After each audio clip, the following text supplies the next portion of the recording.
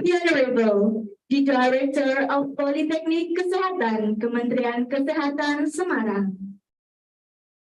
The Vice Director 1 of Politeknik Kesehatan, Kementerian Kesehatan Semarang. The Head of Environmental Health Department. The Secretary of Environmental Health Department. The Head of Environmental Sanitation Study Program of Sanitation Program Diplomatry. The Head of Environmental Sanitation Study Program of Applied Undergraduate Program. All of the lecturers and academic staff of Environmental Health Department. Last but not least, I would like to say thank you very much to all of the participants of the international conference for being able to be with us in a virtual meeting by Zoom and YouTube channel. This event has received support from various parties, so we are very grateful to the Student Executive Board, Politeknik Kesehatan, Kementerian Kesehatan Semarang, for their support. First of all, I would like to say grateful to Allah Subhanahu wa Ta'ala because we are capable of getting together without any obstacle. And then praise and salutation are always reciting to our beloved Prophet Muhammad Sallallahu Alaihi Wasallam, who has brought us from the darkness to the lightness era. Ladies and gentlemen, before we start our conference, let's open this conference by saying Basmalah together. Bismillahirrahmanirrahim. Bismillahirrahmanirrahim. The next agenda is saying the national anthem of the Republic Indonesia, entitled Indonesia Raya, Hymn and Mars Poltekkes Kemenkes Semarang. The audience are requested to sit up straight.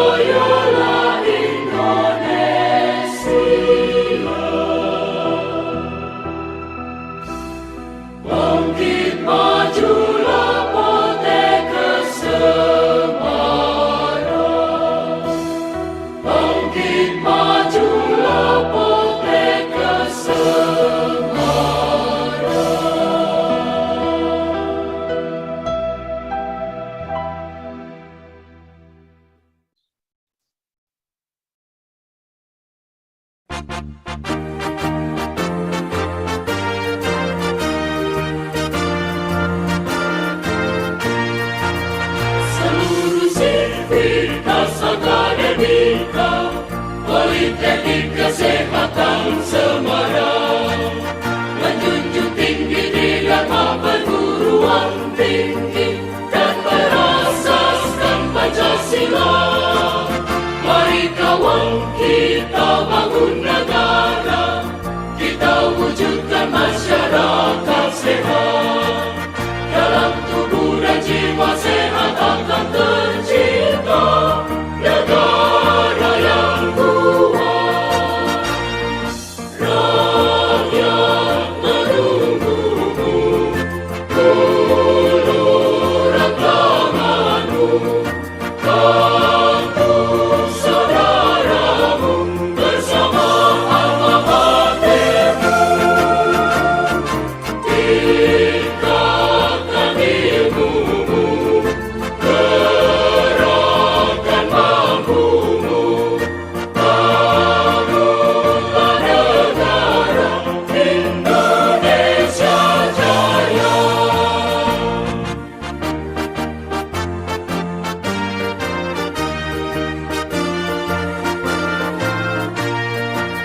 Seluruh sivitas akademika, Politeknik Kesehatan Semarang, menjunjung tinggi di dharma perguruan tinggi dan berasaskan Pancasila. Mari kawan kita bangun negara, kita wujudkan masyarakat sehat. Dalam tubuh dan jiwa sehat akan tercipta negara yang kuat. Rakyat menunggumu, ulurkan tanganmu, bantu saudaramu bersama alma matermu. Tingkatkan ilmumu, gerakkan mampumu, bangunlah negara Indonesia Jaya.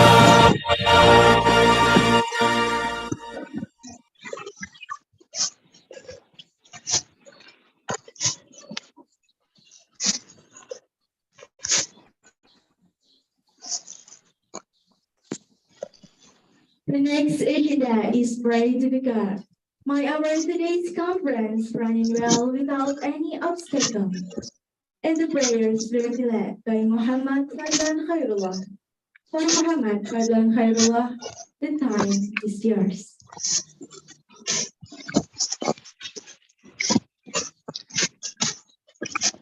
Assalamualaikum warahmatullahi wabarakatuh.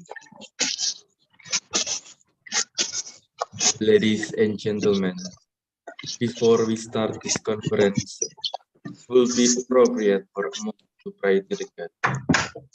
So, our international event can be running well without any obstacle. Let me, Muhammad Fadlan Khairullah, to lead this prayer. I will recite a prayer in the Islamic way. Audience who have other beliefs are pleased to pray according to your respective belief. Bismillahirrahmanirrahim. Raditu billahi robba, wa bil islami dina, wa bi Muhammadin sallallahu alaihi wasallam nabiyya wa rasulah. Rabbi zidni ilman, nafiya warzuqni. Ya Allah, today we gather here, intending to hold an international conference on environmental health with the theme, the role of sanitarian and health safety and environment in the disaster emergency response. Ya Allah, make this international conference to increase our knowledge and hopefully can bring progress for the future of our nation. Ya Allah, bless us with useful knowledge, guide us to the right path, and protect us from slander and temptation of Shaitan. Ya Allah, you are the one who answer prayer. Please answer our prayers and requests. Rabbana atina fid dunya hasanah wa fil akhirati hasanah wa qina azabannar. Subhana rabbika rabbil izzati amma yasifun. Wassalamun alal mursalin. Walhamdulillahi rabbil alamin. Wassalamualaikum warahmatullahi wabarakatuh.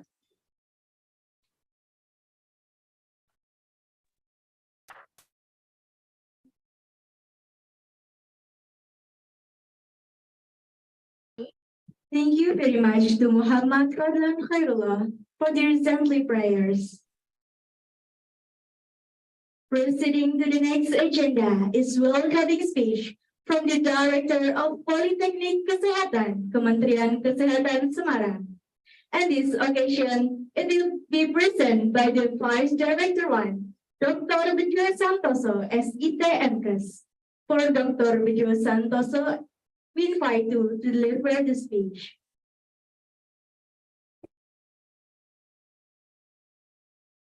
Okay, thank you. Bismillahirrahmanirrahim. Assalamualaikum warahmatullahi wabarakatuh. Waalaikumsalam. The Honorable Salam warahmatullahi wabarakatuh.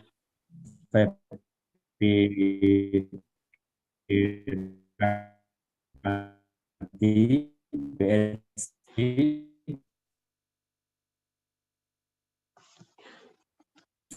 of Griffith University, Australia. The Honorable Dr. Haidar Rizal Medical Specialist, Malaysia, as the second speaker.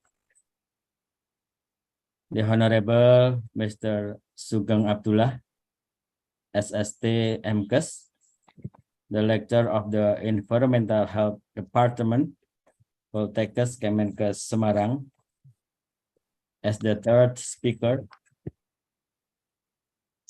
The Honorable Dr. Fitri, the Lecturer of University de Dili, Timor-Leste, as the fourth speaker.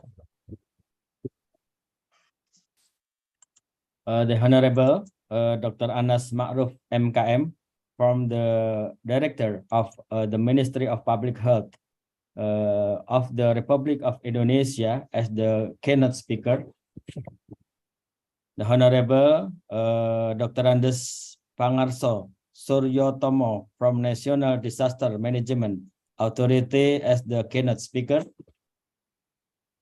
And the Honorable, the Head of Environmental Health Department, the Secretaries of Environmental Health Department, and the Honorable, the Head of Study Program of Sanitation Program Diploma 3, and Study Program of Applied Undergraduate Program,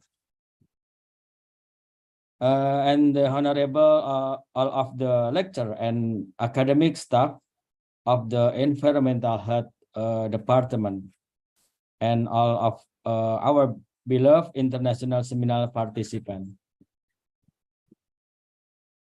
Good morning, ladies and gentlemen.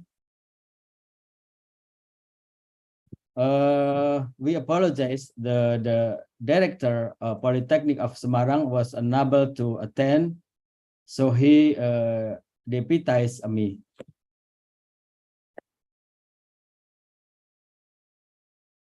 First of all, let the thank Allah Subhanahu wa Ta'ala because of the abundance of grace and joy that Allah gave to us. Today we can gather on this occasion without any obstacle and in good condition. Salawat and salam be upon our Prophet Muhammad Sallallahu Alaihi Wasallam. A very warm welcome to all present here. A special thank to the student committee. It is an honored to be graced by the presence of speaker and student. We are so excellent in organizing this amazing international event. I am guiding and join here, feeling lucky to be a part of a small way of our student process.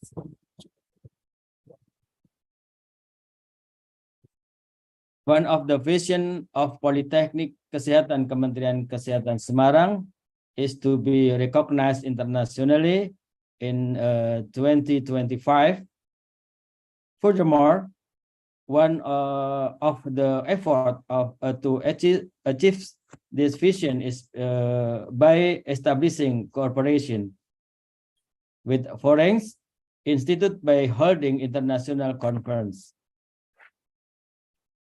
This international conference of environmental health with the theme, the role of sanitarian and health safety in the disaster emergency response, is the fourth international conference that we held as an annual routine agenda in the environmental health department. By holding this kind of international event, I hope that the environmental health department can upgrade knowledge of the student and the quality of graduates. So the student not only work in Indonesia, but also in foreign countries. Proceeding to the core of the event, let me open the fourth international conference of environmental health with the theme, the role of sanitarian and health safety in the disaster emergency response, by reciting Basmalah together. Bismillahirrahmanirrahim. Hopefully, this event smoothly and bring great benefit to all of us.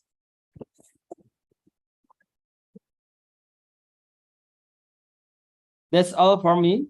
I apologize for all of my word and behavior that are unpleasing to your health.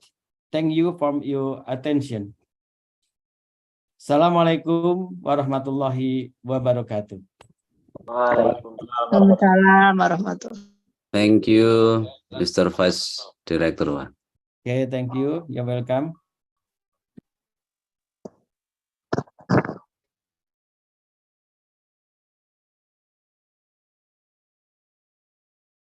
Thank you very much to Dr. Wijo Santoso as ITMKes for the great welcoming speech. Ladies and gentlemen, the next agenda is the report from the chair of the committee. For Eka Nur Aziza, the time is yours. Assalamualaikum warahmatullahi wabarakatuh. Om Swastiastu, Namo Buddhaya, Salam Kebajikan. The Honorable the Director of Poltekkes Kemenkes Semarang, Mr. Jeffrey Ardianto, Master of Applied Science. The Honorable of the Head of Department Environmental Health Purwokerto, Mr. Suparmin SSDMKes and the academic staff. Good morning, ladies and gentlemen. Thank you to all audience for being here today at this wonderful event. My name is Eka Lutfi Nur Aziza. It is an honor for me to speak on behalf of the committee. Let me begin welcoming you on our International Conference on Environmental Health. First of all, I would like to give my highest appreciation to the committee who has worked hard to make this event perfectly. Then, I'd like to say thank you, the lecturers who helped support and suggest us during the process of this event.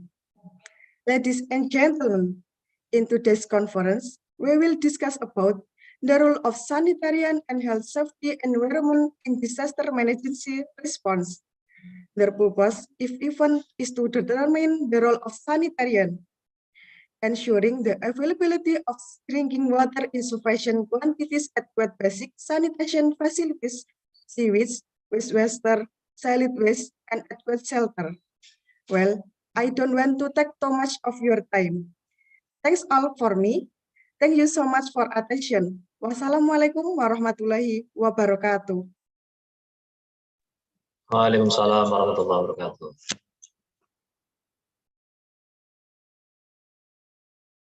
Thank you very much to Eka Lutfi Nur Aziza for the great welcoming speech.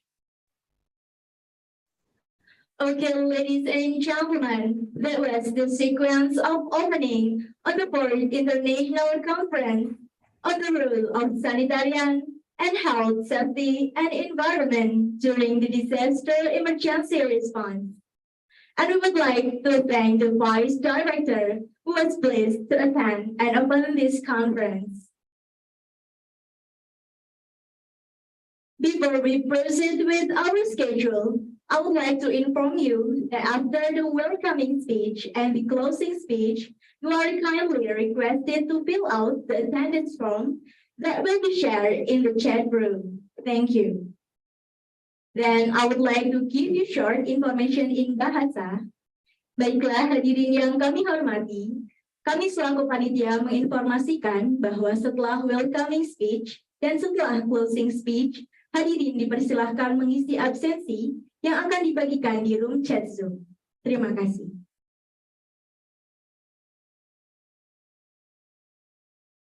Ladies and gentlemen, the upcoming agenda in this main focus of the event, which is the delivery of the materials by our speakers.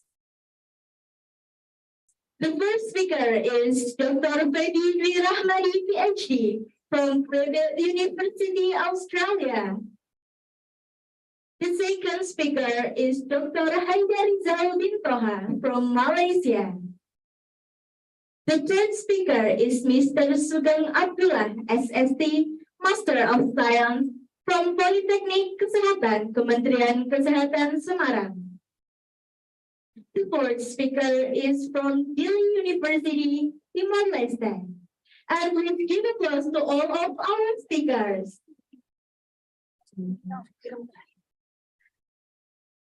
With that, I would like to invite our moderator to guide today's discussion.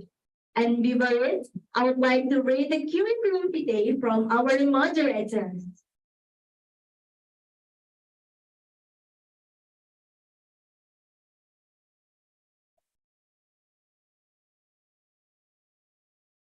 Her full name is Isna Delia Fauziana. Her dress in Blora, Central Java, Indonesia. She is the student of Environmental Health Department, Politeknik Kesehatan, Kementerian Kesehatan Semarang. Talk about her achievement are: first, the winner of National Newscasting Competition in Port Stickers Banyuwangi English Competition. Second, the winner of Newscasting Competition in second International Environmental Health Event Competition. Talk about her experience in public speaking are: first, the Master of Ceremony in the International Conference, Something and Environmental Health Inspector. Second, the moderator in the National Conference, Role of Environmental Health in Anticipating the Negative Impact in the Use of Chemicals. With that, please welcome Isna Delia Fauziana. The time is yours.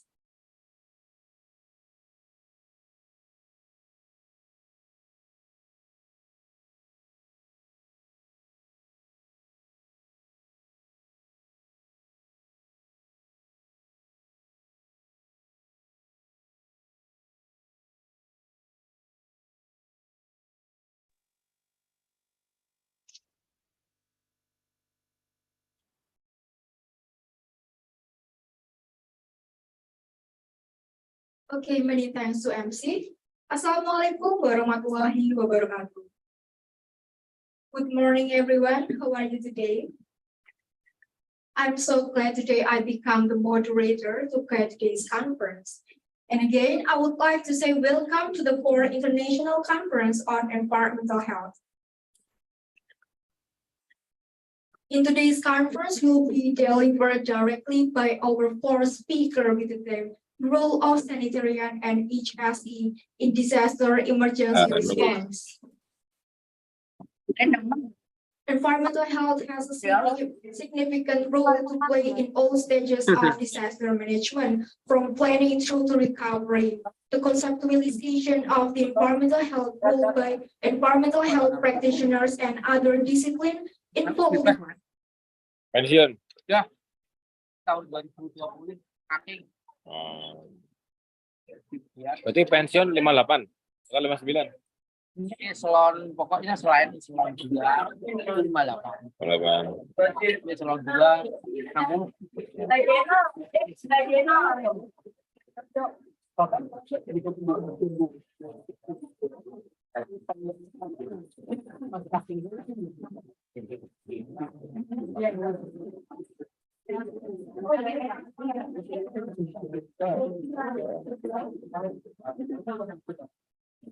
Bupati Banyumas ini apa cuma Masih. Ya.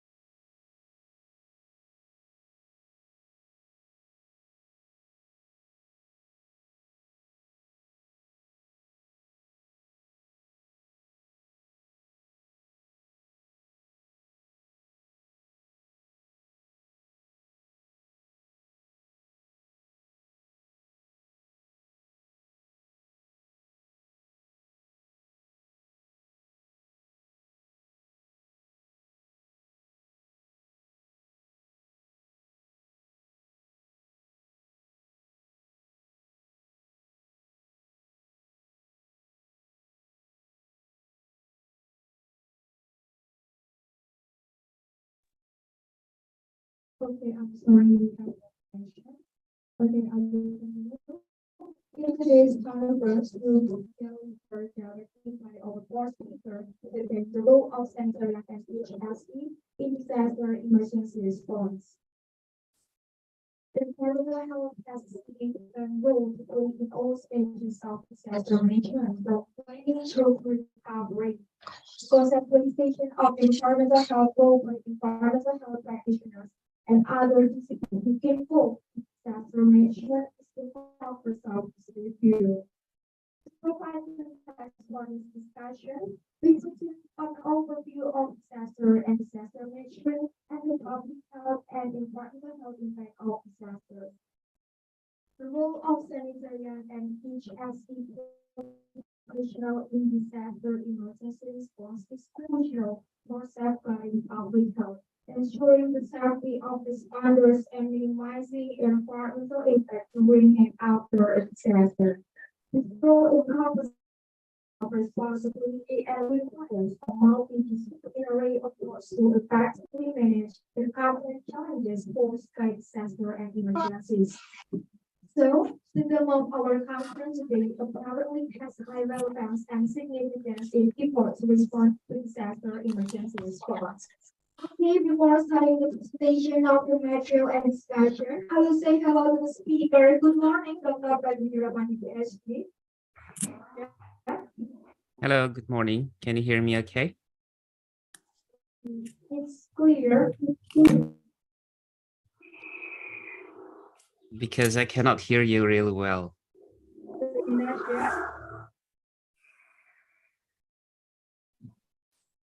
Okay, it's clear, Dr. Pradipti. Thanks for joining us. Okay, next. Good morning, Dr. Haidar Rizal. Have you joined us?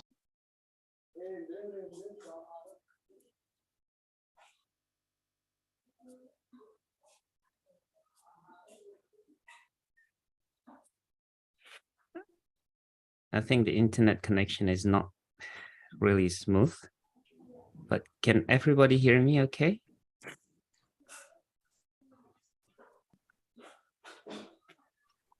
Your song is very clearly, Dr. Febi, but the committee, I think, is on a One for all. Satu untuk semuanya. Kenapa? Karena di sini ada 11 undang-undang yang cocok. Undang-undang. Okay.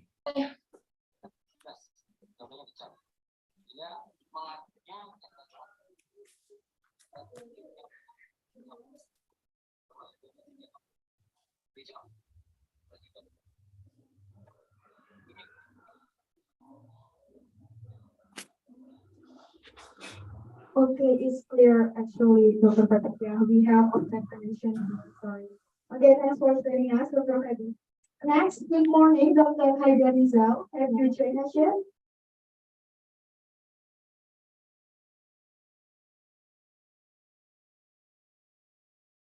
Hello.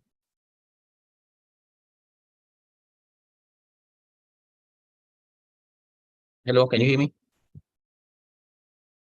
Yeah, it's clear. Thank you for joining us, Dr. Haidar. Okay, next. Good morning, Mr. Sugeng Abdullah, SST Master of Science. Have you joined us yet?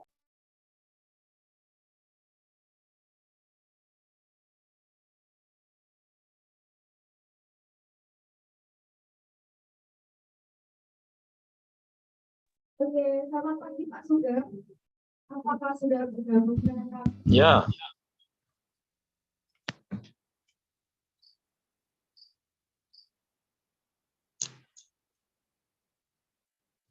Okay, not yet. And last but not least, good morning, Dr. Joe Manuel. Have you joined us yet?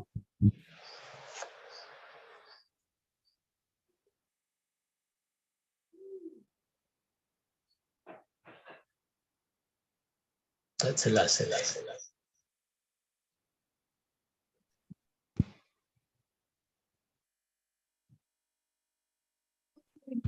First, the world conference. Let's see the next agenda. Invitation. Every speaker will have 1 minute to join for the national and 15-minute for discussion session. The first agenda is the presentation of the national with the title Implementation of Environmental Health Surveillance System and the Early Warning of Outbreaks. This is outbreaks in disaster emergency response areas and will be delivered by Dr. Pradipti Ramani, PhD from Griffith University, Australia. Before that, I would like to read the claim of curriculum vitae of Dr. Pradipti. Dr. Pradipti Ramani, PhD, is the fourth Governor of Disaster Management and Resilience Building will provide priorities and interventions and help program planning, monitoring, and evaluation after the school of medicine. Has worked for many years as disaster manager for the health regulation for Red Cross and Red Crescent Indonesia Delegation Office. Experience such as collaborating governments,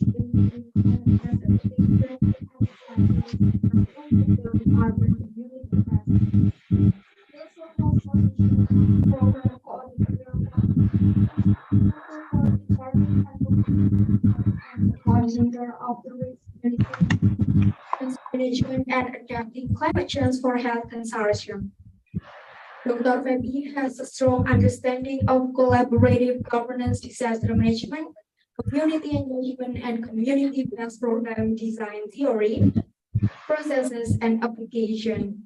His fields of expertise include global health, emergency response operations, disaster risk reduction, climate change adaptation, health program planning and evaluation, community participation, and development.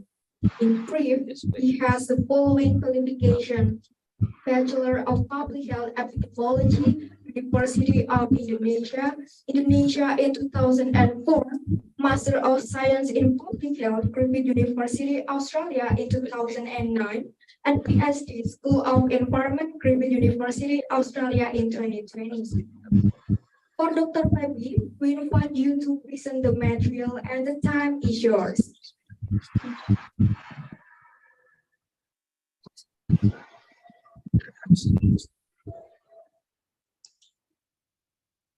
All right. Thank you so much. Thank you so much for the introductions. Can you hear me? And can you see me? Yes. Yes. Okay. Please allow me to share my screen. All right.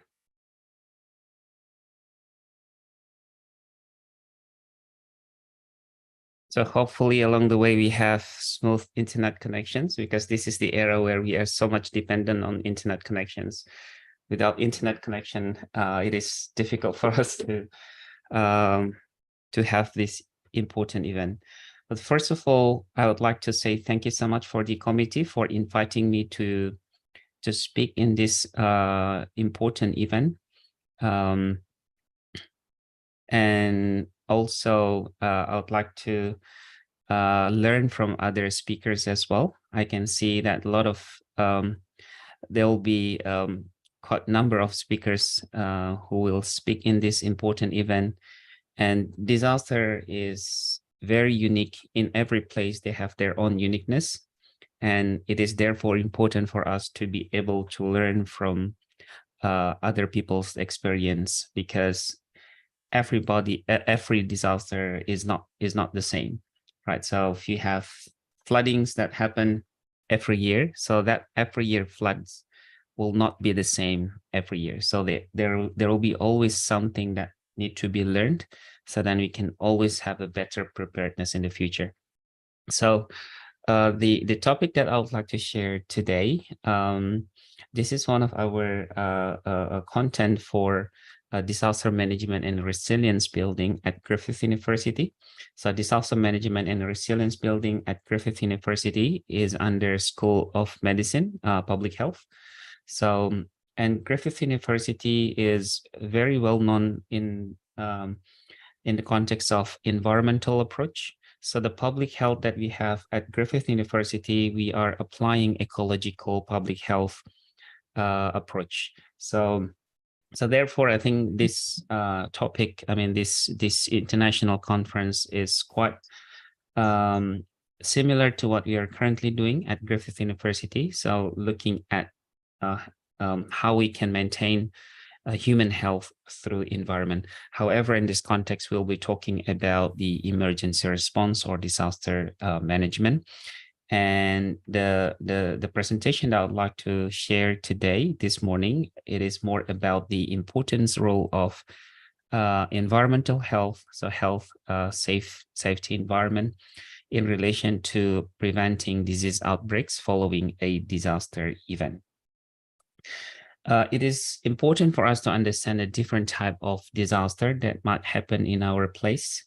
And this is according to the United Nations disaster reductions. There are a number of a different type of disaster. We have natural disaster, biological disaster. Just now we had COVID-19. Hopefully there will be no more pandemic. We have other a natural disaster. We have also man-made natural disaster, which is technological and intentional, or potentially it could be also intentional. We also have bioterrorisms, for instance. We have stampede, especially in Indonesian context, right? Like football match that might lead to a disaster as well. Now, in relation to natural disaster that we have listed over there, there has been a report published by the United Nations that disaster reductions that basically questioning how natural is natural disaster, especially in the era of climate change, because a natural disaster is no longer natural, especially when we talk about climate-related disaster. So the hazard might be natural, however, the disaster itself, it is so much because of human interactions. So it is therefore important for us as well to understand the formula of disaster risks. So then when we talk about the role of environmental health, we can understand what are the pre-existing conditions, because understanding the pre-existing conditions is very important for us to understand what might be the implications if there is flood, if there is cyclone that hit a particular place. And that pre-existing health conditions could be like malaria outbreaks, could be dengue fever, could be diarrhea, could be anything, like, or maybe in the context of, sanitation related diseases, and etc. So understanding the pre-existing condition is one of the key for us to be successful in preventing disease outbreak. And there is also a disaster grouped by the time. So we have rapid onset, slow onset. Okay, so rapid onset, of course, it is something that happens rapidly, right, fast, like storm, earthquake, fires, explosions, industrial accidents, and etc. Relatively easier in the context of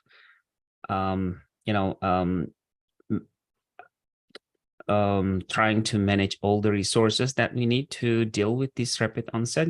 However, it is often quite more challenging for us to deal with slow onset disaster, especially drought, sea level rise, coastal erosions, because we don't see the impact straight away. So it is therefore, sometimes it is not considered as disaster. However, it is actually a disaster. However, it happens slowly. Okay, so it is also important for us to keep an eyes on slow onset disaster, especially in the context of Indonesia. We are so much influenced by climate change.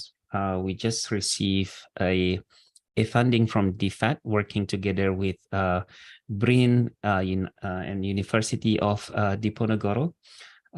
So with Griffith University dealing with climate change, impact and forced labor in Java Island. So it's looking at sea level rise and people who have livelihood in the coastal area. So this is actually a disaster for these people. So when you talk about disaster, there are different types of consequences. So we have direct consequences. We have also indirect consequences, and we also have tangible and intangible consequences. In relation to direct consequences, of course, it is easier for us to also have a look at this or to address this, because it's clear, it's tangible oftenly. So we have people who are injured, we have destroyed house, destroyed infrastructure, So we can easily see the impact, right? So you can see, oh, the bridge is broken, or the hospital is destroyed, and etc. However, we do also have what we call by indirect, and sometimes they are also intangible, like mental illness, loss of community characters, poor morale of the community, increased health risks. So this is also sometimes intangible, especially in the context of climate-related, or climate-induced disaster or climate-induced disease. So that might increase health risks without us recognizing it. So it is important for us to then have a look at all this at the same time, although we can see, okay, let's treat the people who are injured. People who don't seem to be injured, maybe they have other problems. So this is something that we need to be also addressed, so without just looking at, the one that can be seen by our naked eyes. Okay, so it's important for us to understand all this. In terms of public health impact of disaster, there are quite many. So of course we have mortality and morbidity. We have also social reactions. Population displacement can be also a disaster as well, especially if you move people to a place that cannot deal with the burden of a lot of people. Yeah. The screen was not clear enough. I think the connection is bad. Your connection. Okay, let me stop sharing again and share again.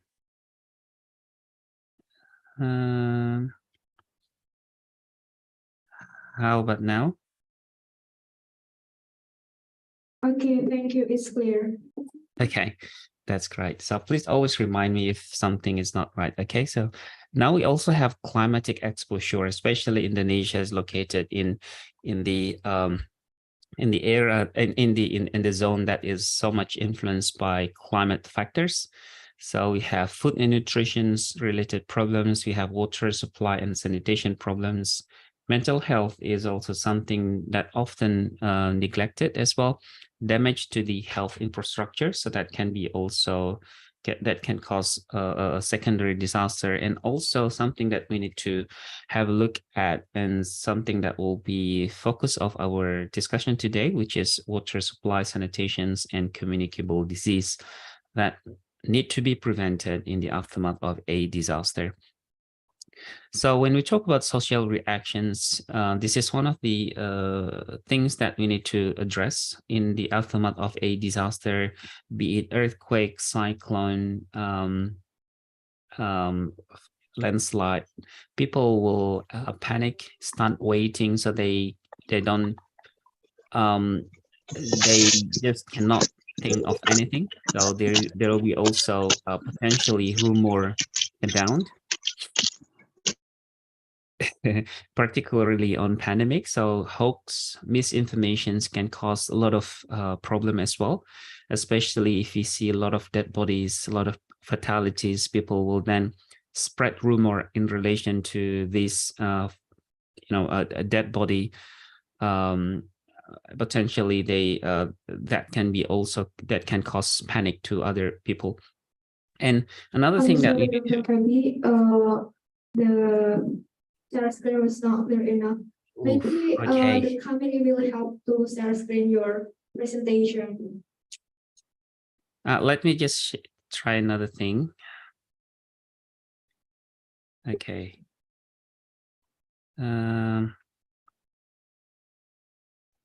Is it clear, Dr. Feby? Yeah, okay. I'm just don't feel like, because I have to say next. Okay, next.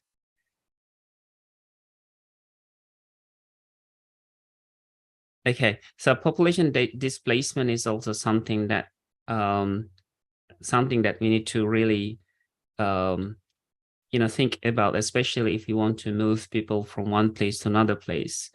And if you follow what happened in Rohingya in Myanmar, for instance, so they moved people from Rohingya to Cox's Bazar in Bangladesh.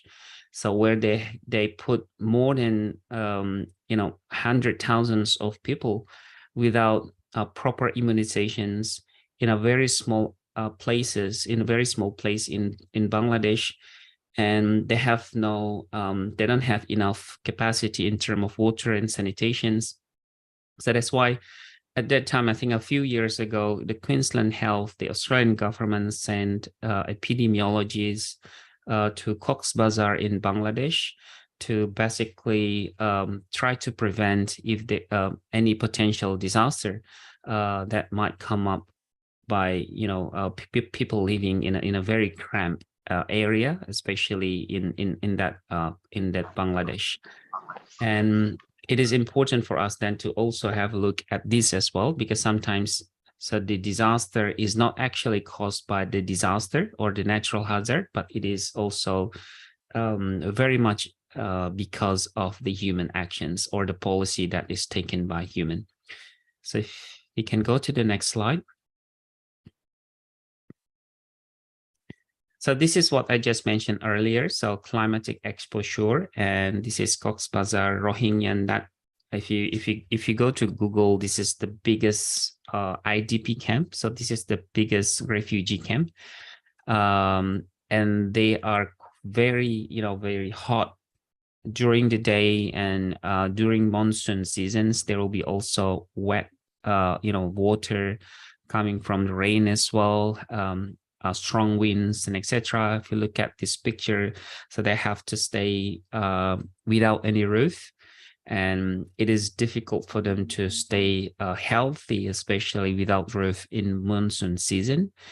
And as from the context of environmental health, we also we can also, there is a potential problems in relation to wash or water and sanitation hygiene as well.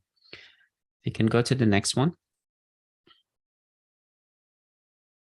Another potential public health problems in the aftermath of disaster, especially I don't know whether you also experience this in Indonesia, but we also experience this in Brisbane, where people they went to supermarket just to purchase basic necessities for their families, like pasta, rice, bread. Toilet paper is one of their basic necessities here in Australia.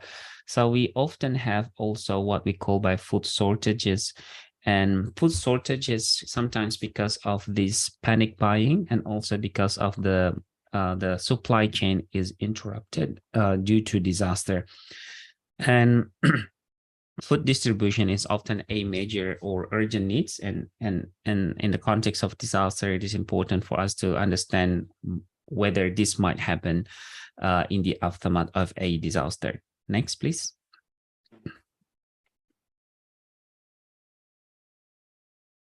Can I go to the next slide? Okay, so water supply and sanitation. So disruptions of drinking water supply and sewerage system poses a serious health risks. And if you look at this one here, so this is a disaster. The bottom one is a tsunami in Aceh, in Banda Aceh, that happened back in 2004.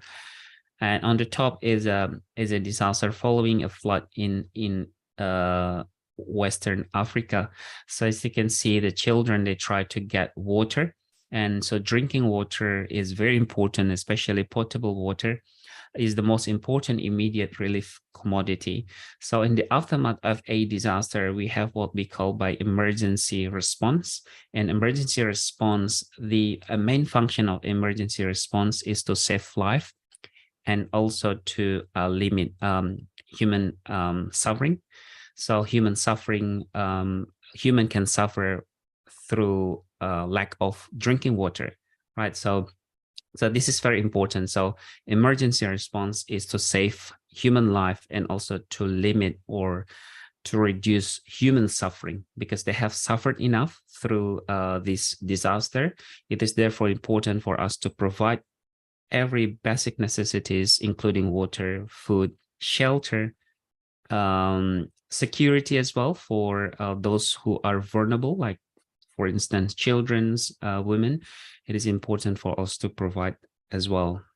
Adequate quantities of fluid replacement, personal hygiene, cooking, sanitation. So all these are very important for people to survive. And it is also important that all this will related to the disease transmissions. So without having enough potable water, sanitations, we can expect there might be a potential disaster, like in the aftermath of tsunami back in 2004. We have an outbreak of diarrheal disease in some areas in Banda Aceh because of the polluted water. So people drinking polluted water and contains pathogen, and that could also create another disaster. So can we go to the next one? Thank you. So mental health, maybe this is not so much relevant to what we were talking today. However, mental health is important because it's often neglected. We cannot see them, by our naked eyes. So you can see sometimes mental health issues is not only affected the survivors or people who are affected by disaster, but sometimes mental health can be also experienced by the workers, the disaster management workers, the government staff, because they are also affected by these disaster. Their family might be affected as well, or this could be also because of they are too much exposure to dead bodies, for instance. So that might also lead to mental health problems. Can we go to the next one?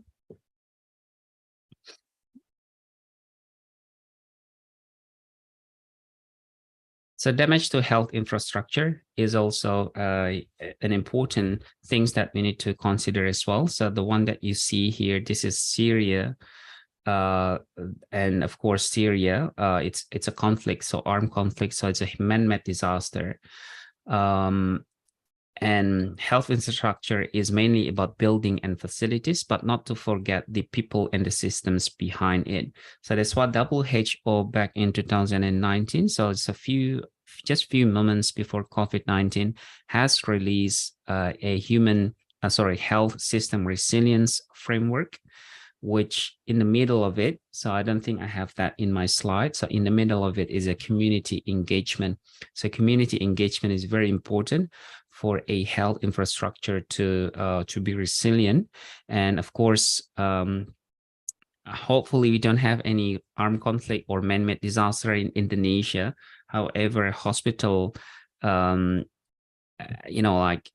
key in the context of providing emergency response. So it is important for hospital to be placed in a very safe environment, and also they need to be resilient as well. Can you go to the next one?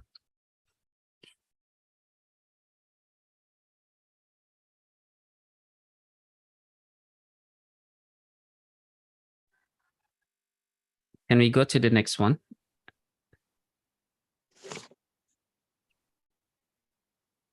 Okay, so communicable disease, so death associated with natural disaster, like blunt trauma, cross-related injuries, drowning, so like flooding, for instance. So these death associated with natural disaster will not lead to a communicable disease because they died not because of a communicable disease.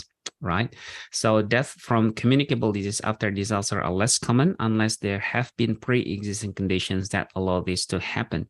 So potentially, like for instance, we have malaria, we have cholera, we have, dengue fever, for instance. So if people died because of that communicable disease, so potentially there will be a disease outbreaks because of a lot of things, because of the environmental is damaged, because of basic service is not it cannot be provided, and a lot of other things, right? So it is important for us to then understand what are the pre-existing health conditions, what is the common communicable disease in that particular area. So can we go to the next one? So these are some risks of epidemics after disaster. If you can go to the next slide, please. So if you look at this one here, this is examples of disease outbreaks in the aftermath of a disaster. We have different type of disease. These are communicable disease. Some are infectious disease, but not communicable disease. But all these listed there are communicable disease. We have leptospirosis. Of course, it's quite common in Indonesia, right? So diarrheal disease, acute respiratory infections, dengue fever, TB, hepatitis. All these are related to disaster. So and happen in the aftermath of a disaster. We also have diarrheal disease in Indonesia. Like if you look at, I think line number, I don't know how, I think 7 or 8.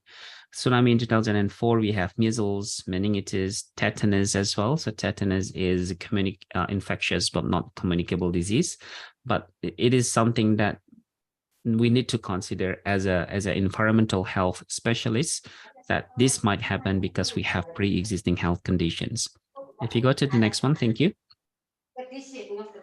So epidemics associated with disasters, so rare after rapid onset disasters. So unless large number of displaced people are placed in crowded sanitary camps, just like what happened in Bangladesh in Cox's Bazar. Okay, so severe increased risks during after complex emergency. Sometimes it is perpetuated by media and politicians. So people try to,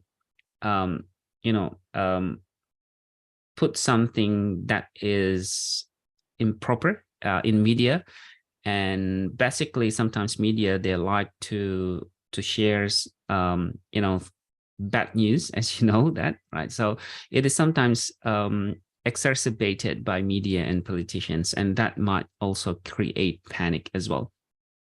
So can we go to the next one? So death bodies and disease, as we have discussed earlier. So when death is directly due to the natural disaster, human remains do not pose a risks for outbreaks. However, as we seen in the previous slide, sometimes it is perpetuated by media, and death bodies only pose health risks in few situations that require specific precautions, such as cholera or like hemorrhagic fevers. So that might lead to a disease outbreaks. It is therefore important as an environmental health, and here in Queensland, in Australia, so environmental health, of course, it is under Queensland Health Department or Ministry of Health, and we will always send environmental health specialists. So within the first until the third day of a disaster, and their main job is to do rapid assessment. So if you go to the next one, thank you. So communicable disease post-natural disaster. So as we all know, that disaster will not occur if pathogen is not present. So outbreaks will more likely in developing countries, because of course pathogen exists.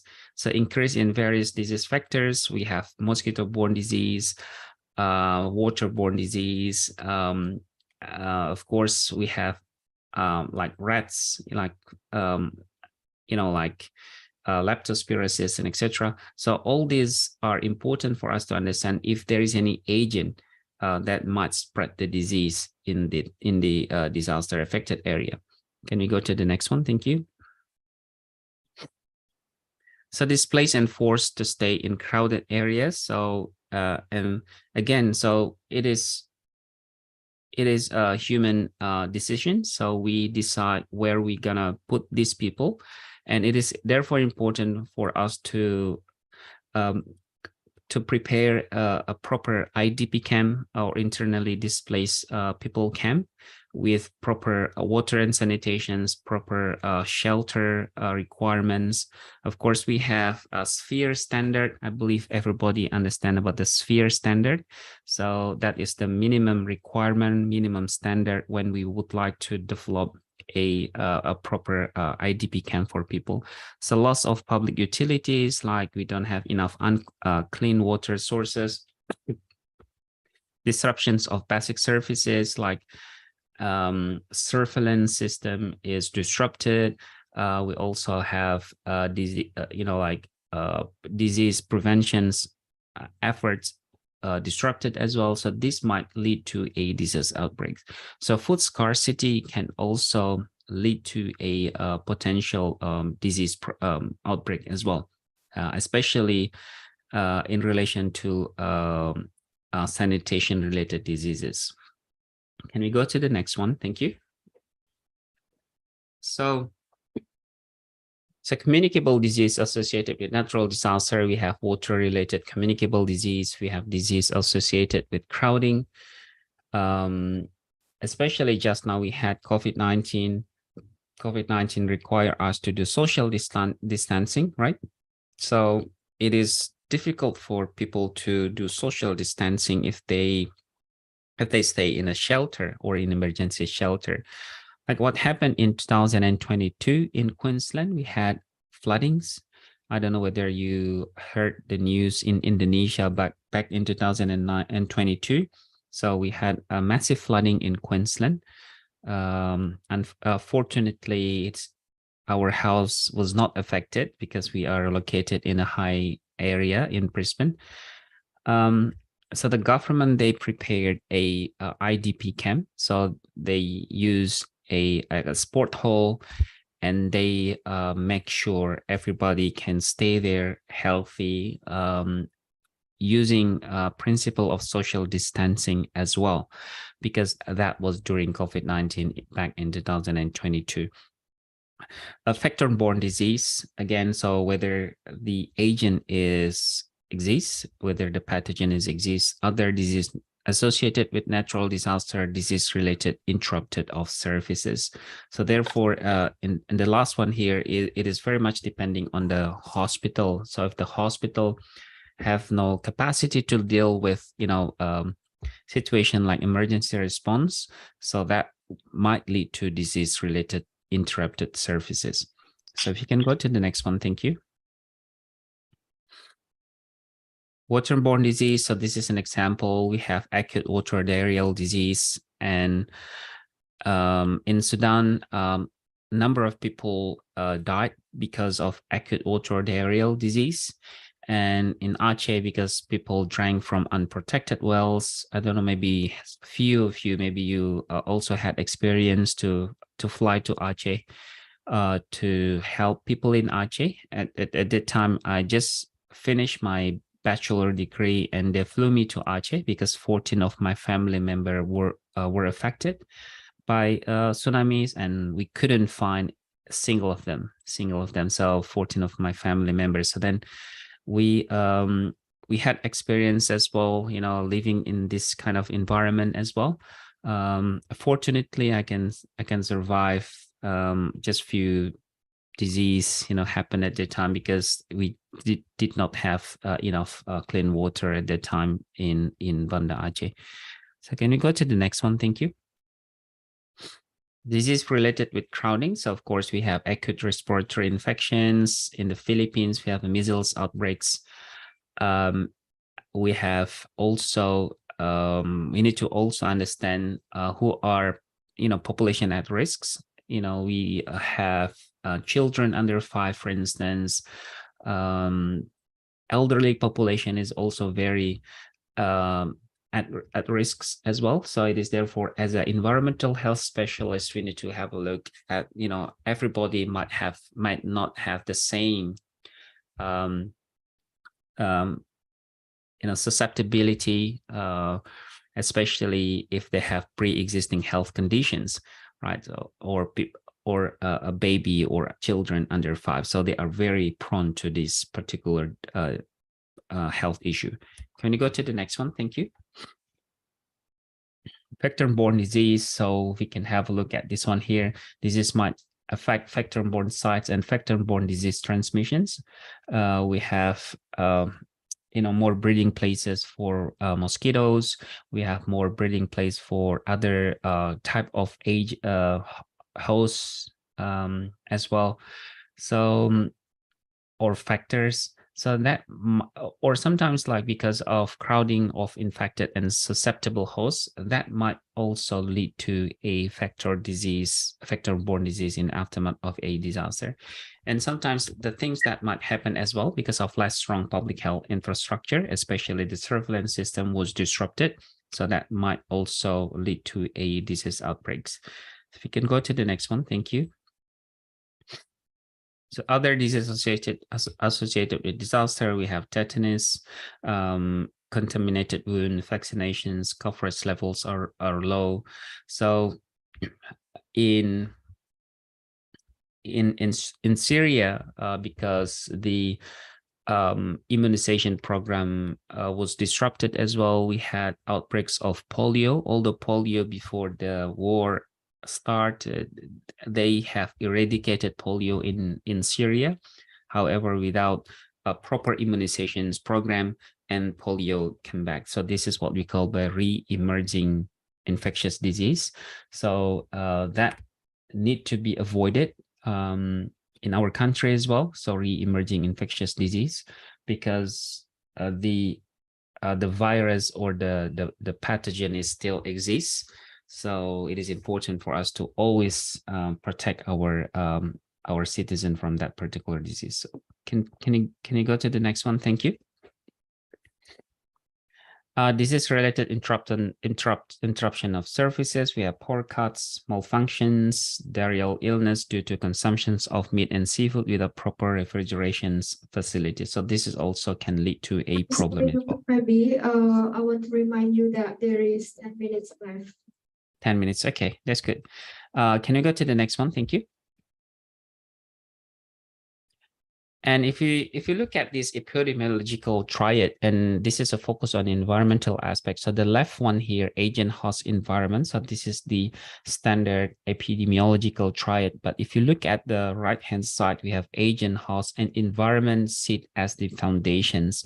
So if you go to the next slide, you can then have a look how environment can influence agents and hosts as well at the same time. So if you look at the top left, we have increased in the ability of an agent to infect and cause disease in a man. So because of changes in the environmental.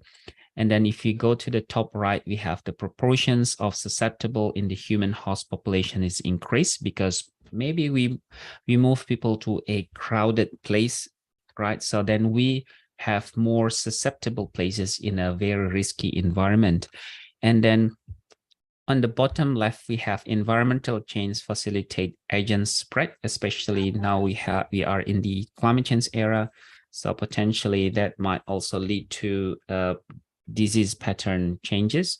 If you can go to the right bottom, we have environmental change that alter host susceptibility, especially now we have pollutions, we have different type of environmental degradation. So that might also lead to people are more susceptible to a particular disease. So if you can go to the next one, thank you. So this is an example of a cascading factor. So it is important for us when disaster happen, there will be an impact and potentially there will be a cascading impact. So we have the first hazard, which is in this context, this is the hurricane storms this is in the United States. And then we have secondary hazards. And then potentially we also have the third hazard that might happen. So if you look at this one here as an environmental health specialist, then we can then have a look at this pattern. Because although, as I mentioned earlier, all disasters, they are not the same, but we can actually understand the pattern.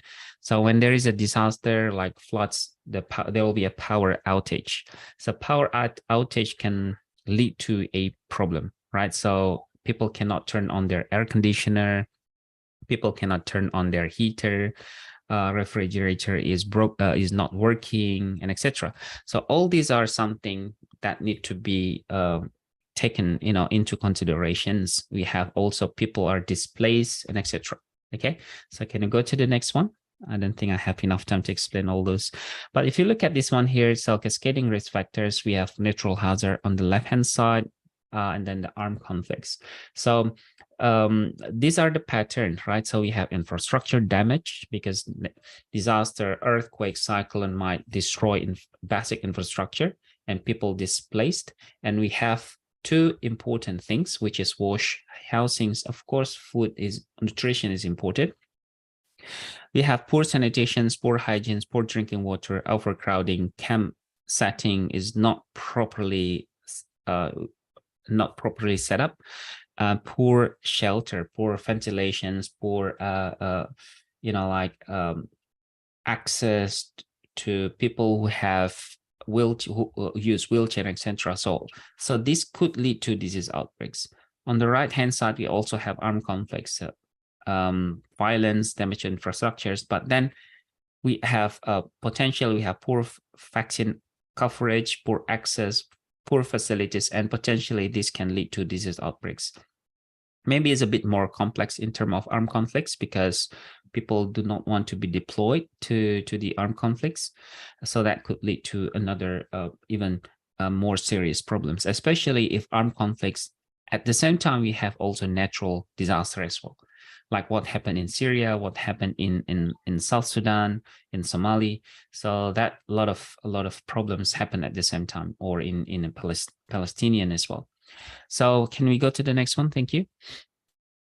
So risk factors of post-disaster infectious disease outbreaks. So we have sanitation, drinking water, hygiene, toilet, latrine access. So if you look at this one here on the top left, so these are what we call by wash risks.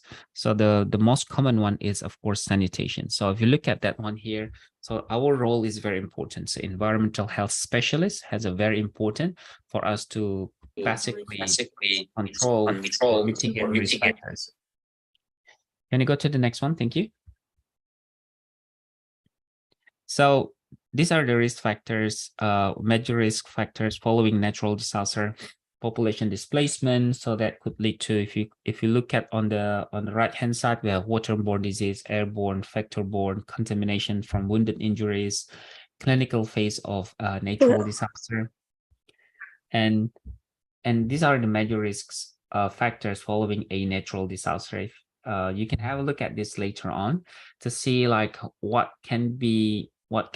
might happen in our particular setting, for instance, to see whether we have people living in overcrowding places, we have stagnant water, do we have any contaminated water, high exposure of proliferations to disease factors.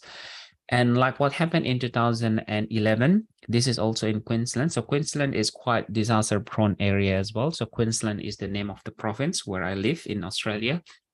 In 2011, we have Cyclone Yasi. So not many people died because of this. So 7 or 9 people, but to Australia, 9 people is a lot. Okay. So they also have issues from housings because they use asbestos, and house destroyed because of the wind, the strong wind. It was category 5 cyclone.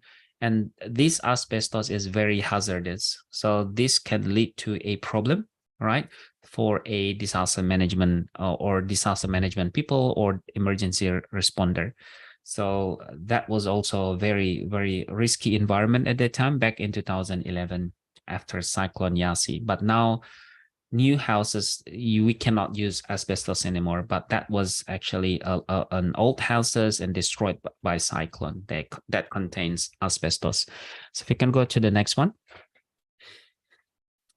Especially, I'm not going to explain this in detail because I don't think I have enough time, but then it is important for us to understand that climate change might lead to different type of health risks. And as an environmental health specialist, few of these illness maybe not too much not relevant to our field study. However, a lot of health risks are quite relevant to us. We have heat-related illness, respiratory illness, like a zoonotic disease is also quite often happen, especially 70% of re-emerging disease or newly emerging disease are related to zoonotic disease. If you can go to the next one, thank you.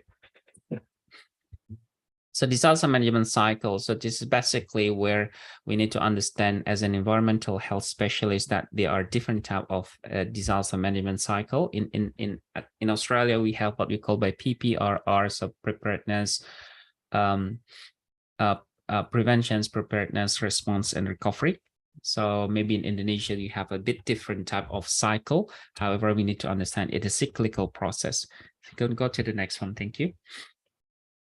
So it is therefore important as an environmental health specialist, we need to look at before disaster occurs. So environmental health specialists, we need to go and see what need to be done before disaster occurs, especially if we have pre-existing health conditions. So we need to make sure it is addressed. So if there is any disaster in the future, we can address that easier.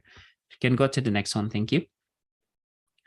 Comprehensive disaster, I'm not going to explain this in detail as well. I just would like to highlight the key important is early warning systems, public educations is also important, enhance their awareness.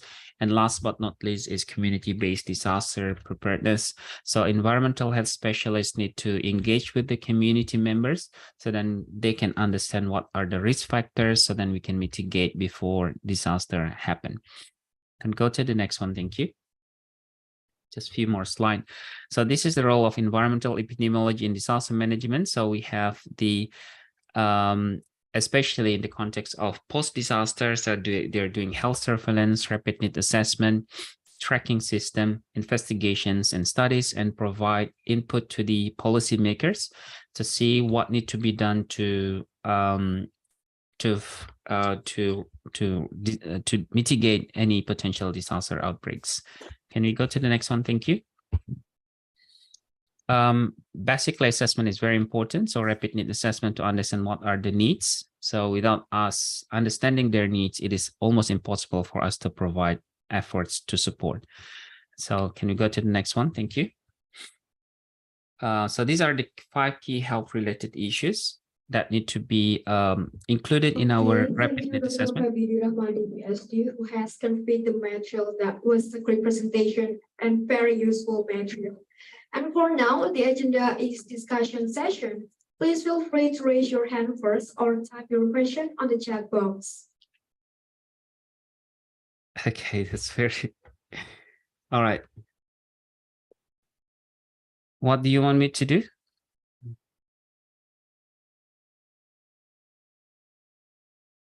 Okay, I ask the participant who want to ask a question. Okay. Question, please raise your hand first or type your question on the chat box.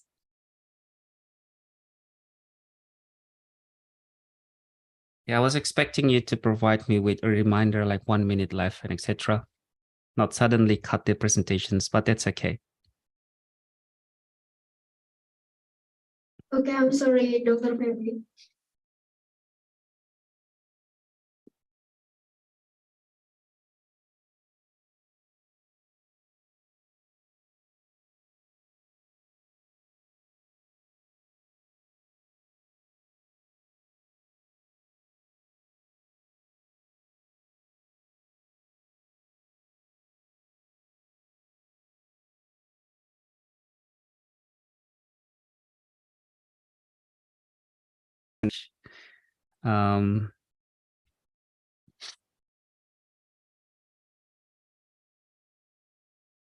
Can use Indonesian language if you like. Mungkin apa yang bisa di you can also have my PPT as well. So I have already shared my PPT to the committee. I put my email address in my PPT as well. So if there is any potential questions that you would like to ask, you can send me an email and then you can collaborate if you like.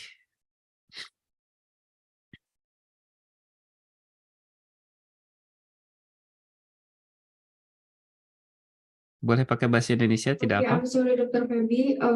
I think the presentation was end, but actually the time is over. I don't take miscommunication. Okay, is that fine to continue with the question and answer session. Dr. Feby? Sorry? If Okay, is this fine to continue with Yeah, yeah. discussion session, Dr. Feby? yes, yes. It is okay. For Raisa Sekar, you can turn on your microphone, please. Okay, thank you for let me ask my question. Let me introduce myself. My name is Raisa Sekar. My friend Hairunisa left a question for you, doctor. Why causes in Africa experience water shortage, even though we know that water is very important for us, especially in the African country itself? Can please explain it? Thank you. And from me, you already said about waterborne and vector-borne is our focus to discuss. We know if there is a waterborne disease, we should ready for the vector-borne disease attack we also. What should we do to reduce this, according to you? I love to discuss this a lot because this can be the impact for the children out there who I should protect their health. That from me. Thank you. Okay, if I can get it correctly, so the first one was about in Africa, they're facing issues in relation to lack of clean water. Is that correct? Yeah. Yeah, so African continent generally is quite arid. So arid is dry, like Australian continent. If you've been to Australia, so Australia is a country and it is a continent by itself. And it is also arid. Arid means there is no groundwater as in Indonesia. Indonesia, you dig your soil in your backyard and then you can see water. Here in Australia, it is very common when we dig soil, there is no water at all in the ground. So that happened also in Africa. However, in Australia, if you sometimes if you go to Australia, you won't feel that Australia have a problem with water, because water problem is not only about how much resources do we have, but it is also about the management, water management. In Jakarta, we have a number of rivers, but still few people, they have no access to clean water in their house, so they need to buy water. So, but here in Australia, everybody can open their tap water and drink water from the bathroom or the toilet, because water is a potable water in Australia. So what I'm trying to say is that in Africa, maybe they also have water resources, but the management of the water is very poor. So and that happens before disaster and after disaster, or when disaster hit them. So even the situation become worse. So we have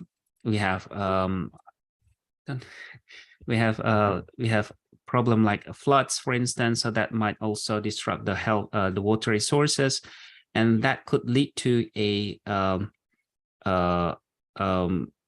lack of clean water. So it is also important, we cannot just blame the environment. Okay, so people might say, okay, it's okay for people to have lack of clean water because this is Africa. However, most of the cases that they are also facing this problem because of negligence, because of political discommitment. So it is also important that a lot of this are actually happen because of lack of development planning or improper development planning. So they move people from one place to another place without proper planning process. Of course, water is important. Then they need to then provide water. Like what happened in our new capital, for instance. So I just met with people from Ministry of Environment yesterday. They came to Griffith University and they did mention that they prepared 2 dam like water sources for Indonesia to move the capital to IKN, right? So, and the next one is about the waterborne and sanitation related problem, vector-borne and waterborne disease. Of course, it is important for us to understand these, whether agent exists, whether our factor exists in our environment, whether the pathogen is also exists. So if we have these, two things, then there is a potential that disaster or disease might happen in the future because of this interaction between agent, host, and environment. So it is therefore important, this environmental, we as environmental health, we have to move, we have to do something without waiting until we have people who are affected by that illness. So it is important for us to do proper surveillance system, right? So surveillance system is very important. So then we can prevent disease from before it happens. So hopefully that answer your questions. So proper surveillance system is the answer, and it has to be embedded in our existing service, which I believe it is. We have Puskesmas approach, right? So of course, in one of the example, one of our alumni in Palembang, it is also from not from Polytechnic, but from Palembang. I forgot what they call it, but he worked in Palembang under Ministry of Health, and he developed a Pokentik. So Pokentik is an applications with Android mobile phone. So to monitor, this is what we call by crowdsourcing data collections, to monitor the mosquito larva. So using applications, so that can help the government officials to monitor mosquito larvae at the community levels. So this is something that we need to do, basically, to think out of the box using applications, technology. This is the era of technology 5.0, they say, right? So use any, Android, iPhone for us to do disease surveillance without just relying on government officials. It is almost impossible, because in Indonesia is a very big country, almost 300 million people. So we need to really engage with the community. Thank you.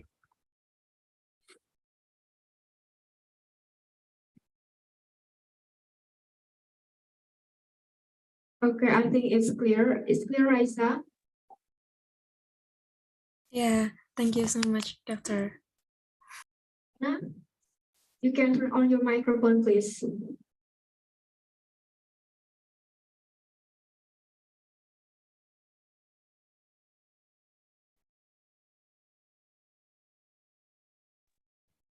Okay, let me introduce myself. My name is Nayaran Eka Chandra.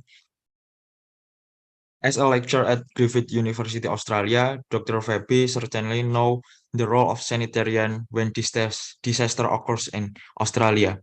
According to the theme of today's international seminar, the role of sanitarian and health safety environment in emergency disaster response. How do the roles of sanitarians in Australia and Indonesia compares in reducing risk factor for disease transmission in disaster situation? Thank you. Thank you, Nayaran Eka Chandra. So that is actually a very good question. So I'm not trying to compare between Indonesia and Australia. Australia is a federal country. Every state might have different system. I live in Queensland. So Queensland is quite advanced in terms of the system of disaster management compared to other states in Australia, because Queensland is very prone to disaster like floods and cyclone. I used to also work with the State Emergency Service under Emergency Management Center, Disaster Management Center in Queensland.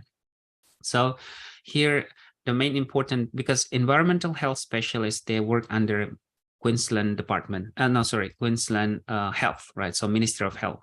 So Emergency Management Service is a different department.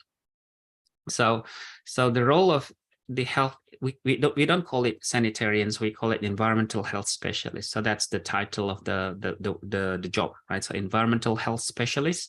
So they will deploy environmental health specialists in a disaster affected area. So to understand what are the risk factors coming from the environment that might influence people who are affected, and also might influence disaster management workers. So like what I just mentioned earlier, asbestos exposure area, for instance. So they have to be deployed the first until the third day in the aftermath of the disaster.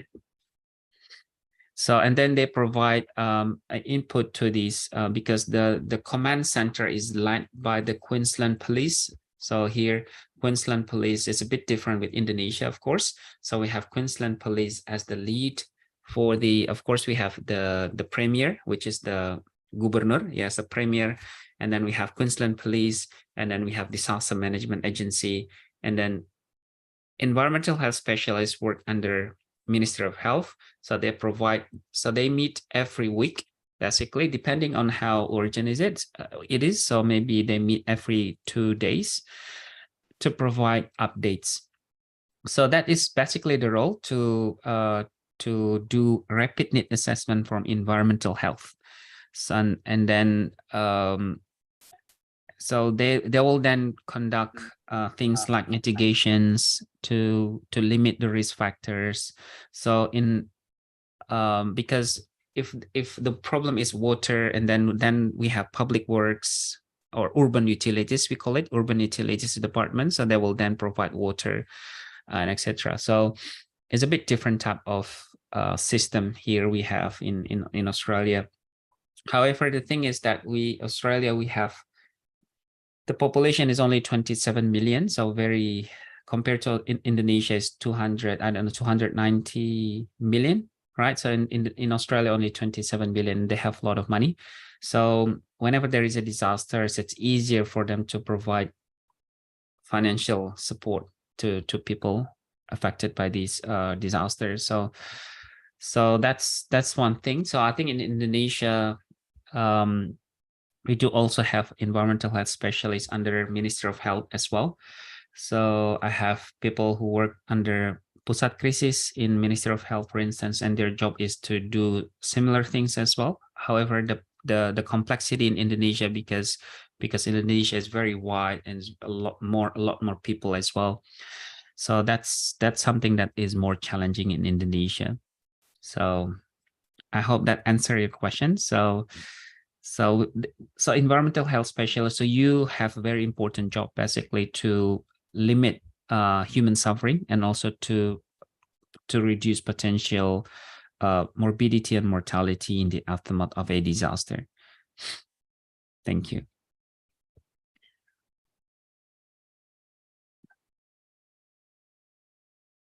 Is it clear, Naya? Clear. Thank you, Dr. Febri. Baik, izin menggunakan bahasa Indonesia karena waktu yang terbatas. Kita membuka satu pertanyaan lagi yang terakhir kepada Bapak Hari Rudianto. Dipersilahkan untuk mengaktifkan mikrofon. Terima kasih. Okay, thank you very much, Mr. Febri. I like your interesting presentation about disaster gitu. Okay, my name Hari Rudianto, Head of the Diploma 3 Sanitation Study Program Poltekkes Kemenkes Semarang. This is interesting disaster about 2 years ago we have experienced the COVID storm by the COVID-19. I have question for you, Mr. Febri. What about the COVID-19 disaster? Is it pandemic, or just man-made, or paramedical trade war?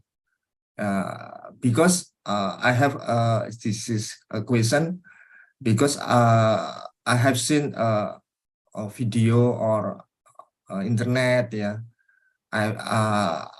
I have read the newspaper, or anything, because I need the bukti bahwa ini is not pandemic gitu. Kadang sometimes we talk pandemic gitu, Mr. Febri. Thank you very much. Sorry. Thank you. Terima kasih, Pak Hari. I think that is a question that cannot be answered. It's $1 million question. So what caused COVID-19 in the very first place, right? So a lot of articles, but But pandemic, we have endemic, pandemic. So my background is epidemiology. So pandemic is when disease across multiple countries. So that's what we call pandemic. And it is no longer pandemic anymore because well, people call it's an endemic, and it's now endemic. So it's not pandemic anymore. Just like we have flu. I'm currently having a flu at the moment. It's a common flu in Australia. It's because of the weather. It's a cold and sometimes hot. So it's just this is what we call by common cold. But yeah, so I understand the direction of your question, so whether it is a hoax or not, but people die, so that's not hoax. So people die because of this disease. My auntie dies because of COVID-19 as well. We also got COVID-19 in Brisbane back in 2022 last year. So what I'm trying to say is that, of course, we have virus. Okay, so SARS-CoV-2 virus, so that is the disease. A lot of people say as well, like there is a potential that this disease, the leakage of virus or the virus itself might be, it's created by somebody, the virus. But we cannot confirm this basically. So we cannot confirm it because we need to have proper evidence basically. So as a scientist, it is important for us to talk based on evidence, based on scientific evidence, although there is a potential. Like we have genetic modifications, for instance. I believe you have heard about this also, Pak Hari. So genetic modifications. Now, a lot of scientists, they are very clever, they are very smart, and they work with virus. So they work with virus and they try to potentially they like to find the medications for the existing virus. However, because of leakage, so that can cause a disease, a pandemic, because that virus might spread. So that might happen, but we also have, I think WHO has already mentioned about the misinformations, what they call it, not the pandemic, but infodemic, right? Infodemic is also another potential problem as well in relation to pandemic. Like in Iran, people drank 70% alcohol just because they believe that can cure the disease. So people died because of that, and some people, they lost their eyesight as well just because of they drank 70% of alcohol.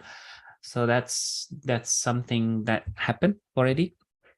So I think in the future, what is important for us, but Hari, it is important for us to understand what can be the basic strategy that we need to do for our community members, so then we can limit the impact if there is any potential pandemic. Because like we used to have SARS, we used to have H5N1, right? But Ebola back in Africa, now we have COVID-19. People might say that, oh, there will be a potential pandemic in the future. We don't know when, but hopefully, because we have very good environmental health specialists in Indonesia, we can address the pre-existing health condition in Indonesia. So if there is any pandemic in the future, hopefully the impact is not as big as like what we have with COVID-19.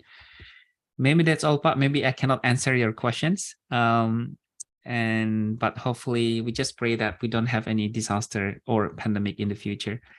Thank you. Okay, thank you, Mr. Febri. But it is a combination between biological hazard and potentially as well as man-made hazard as well.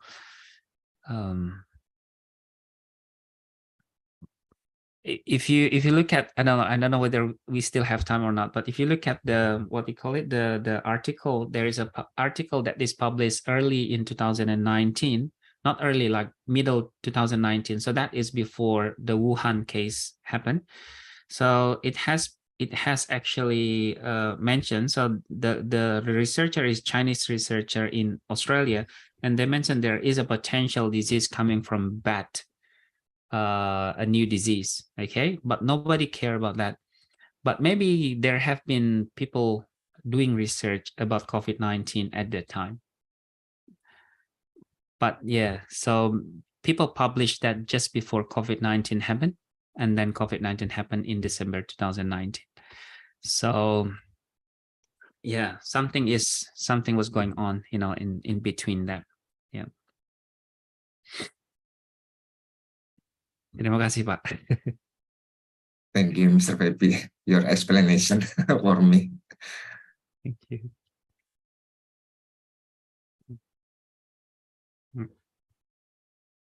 I think it's clear. From your presentation, I can conclude that tectonic or geological hazard include danger of mass movement of debris, rock falls, debris falls on landslides, snow avalanches, and land subsidence, and slow onset through desertification, sea level rise, coastal erosion, loss of ecosystem services, and some toxic exposure. And health infrastructure is primarily concerned with building and facilities, but don't forget the people and system behind it. And before it, I'm sorry that I baik, izin menggunakan bahasa Indonesia. Saya minta maaf mewakili panitia karena sudah memotong presentasi Bapak. Maaf jika mengganggu, because we have communication in it. It's okay. It's fine, Pak. It's okay, no problem.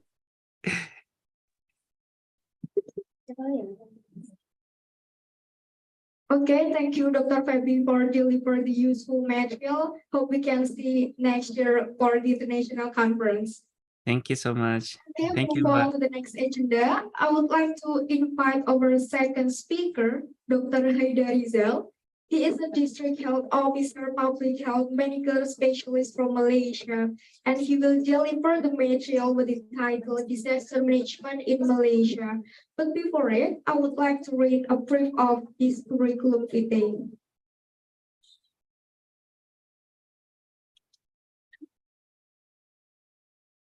Dr. Haidar Rizal Bitoha is a public health medical specialist with environmental toxicology subspecialty training, a registered occupational health doctor, and environmental health impact subject consultant in Malaysia, currently taking up the post of Johor Bahru District Health Officer. He has published papers on chemical incident and environmental toxicology. Also, a member of multiple professionals organizations in Malaysia, such as Academy of Occupational.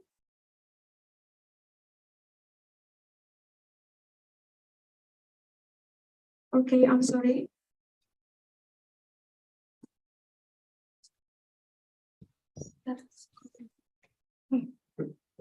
Okay.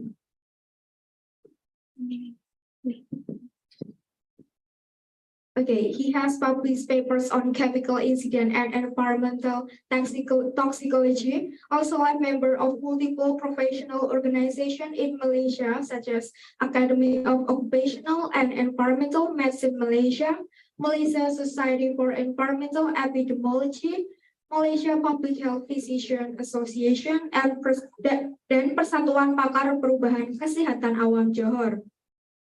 In addition, Dr. Haidar Rizal has several work experience such as house or medical officer at Malaska Hospital, medical officer at Kota Tinggi Hospital, medical and health officer at Kulai Health Clinic, and Deputy of Community Health, Faculty of Medicine, District Health Officer and Senior Principal Assistant Director. For Dr. Haidar Rizal, we invite you to present the material and the time is yours. Madam Chairperson, can you hear me? Can you hear me? Boleh dengar? Clear here. All right, thank you. So I'll share my slides.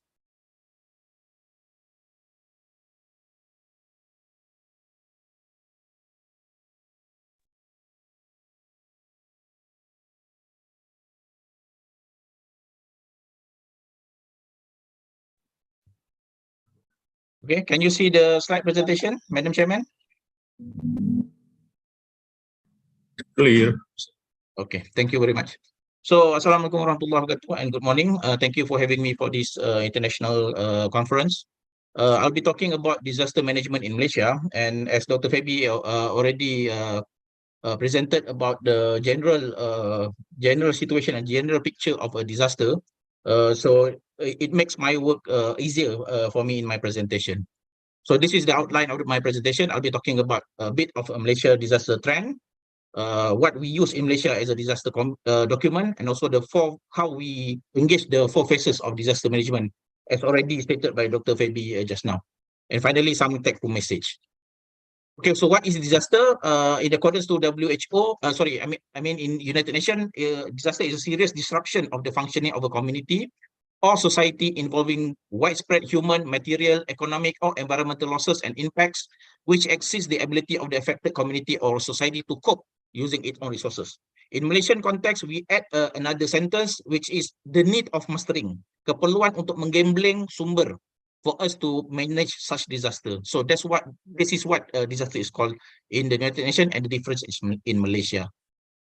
So we need to remember that in the impact of disaster, there's 4 things that is involved: the people, the environment, the assets that's involved, and also the reputation. For some entity, the 4th one, the reputation, is very important, such as for us, environmental health scientists or environmental health professionals. If we screw up in our management, our reputation might be ruined, and we may not work in the field much longer. So bear in mind for reputation.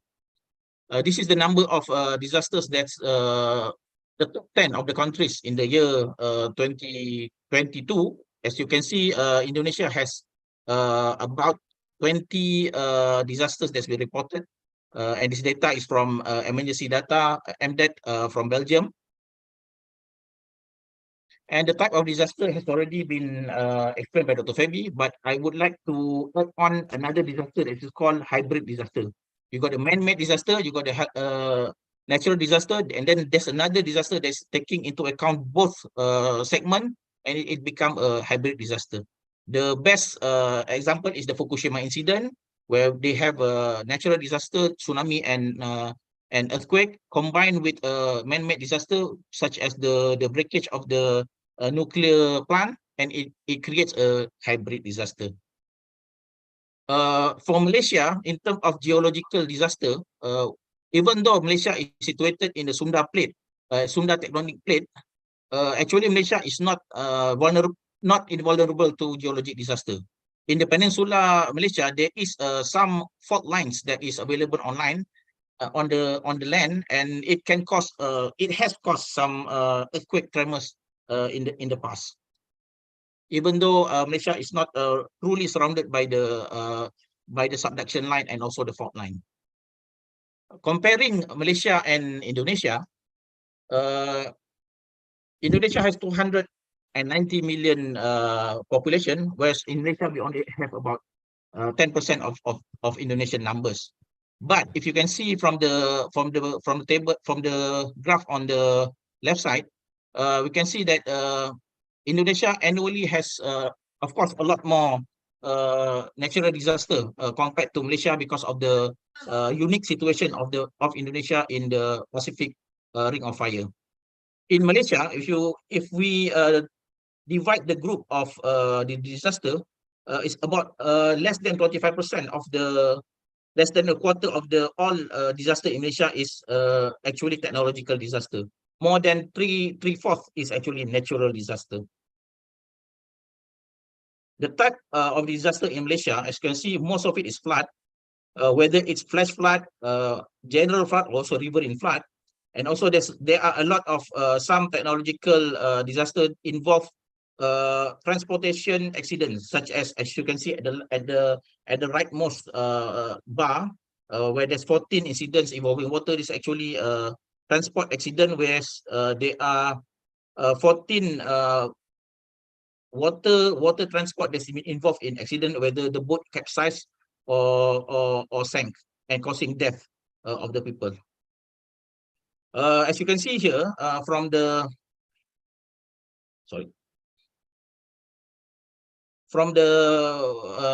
total affected, the number is a lot in 2014 because Malaysia has a very big flood involving the east coast of the peninsula, which is sudden and unexpected, and it caused a lot of people to have to move away from their homes. In terms of death and injury, you can see here that there's a lot of injury in the 2004 incident. This is because of flood and also because of the tsunami, which involves the northern part of the Peninsula Malaysia. In 2007, there's a big bump in death. There's a small bump in death. This is due to flood. In 2014, there's also a small bump in death involving 337 persons. This is due to flood. And finally, in 2019, there's about 2,355 people were involved as injured because of a technological disaster plus some flood. Okay. For the sum damage, sum total of damage using US dollar, we can see that there's a lot of all of these damages are due to flood disaster. Bear in mind that this data is not complete because there are some natural disaster that we know happened in Malaysia but was not captured by this database. So there are some holes that can be fulfilled, and the data from MDAT is not complete in our opinion. Okay, so how does disaster undermine development? If we do it without any disaster risk management, the people who are living in disaster-prone area and high-risk area, if we do not address the risk, the community can become less resilient, and when disaster strikes, there will be a lot of casualty. Okay. In Malaysia, we are using a document that is a major document that is used for managing disaster. It's called National Security Directive number 20, where the disaster management, as per ordered by this document, there is a 3 level of disaster management that is used. Malaysia is quite different from Indonesia, whereas Indonesia has a lot of decentralization. Even the Ministry of Health, it's been divided in Indonesia according to region, like in Semarang, Ministry of Health. But in Malaysia, the Ministry of Health covers the federal type of management. So I mean the whole country is managed by one big ministry. So in terms of level 1 disaster, it's actually at the district level, which is the smallest. It means a subdivision of province comparison to Indonesia. For level 1, usually it's been led by the district officer, and district health officer, myself, will be involved as part of the committee to manage the disaster in terms of health and medical response. For level 2 disaster, it's a state level disaster, which is equivalent to Indonesian province level of management. So here, it will be chaired by the chief minister or the state secretary in managing if the disaster occurred in two or more district at that state or province. The third level is level 3 disaster, which is caused by what do you call it? If 2 or more state is involved. Okay. However, there are disasters that are actually in level 1, but the management is at level 2. For instance, there's one chemical disaster that occurred in 2019, whereas it occurred only in one district. However, because of the complexity and the need to master or to mobilize a lot of resources, the management is upgraded to level 2, which is the state level. The history of how the directive come about is because of one incident in 1993, where one apartment block called Highland Tower collapsed in a major landslide. So as you can see in the picture there are people who are surrounding the disaster area which should not be there. So in case of this building collapse, there will be a second disaster that occur. So that's how this recognition of need to improve the disaster management in Malaysia arise. So the cabinet ministers appoint National Security Council to establish a national disaster management mechanism 1 year after the incident. And in 1997, the directive number 20 was created. However, due to some lack of information and also some communication issues the directive was reviewed in 2020 with integration of government and non-government agencies, such as the Red Cross, the Red Crescent Society, and also some NGO who are very established in managing disaster and also giving relief help. And in 2015, because of the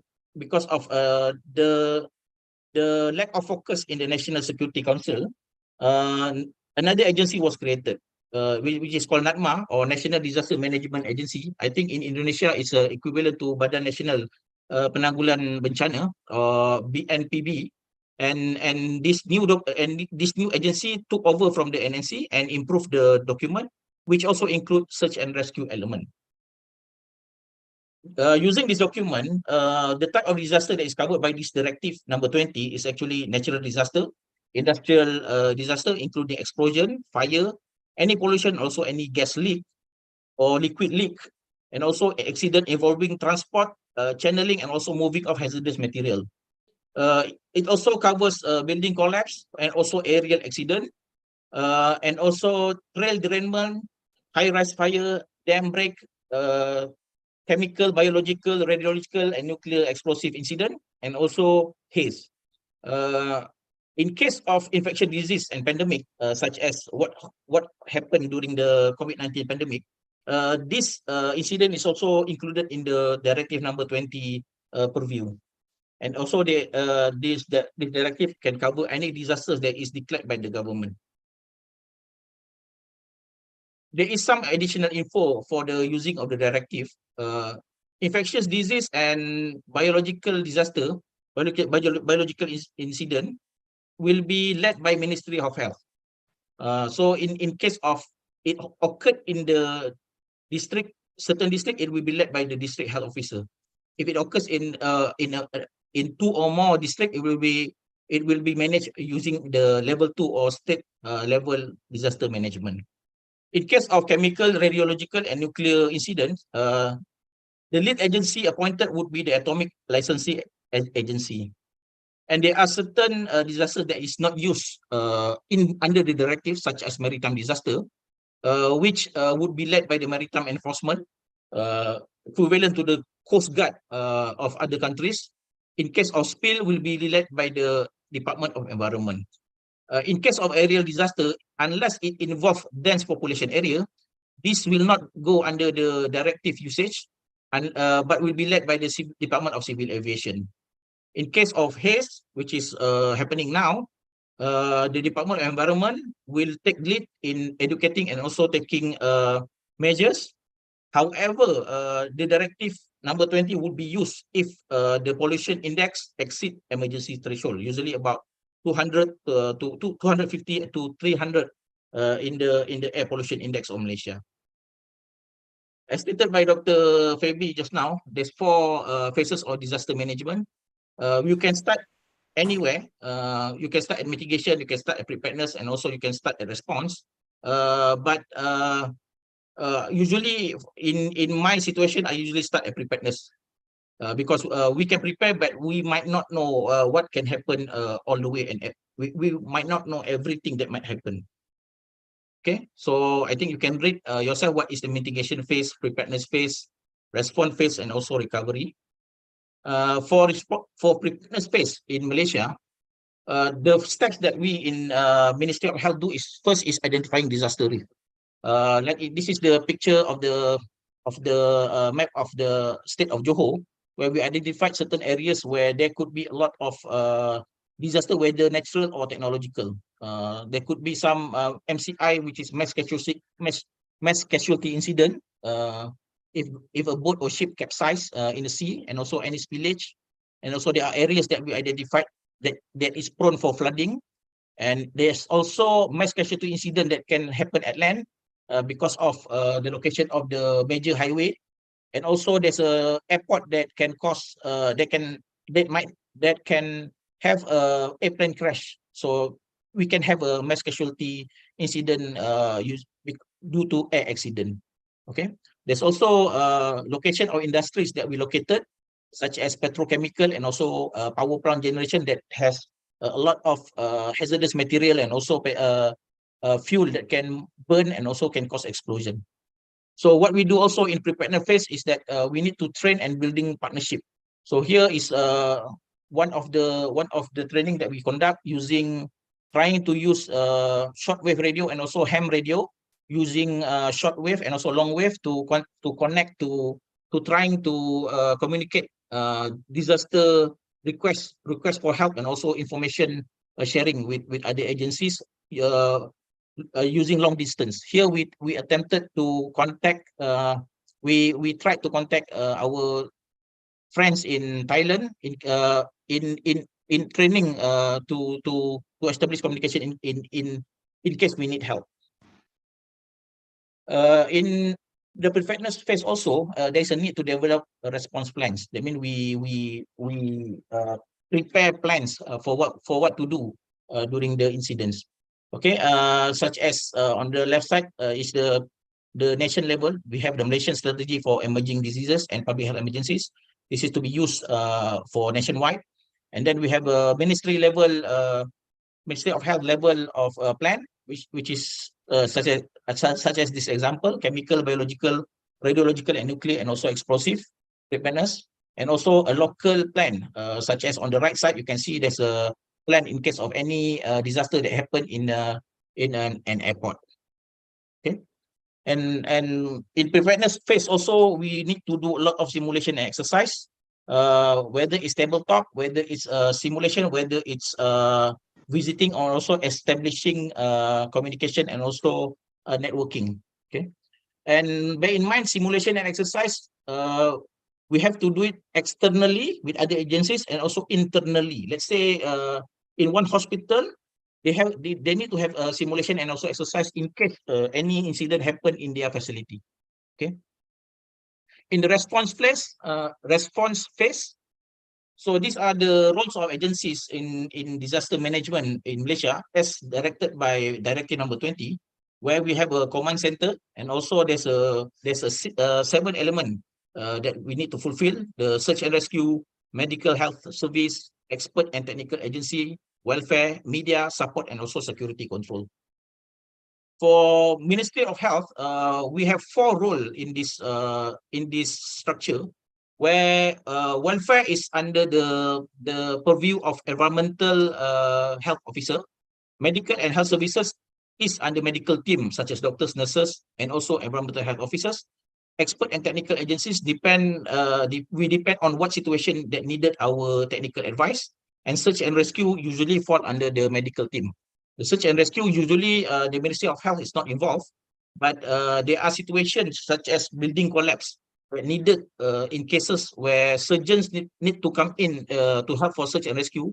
In case the victim is pinned, let's say the building pinned the person arm, and the way to free that person is to chop off his hand to do amputation. So a surgeon will come in and aid in the collapsed building area and do the amputation, and the rescued person can be taken out to hospital.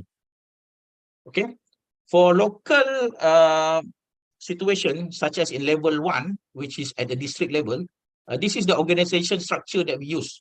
We use it in accordance to World Health Organization Incident Management System, or IMS requirement, where there's a few things that need to be fulfilled. The first is the incident manager, usually the one who is well versed with the disaster. Let's say in case of natural disaster, the environmental health officer who's well versed and trained in that kind of disaster will come in and become the incident manager. And then they would have the public information officer and also the liaison officer, usually to help to give communication and also news feed to the stakeholders, such as the people in the ministry, the reporters, and also other agencies. And then you have the safety and security officer, which take care of the healthcare workers, of the staff that is responding, and also the 4 other elements, such as operational, planning, financial, and logistic. Financial usually is those people who are involved in management, because they are well versed in procurement, and also how to use how to buy, and also to obtain materials needed for the disaster response. This is a map on how we do search and rescue in the disaster zone. it is divided into 3 zones: the red zone, the yellow zone, and also the green zone. The red zone is actually the area which is decided by the rescue department to be forbidden for any other agencies, including health personnel, to come into. Only they can come into the area, excluding surgeons who are needed for amputation to rescue. The other people have to stay at either yellow or green zone. For medical personnel, usually we stay at the yellow zone, and for other services, usually we stay at the green zone. So this zoning system is actually depend on what situation. In case of flood, if it's localized, the flooding area will be in the red. The semi inundated will be the yellow, and the land that is dry is green. In case of radiological, such as nuclear and also chemical disaster, this zone can be adjusted accordingly, according to wind direction and etc. Okay. So resource management and coordination that needed in the phase of response is usually manpower. We need to manage the staffing by recognizing the need in the field. So we cannot send too many people into the field because they will be exposed to the danger. Okay. All right. So in case of not enough staff, we might need to ask from other district or other state or other country. Okay. For asset and logistic, the public health officer will be appointed to manage and coordinate the use and distribution of the assets, both from health authority and from other agencies, and also from NGO that come, and also person who come and contribute, such as giving food and etc. And these people are usually responsible for the movement of the ambulances, the lorry, the off-road vehicles, and also the distribution of the personal protection equipment, also any medical, or also what is needed for medical rescue, such as oxygen tank and medication. Okay. And also for management, we also need to count into medication and antidote. For example, in chemical emergency that involve materials that involve in cyanide, we need to get the antidote for cyanide. And also during flood, the responders need to be prophylaxed with doxycycline according to our standard operating procedure. And also in case of radioactivity involving iodine isotope, we need to prepare them with iodine prophylaxis. Okay, this is some pictures that that shows our experience in managing some disaster. Most of these are during the flood, where we have to mobilize the health personnel and resources, emergency medical services, and also psychological first aid to the victim, or called PFA. Okay, what's also need to be established during this response phase is also the civil and military cooperation, because military usually have more manpower and more equipment that can be mobilized to help in a disaster area. And also we have to bear in mind the medical evacuation by river, sea, or air due to the cut off of road, or in case of road is destroyed. So there are some area which is very rural, where there is it might take a certain time for them to, if they try to get to the nearest hospital by foot, we expedite them using boats in the river and also by the air. Although by using air, evacuation is usually very limited, because there's not many helicopters around in Malaysia. We have to also bear in mind and prepare in case of the health facilities itself become inundated. See, this is the example in the incident in 2017, where the clinic itself become flooded, and the services need to be mobilized and also need to be moved to other places. So don't forget occupational elements in the managing disaster. In Malaysia, we have a Department of Occupational Safety and Health, but usually they ask us to get input for health occupational health elements. So in our purview, we usually need to select the right person for qualification and skill to do the required jobs. So those who are not trained for water rescue, usually we did not send out. We usually will send those who have been trained for water rescue, etc. Okay, I think you can read this yourself using this WHO document. And safe work practice need to be enforced. This is an example in the chemical disaster. what to do by responders in the red and yellow zone. So we need to minimize exposure time, so that life saving or initial monitoring is needed, and then to avoid unnecessary contact with surfaces, and also need to use natural ventilation. And also what we need to do is also to ensure mandatory decontamination.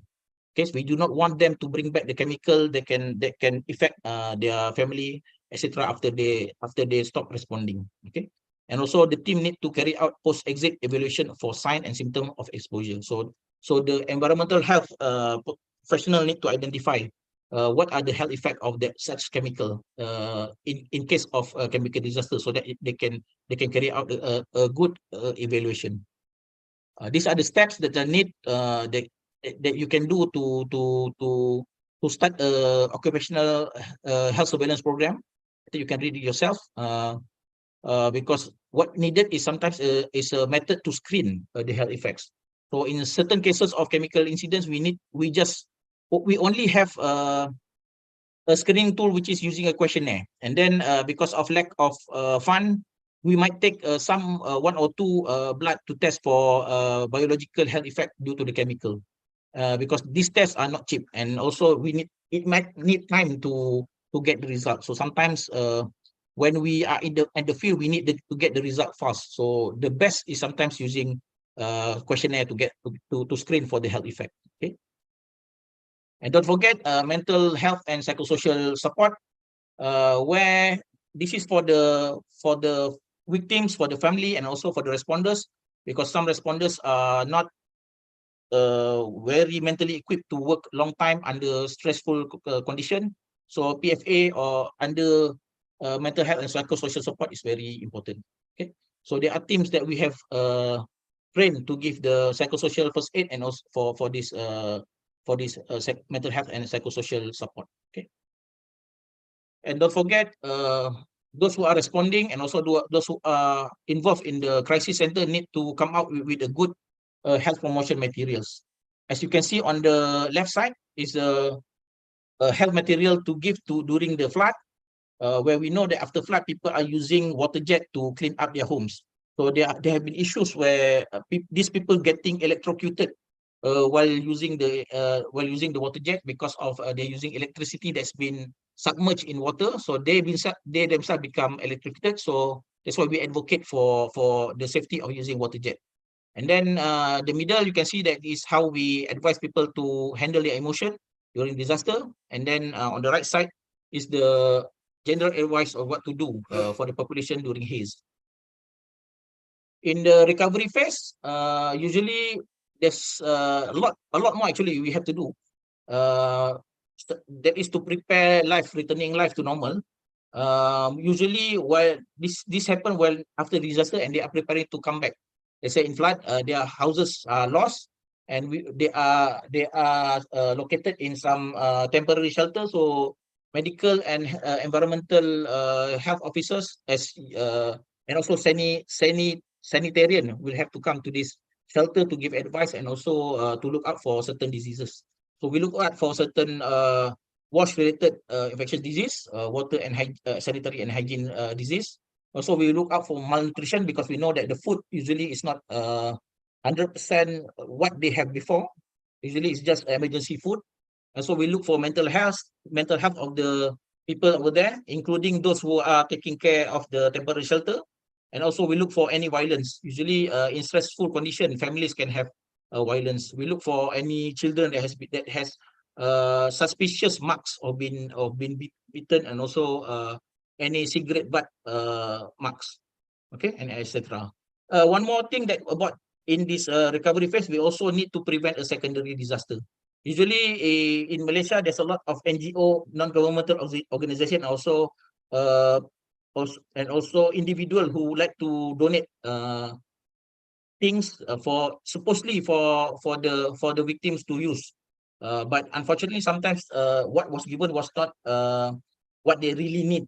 So we have another secondary disaster of excess of unwanted things that are being donated. So we also have to look after that. So because suddenly, let's say they give containers for water, and the people usually don't need that.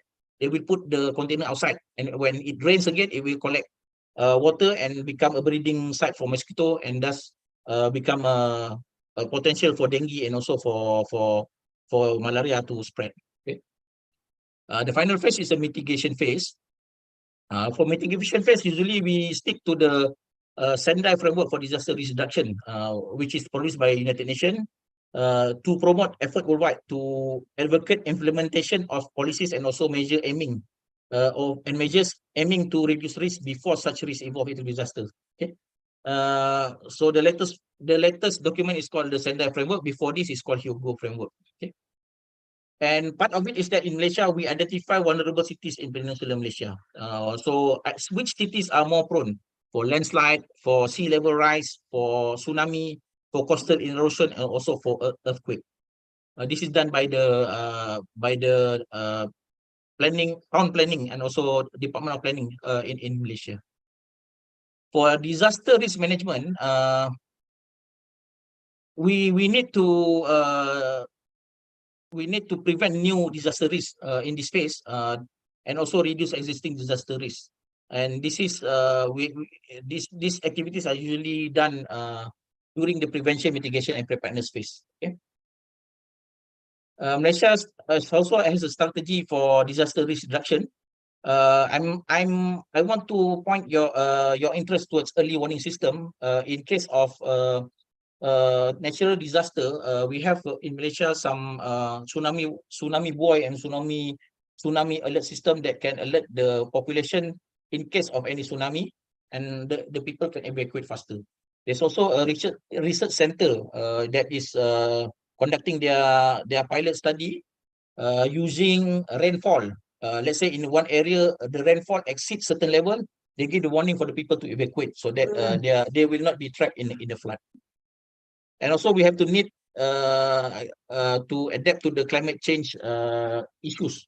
So for health facilities, there's some plan and also talks to move such clinics as you seen earlier become flooded to areas that are higher or using stilts to make the clinic higher.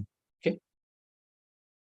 So the role of Ministry of Health in a disaster risk reduction is usually to implement disease control measure, to conduct research and advocating for policies, and also developing and promoting public health education. Okay. And, this is some research and publication that you can access for the disaster risk reduction. And in myself, I'm quite interested in doing community-based disaster risk management as stated by Dr. Febi earlier. I learned this from one or two documents that I obtained from the Indonesian authorities, which interests me. And then we in the state, in my district of Johor Bahru, we implement this community-based disaster risk management where we empower the people. Part of it is that we put the power of evacuation to the people, and also to prepare food for them to at least hold on for 3 days before any help come. So the issue of contaminated drinking water and also non-availability of food should be handled at least 3 days in the earlier days of the disaster before any authority can come and help them. The plan usually can involve a smaller area which encompass all approach hazard, or you can focus on one hazard but encompass a larger area. Okay. And also on the right side is a document that we use to train our environmental health officer and also our medical personnel on how to conduct community-based disaster risk management in the state of Johor, so that they can do it in their own area and also at their own time. And this will empower the people to prepare themselves for disaster. This include basic life saving such as CPR, water rescue, and also fire extinguishing methods. Okay. So what are the challenges for disaster risk reduction in Malaysia? Problem being, of course, interagency coordination, where the communication and also the protocol and also the lead agency will differ. And also there will be cross-border challenges, as in Johor, we have Singapore nearby. So in case Singapore want to help us in our disaster issues, there will be some cross-border issues and also coordination and also the matchmaking of management system. And then for community engagement, we need to also look at their cultural and linguistic diversity. And the third one is the capacity building and training. This one is a lot of money, which sometimes we don't have, which sometimes we don't obtain, but it has to be done. And then the issue of rural and remote areas, we have to prepare the people from the remote areas how to escape, how to defend themselves in case of natural disaster, and also for economic disparity, because usually those who are not with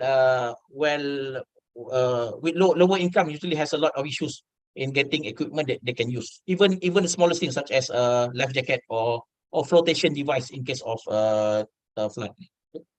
So my take home message is this: in Malaysia, the medical and health workers, including environmental health officers, are involved in the medical and health services, the welfare of the people, the search and rescue, and also the providing technical expertise in biological disaster, especially.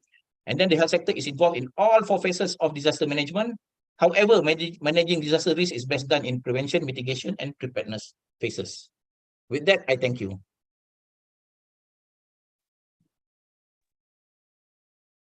Okay, thank you, Dr. Haidar Rizal, who has conveyed the methodologies easily accepted. And for now, the agenda is discussion session. Please feel free to raise your hand first or type your question on the chat box.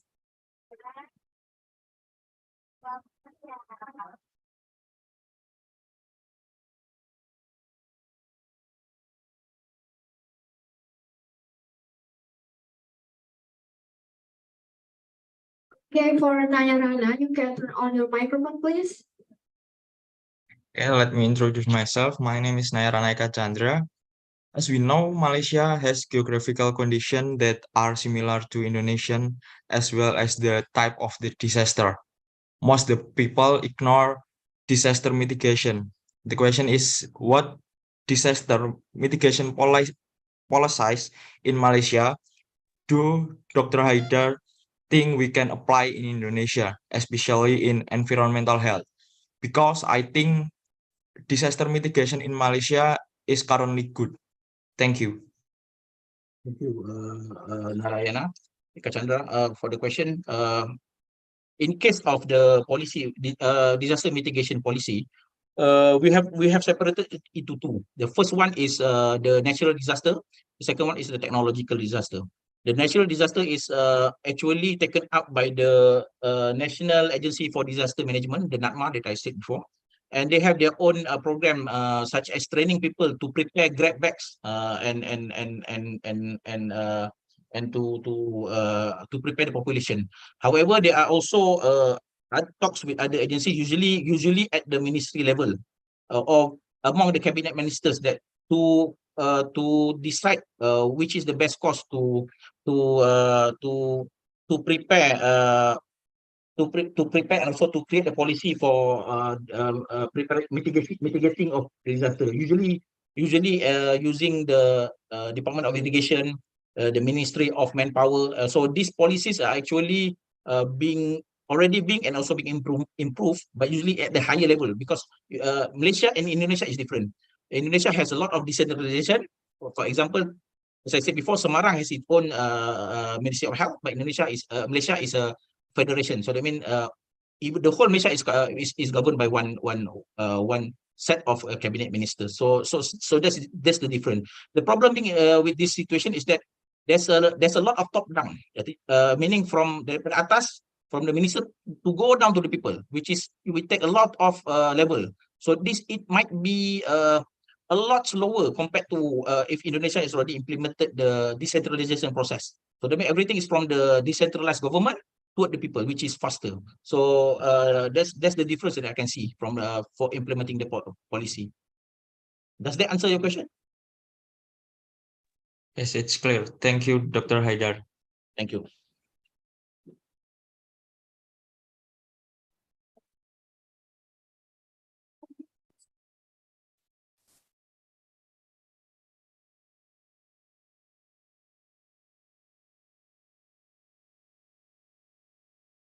Oh, I forgot, Narayana. Actually, that's one for the natural disaster. For technological disaster, is usually the responsibility is given towards those who are creating the hazard. Let's say technological disaster due to petrochemical. So the petrochemical company is actually obligated by law to create their own emergency response plan and to communicate to the people nearby the plant or the factory. But this usually did not happen. So this is where we come in. The health personnel come in. We become the mediator between these two, the people and also the industry players. So this is what we do in our community-based disaster risk management program in Johor. Thank you. Okay, thank you, Dr. Haidar. I think it's clear for Nayarana. The next is from Alvania. You can turn on your microphone, please.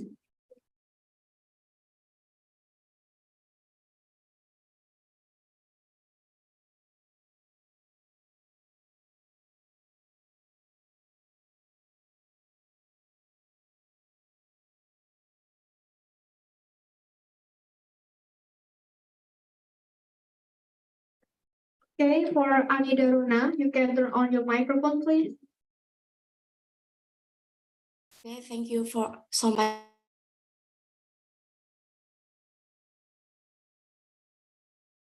We can hear you, Anida.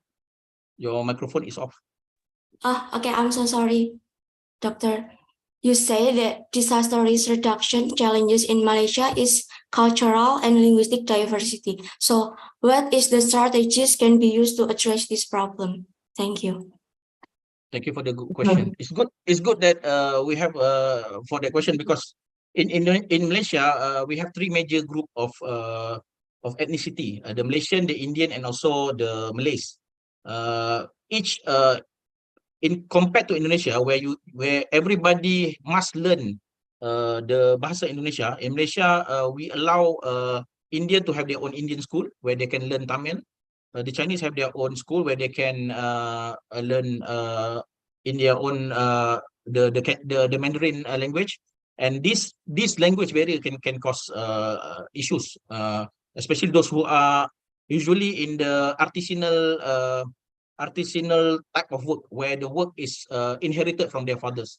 So they would not have a lot of interaction with other ethnics. So let's say that let's say a Malay is usually traditionally work at a plant as a fisherman, and the Chinese is usually in as what do you call it what do you call it arts and the developing things that are artisanal. So usually these two groups would not interact. So we have the problem in communicating because the language is not used very regularly. So that's why we need sometimes to have let's say one material for health education. We need to produce in 3 languages. So that in Cantonese, sorry, in Mandarin, in Tamil, and also in Malay, and also in English. Good thing now is that most of the Malaysian, they are learning English, so we can use only single language, the English. For cultural, we have some people who are not quite marginalized, but they are quite at the periphery of the society, such as the Aborigines, the Orang Asli. These people usually they have their own culture. They have their own they have their own slang and also their own. So, for example, in case of disaster, in my what happened to me before, we went to one Orang Asli area, but we cannot enter during the disaster area because there's a death over there. Because in their culture, if there's any death happen over there, they will not allow anybody outside to come in. So because it's time for them to mourn and also to pray for the soul of the departed. So that become an issue for us. So that's the challenges that we need. I think the same also happen in Indonesia. Does that answer your question? Yes, doctor. Thank you so much for your answer. Thank you.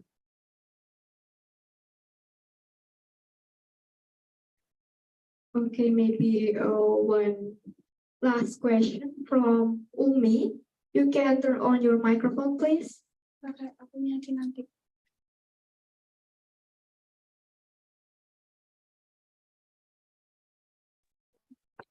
Okay, thank you. Excuse me, introduce myself. My name is Umi Arini. Can you tell me Arini? I want to ask one question. Is there any response from example of air accident cases that have occurred? Okay, thank you for the question.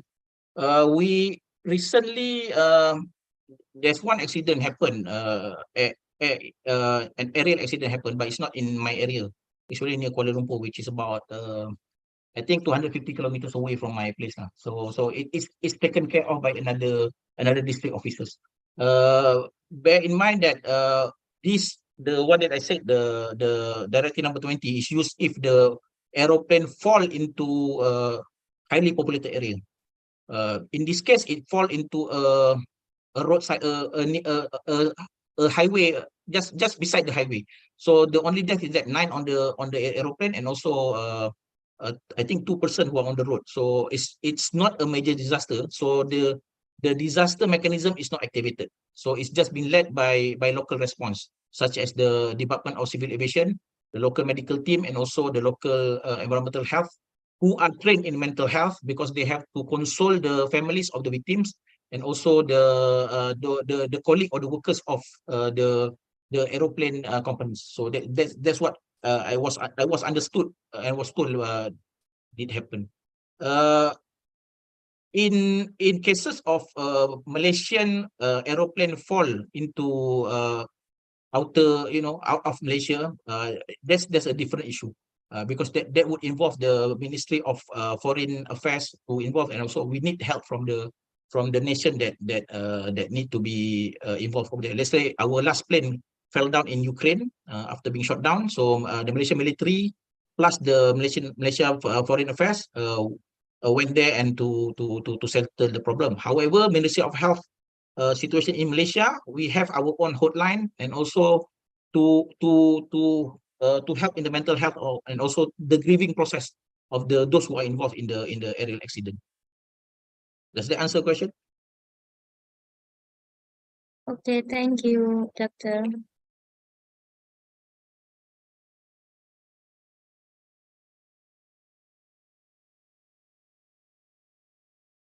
Okay, I think it's clear for Arini. Thank you, Dr. Haidar, who has conveyed the material, the very useful material. And for Dr. Haidar, maybe if you have the next schedule or activities, you can continue for your next schedule, or maybe you can stay in the room Zoom if you are free. I might need to ask for leave because I have my own. I'm conducting a community-based disaster risk management program right now, so I might need to leave. So thank you for your offer, but I have to take my leave. I thank you for your support and for listening to me. Thank you, Madam Chairman. Okay, before it, I want to conclude for your presentation. I can conclude that disaster is a serious disruption of the functioning of a community or society involving widespread human, material, economic, or environmental losses and impacts, which asks the ability of the affected community or society to cope with using its own resources. Impact of disasters such as PEAR, the mean is people, environment, asset, and reputation. Recovery includes action taken to return to a normal or an even safer situation following an emergency, like getting financial assistance to helping for the repairs. Okay, thank you, Dr. Haidar, from your delivering your material. Thank you very much.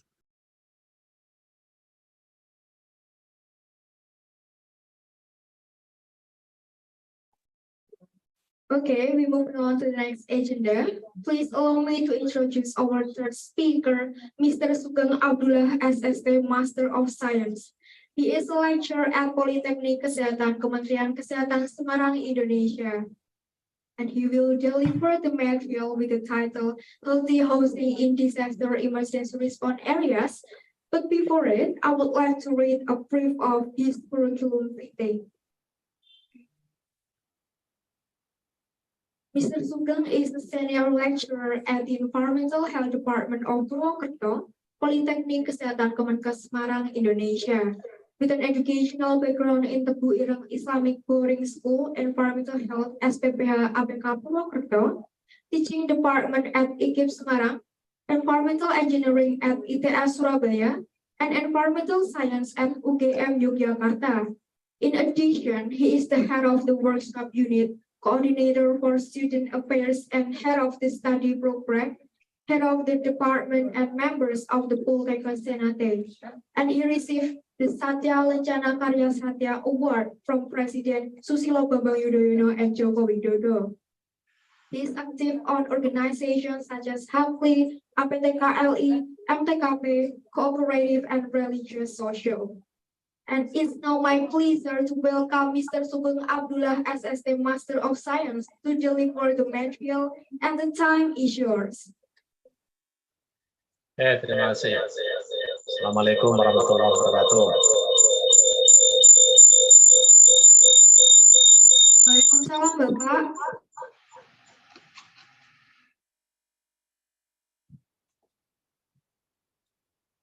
Ya. Saya di sesi ini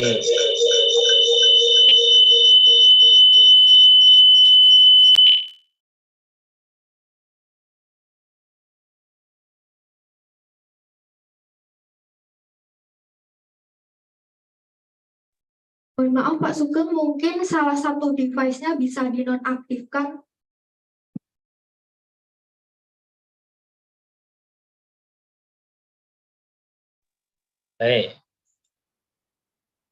Mudah-mudahan. Halo. Suara saya bisa didengar? Bisa Pak, sudah jelas. Terima kasih. Baik. Yang saya hormati para panitia seminar internasional, Pak Ketua Jurusan, Ketua Program Studi, dan teman-teman mahasiswa semuanya. Pada kesempatan ini, saya menganggapnya sebagai sesi relaksasi. Tadi saya mendengarkan itu pembicaranya banter, slide-nya juga banter, untuk mencerna agak tegang. Ini saya akan menggunakan bahasa ibu, sehingga ini menggunakan bahasa ibu.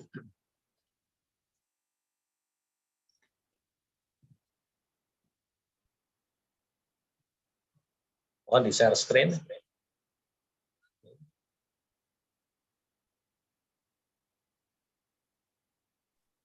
Baik, ditunggu sebentar ya, karena panitia masih sedang mengusahakannya. Ya, menggunakan serah sih. Sebenarnya tadi sudah banyak disampaikan, terutama oleh Dr. Feby, itu sudah sangat lengkap terkait dengan apa yang sebagian akan saya sampaikan. Namun demikian, barangkali bisa dilihat di sini, saya akan menyampaikan tentang perumahan darurat. Perumahan darurat. Ini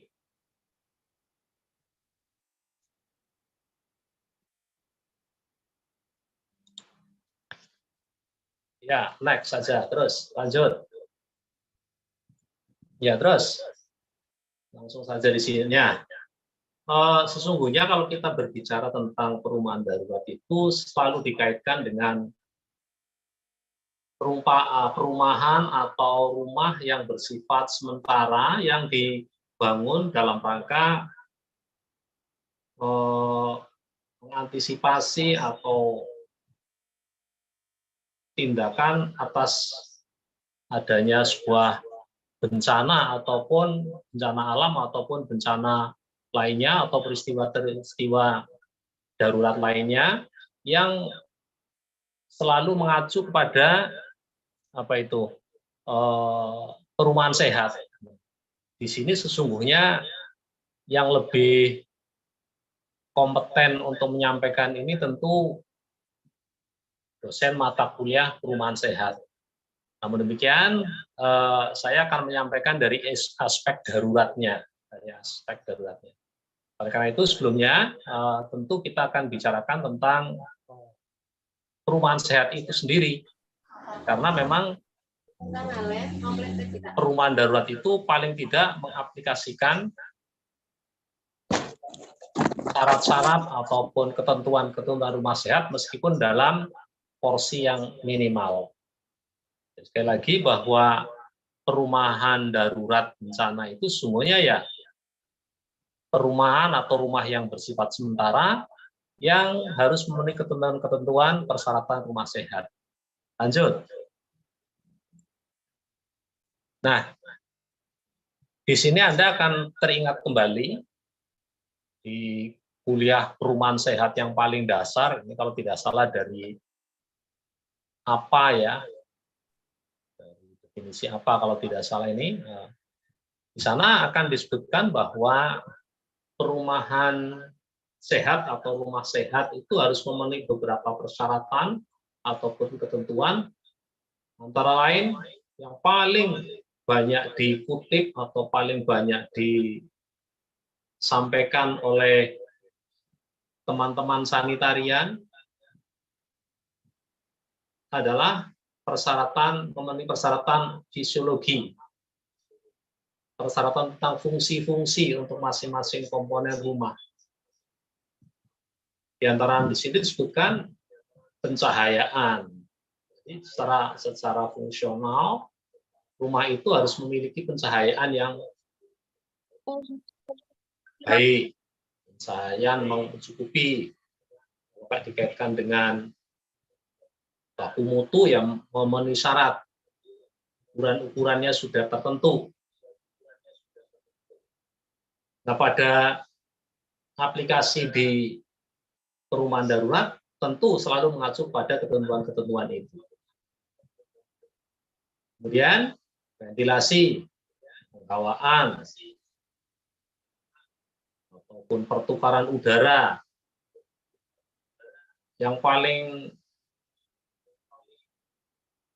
hafal harusnya sejak dulu sampai sekarang masih, kalau ventilasi alam ya harus terjadi apa itu pertukaran silang atau cross ventilasi. Kemudian tersedia ruangan yang cukup untuk apa? Untuk bergerak, untuk leluasa, untuk bergerak. Jadi Anda nanti akan menjumpai ada space minimal, ada ruang minimal agar bisa leluasa untuk bergerak. Demikian juga harus terjadi perlindungan terhadap apa ini? Kebisingan ataupun gangguan suara yang tidak diinginkan. Ini dari sisi fisiologis, Ini saya pikir para mahasiswa itu menghafal ini saja, yang hal-hal seperti ini harus dihafal. Artinya hal yang kecil tapi akan mencerminkan, mengesankan kita menguasai. Jadi rumah yang sehat itu ya dari persyaratan fisiologis. Kemudian memenuhi persyaratan psikologis, memenuhi persyaratan kejiwaan.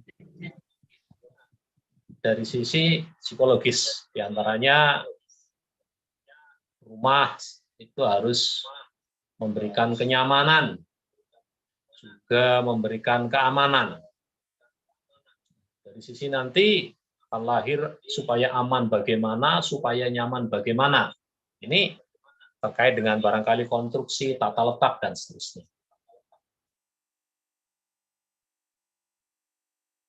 Nyaman mungkin diartikan sebagai suasananya, dengan perabot-perabotnya, perangkat-perangkatnya, tata letak-nya, yang bersifat elementer, bersifat adanya unsur-unsur tertentu.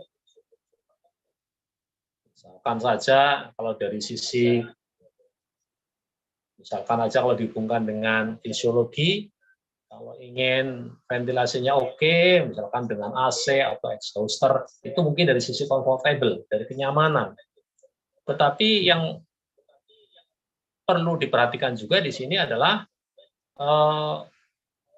rasa privasi atau apa ya, rasa kesendiriannya itu, akunya itu harus disiapkan. Misalkan saja barangkali di situ perangkat-perangkatnya ataupun furniturnya itu sudah lengkap, berikan kenyamanan, aman dan nyaman. Tetapi seseorang itu perlu privasi. Antara lain diantaranya, misalkan aja dengan ruangan tertentu, dengan kamar tertentu, area tertentu, waktu tertentu, ini terkait dengan privasi. Juga terjadi adanya komunikasi yang sehat antar penghuni rumah. Kalau kita kaitkan dengan perumahan darurat, tentu ya para penyintas, para pengungsi.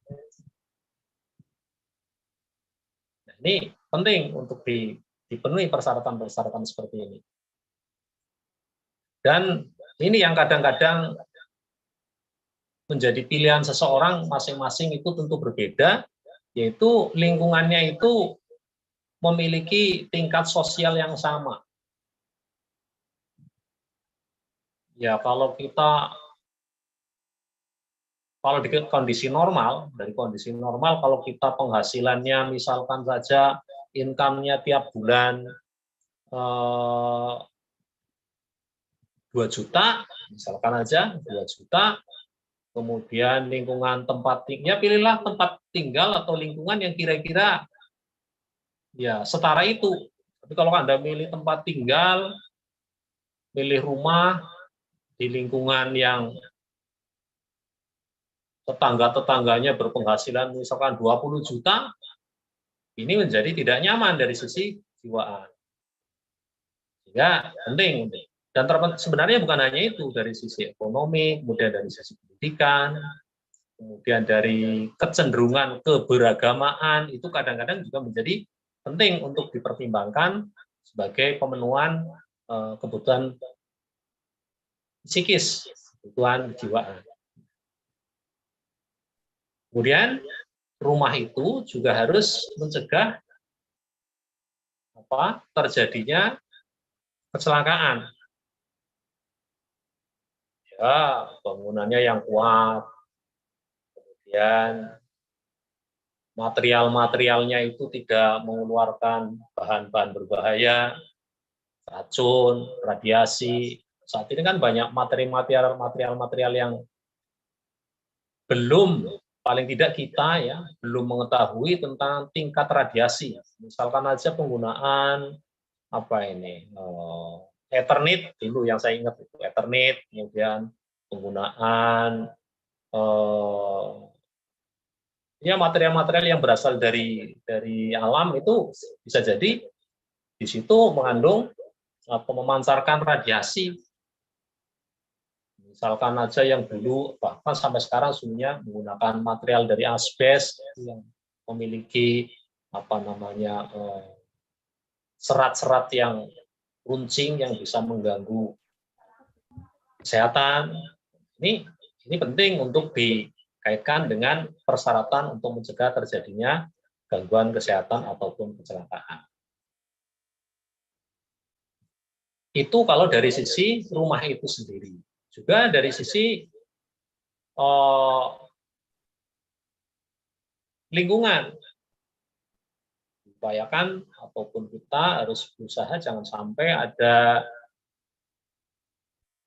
kecelakaan akibat mungkin lalu lintas, misalkan aja lalu lintas perjalanan. Jadi penempatan rumahnya tentu dibuat sedemikian rupa. Dan juga ketimpa pohon, misalkan saja, ini juga kaitannya dengan pencegahan terjadinya kecelakaan. Mungkin di situ ada tanah longsor, landslide. Jadi bangun rumahnya itu ya jangan di tebing misalkan aja yang tanahnya kurang bagus, kira-kira seperti itu. Juga terkait dengan apa ini, tata letaknya, kemudian perencanaan itu penting untuk mendapatkan suasana agar terhindar dari kecelakaan. Berikutnya juga dipersyaratkan bahwa rumah itu harus bisa mencegah terjadinya transmisi penyakit atau penularan penyakit. Masih polos di zaman sekarang gitu. Antara lain misalnya yang paling sering kita dengar, misalkan saja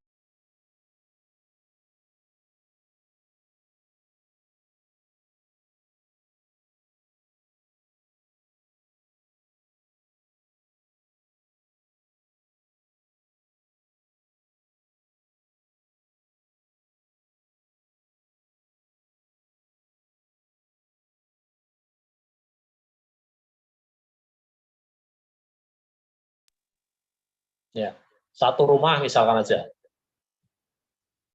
itu mestinya luas rumah atau tipe rumah atau nanti di dalam aplikasi di kebencanaan, besaran rumah itu atau tenda itu dengan penghuninya harus diperhatikan. Kalau berhimpit-himpitan, memungkinkan terjadinya penularan penyakit apa.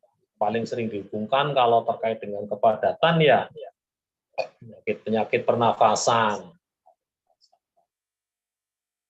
Kemudian sinar matahari, ini bukan pencahayaan tapi terkait dengan sinar matahari. Kalau lighting itu terkait dengan fisiologis, tapi di sini lighting di sini maksudnya adalah cahaya matahari. Cahaya matahari ini juga penting, dan cahaya masuk ke dalam ruangan ini penting. Kemudian kemungkinan terjadinya penularan oleh serangga atau vektor, sehingga perlu dilakukan pengendalian vektor. Dan juga untuk penyediaan air. Air itu sangat banyak, penyakit-penyakit yang berpotensi ditularkan melalui air atau dengan perantara air atau karena kekurangan air, ini banyak sekali. Ini penyakit-penyakit seperti ini harus bisa dicegah agar tidak bisa menular di rumah atau di perumahan. Penting juga terkait dengan penyimpanan makanan, terkait dengan pengelolaan makanan, ini juga berhubungan dengan persyaratan kesehatan rumah atau rumah sehat. Ini secara teoritis, nanti kalau di aplikasi mungkin terapannya mungkin dikurangi di titik-titik tertentu karena sudah disebutkan. Kemudian pengelolaan sampah dan limbah ini juga bagian dari upaya untuk mencegah terjadinya penularan penyakit.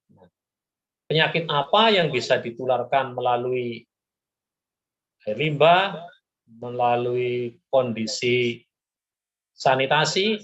Tentu para mahasiswa harus hafal, harus hafal, sehingga kelak ketika mengaplikasikan ini menjadi lebih gampang. Itu secara lazim paling populer ya menyampaikan tentang persyaratan rumah sehat. Ada fisiologi, ada psikologi, ada pencegahan kecelakaan, pencegahan terjadinya penularan penyakit. Ini persyaratan-persyaratan ini yang kelak harus diterapkan pada perumahan darurat bencana. Betapapun minimalnya. Lanjut.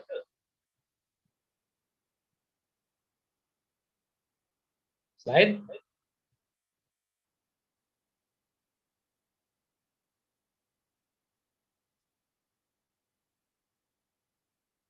Ya, di definisi sudah disebutkan tentang perumahan darurat bencana. Tentu memiliki tujuan untuk menyediakan tempat perlindungan yang bersifat sementara, provide temporary shelter, baik untuk individu ataupun keluarga yang ya mereka ini kehilangan keluarga akibat apa ini? Akibat bencana ataupun akibat kondisi darurat. Ini penting. Ini tujuannya. Tujuan utamanya tadi lagi menyediakan tempat berlindung yang bersifat sementara. Ini bentuknya macam-macam. Nah, tempat berlindung yang bersifat sementara ini harus memenuhi persyaratan minimal yang disebutkan tadi. Fisiologis, psikologis, mencegah kecelakaan, mencegah terjadinya penularan penyakit. Ini tujuan dari pembuatan ataupun penyediaan perumahan darurat bencana. Lanjut.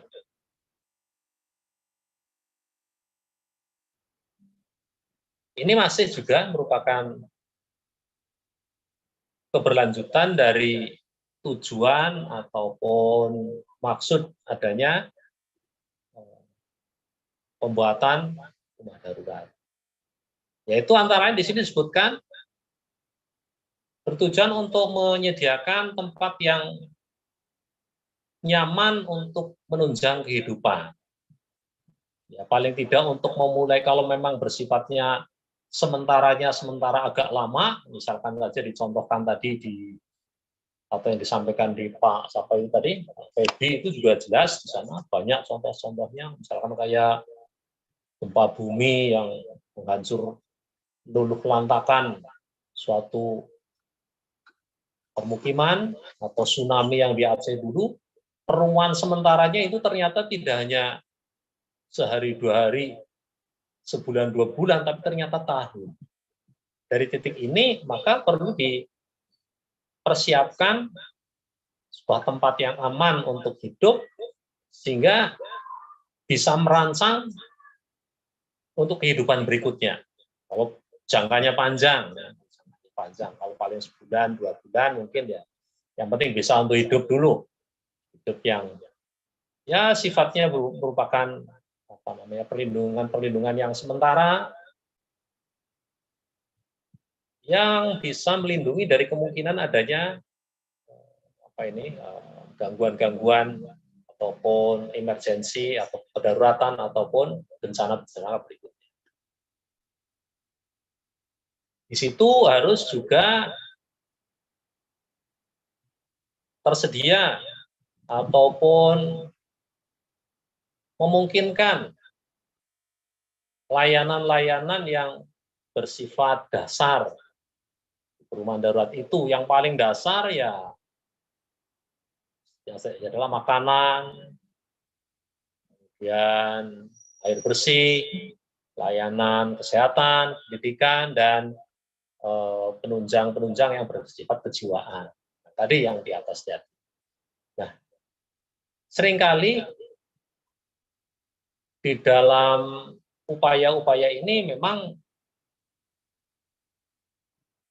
bisa jadi ada hambatan. Karena apa? Ya karena kondisi tadi disebutkan oleh Pak Haidar, oleh Pak Feby, dalam kondisi kepanikan. Orang yang panik itu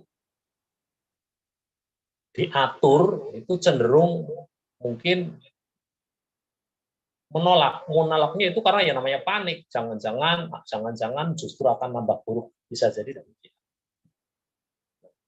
Oleh karena itu di sini disebutkan bahwa tujuannya ya agar di situ bisa tinggal sementara untuk hidup sehingga dapat dipenuhi kebutuhan psikologisnya meskipun secara minimal. Lanjut.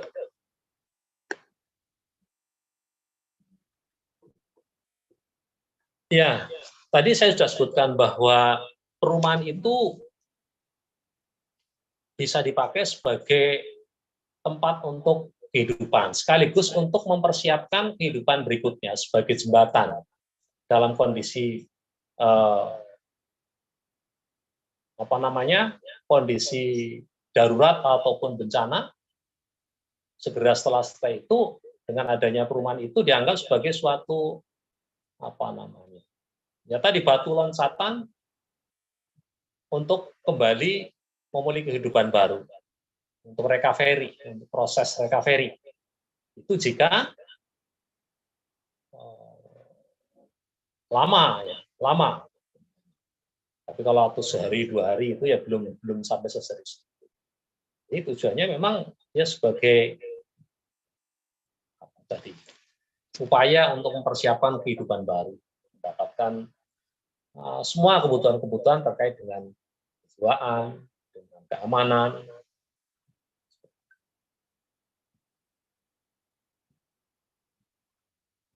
Ya, saya rasa itu harapannya ketika sudah dibuatkan perumahan yang sifatnya sederhana, sifatnya sementara, mereka bisa memulai kehidupan baru, memulai memikirkan hal-hal yang harus dikerjakan, kemudian barangkali rehabilitasi yang sifatnya fisik, rehabilitasi terkait dengan rehabilitasi fisik, fasilitas, kemudian rehabilitasi mental. Ini sambil menunggu itu, sambil jalan itu untuk mempersiapkan menuju ke kehidupan yang normal setelah bencana-bencana itu berlalu, sambil tentu pendekatan-pendekatan psikologis, ya, kejiwaan, dengan dikumpul, dengan hibur, anak-anak hibur biasanya. Ini terkait dengan nanti mungkin di belakang juga disampaikan lagi terkait dengan kebutuhan-kebutuhan agar bisa bangkit kembali di dalam membangun keluarga, sekaligus untuk kebutuhan-kebutuhan keluarga. Nah, disitulah mulai dirancang di perumahan darurat dan bencana yang jangka waktunya relatif panjang di situ. Kalau sekali lagi, kalau memang hanya setengah bulan, 2 bulan, ya barangkali tidak terlalu tidak terlalu berat, ya. Lanjut. Ini sama, ya, ini tadi sudah saya sampaikan, saya pikir ya sama saja. Lanjut aja. Nah, bentuknya ataupun wujud dari perumahan darurat bencana ini ya berupa tenda ini, berupa tenda atau refugee shelter, perlindungan pengungsi, ya tenda lah itu, tenda itu. Kemudian wujudnya juga bisa, kalau memang dalam kondisi banyak, ya yang penting ada tempat perlindungan, di situ ada tempat tidur yang sifatnya sementara, yang buat berjejer-jejer begitu, atau dengan membuat rumah-rumah darurat, ya, yang bersifat portable, bersifat prefabrikasi, jadi ya kayak taruh gitulah, sudah tinggal dirangkai sehingga menjadi sebuah bangunan sementara yang bisa dipakai untuk tempat berlindung yang memenuhi kaidah-kaidah tadi. Bisa. Nah, privasi di tempat itu kayak apa? Ya, misalkan tadi, ini tempat tidur yang berjejer-jejer. Nah, agar mendapatkan privasi antara lain, ya jangan mepet. Orang kalau tidur mepet-pet itu kan privasinya, ya paling tidak diberi di sela. Ya, sela-sela itu syukur-syukur kalau itu sifatnya individu mungkin sela-sela. Tapi kalau memang sifatnya sudah dikelompokkan berdasarkan keluarga, ya paling tidak ada tabir. Kalau toh tabir belum ada karena suasana darurat, kadang-kadang dengan hanya sekedar penyekat berupa karton atau tas yang diletakkan di antara bed-bed itu atau tempat-tempat itu juga akan memberikan privasi, memberikan keamanan pribadi bagi para pengungsi, bagi para korban. Kemudian ya semuanya peralatan itu ataupun perumahan sementara ataupun tenda itu didesain yang mudah lah untuk dibangun, yang bersifat fleksibel, untuk mudah bangun, geser. Juga tersedia adanya fasilitas untuk kebutuhan dasar. Paling banyak adalah air dan sanitasi. Disebutkan juga dengan keamanan. Jadi nanti kalau teman-teman mahasiswa itu mudah-mudahan jangan sampai jangan sampai. Karena biasanya jadi di titik ini fasilitas-fasilitas yang harus disediakan itu merupakan tanggung jawab ataupun peran dari sanitarian. Nanti kita tunjukkan di belakang barangkali ada. Jadi itu lantas kita di bangku kuliah belajar begitu banyak, yang diterapkan di situ hanya air bersih dan sanitasi. Security ya tentu bukan atau tidak berhubungan langsung dengan apa yang kita pelajari. Lanjut.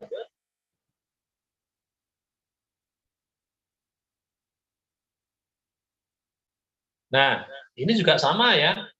Ini merupakan penyederhanaan barangkali dari kebutuhan perumahan darurat yang memiliki persyaratan fisiologis, psikologis, mencegah kecelakaan, mencegah penularan penyakit, barangkali akan tersederhanakan atau terpaparkan di sini. Misalkan aja aman dari sisi psikologis, aman. Ya di sini harus strukturnya yang kuat, strukturnya yang aman. Dengan dengan kerangka ataupun dengan bahan yang kuat meskipun itu sementara.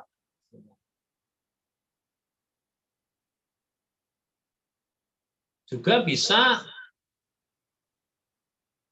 melindungi kemungkinan bahaya-bahaya apa ini di sini?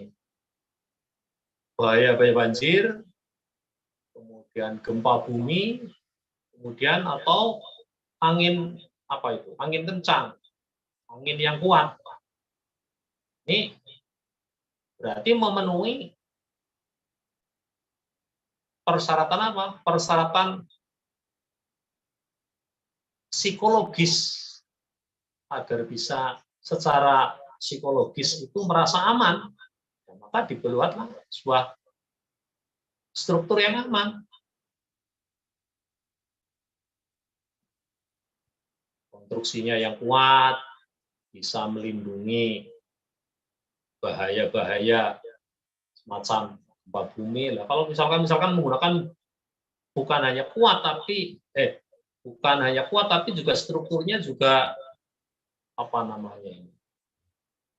sempurna. Misalkan aja meskipun bahannya kuat, misalkan aja dari besi holo, misalkan besi holo, kok kena angin bisa anginnya tidak begitu kuat kok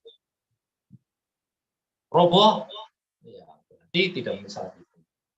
Atau membuatnya tidak mempertimbangkan kondisi tinggi lantai atau posisinya tidak pas, sehingga terkena banjir misalnya saja, berarti ini tidak termasuk sebagai struktur yang aman atau rumah yang aman. Ketika akan mendirikan itu ya, mendirikan perumahan darurat ya persyaratan ini menjadi hal yang wajib.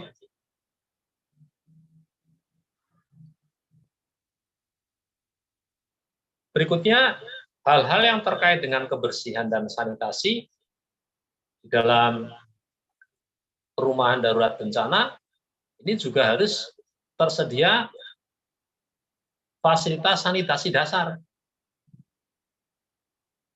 Rumahnya sudah bagus, artinya kuat, sudah memenuhi syarat kekuatan, aman, fisiologis maupun psikologisnya. Tetapi ternyata ada yang terlupakan satu tadi, fasilitas sanitasi dasar. Apa itu? Ya, jamban. Jamban saja ya tidak cukup, harus ada air. Tapi di situ ada fasilitas bahkan air bersih. Kemudian di sini malah lebih ditonjolkan lagi ada tempat-tempat cuci tangan. Ya, kita tahu bahwa dalam kondisi darurat bencana, bisa jadi dan hampir dipastikan, apalagi kalau bencana-bencana yang sifatnya besar, hampir dipastikan tempatnya itu ya jalan-jalannya, lingkungannya bisa jadi masih tanah. Maka untuk mencegah penularan penyakit, maka di situ disediakan tempat-tempat cuci tangan. Ini merupakan bagian dari ketersediaan fasilitas sanitasi dasar. Anda mungkin sudah mempelajari cuci tangan itu dapat mencegah penyakit sekian, apa saja. Dari titik itulah kemudian disediakan tempat cuci tangan, di samping dari yang toilet.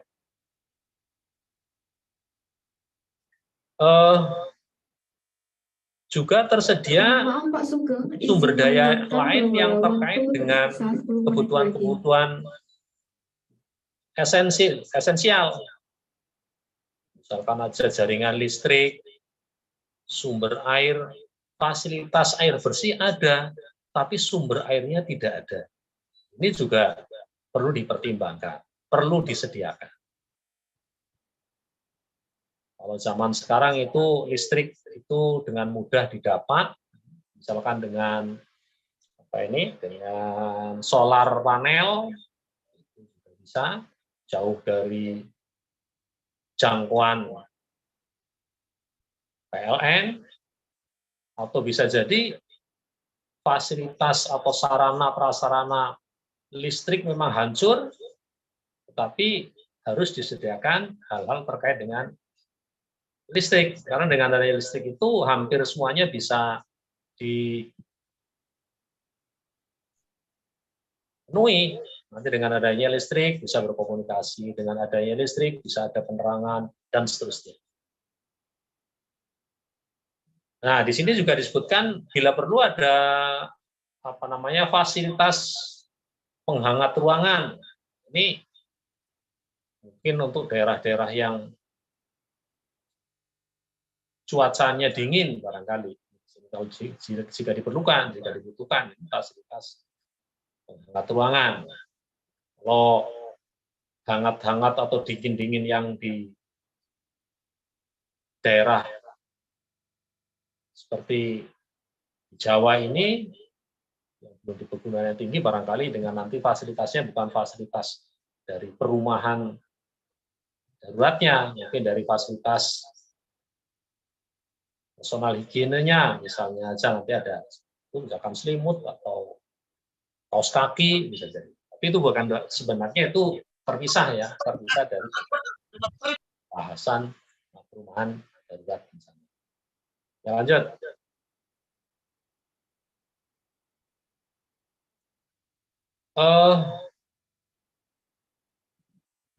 Di sini juga merupakan kebutuhan yang harus atau persyaratan yang harus dipenuhi terkait dengan tadi kan disebutkan perlu ada penghangat ruangan. Jadi bisa berupa apa ini? Berupa perangkat-perangkat sederhana. Misalkan saja dengan jendela yang tertutup, atau yaitu jendela bisa ditutup atau bisa dibuka sehingga bisa mengatur kondisi suhu di dalam rumah darurat ini. Kalau ada cuaca yang angin kencang ataupun dingin, itu bisa dengan diatur demikian.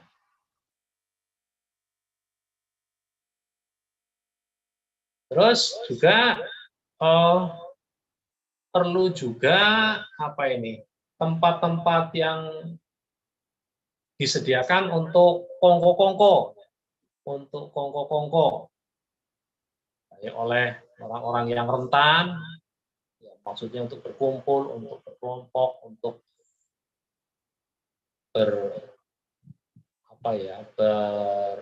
kalau orang sekarang ya tadi untuk ngobrol itu bagi orang-orang yang punya orang-orang rentan itu kan perlu disediakan tempat khusus, bukan hanya karena kerentanannya dari sisi fisik, tetapi dari sisi kejiwaan, dari sisi psikologis juga penting untuk disediakan. Perlu ada tempat khusus untuk anak-anak, untuk orang-orang yang rentan. Ini terkait dengan apa? Ya terkait dengan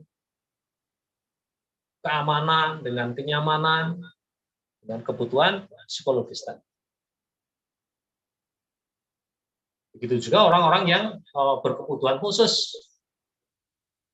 Orang berkebutuhan khusus itu memang perlu disediakan tempat khusus, mulai dari tempat tidurnya barangkali, tempat berjalannya, tempat atau toiletnya, mandinya itu perlu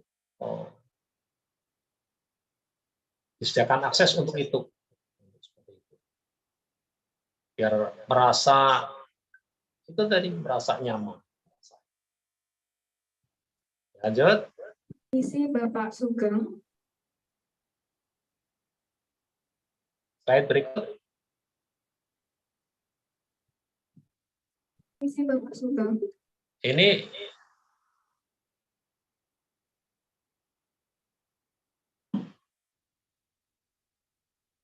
Permisi Pak, izin mengingatkan untuk waktu pemaparan tersisa 5 menit lagi. Terima kasih. Oke.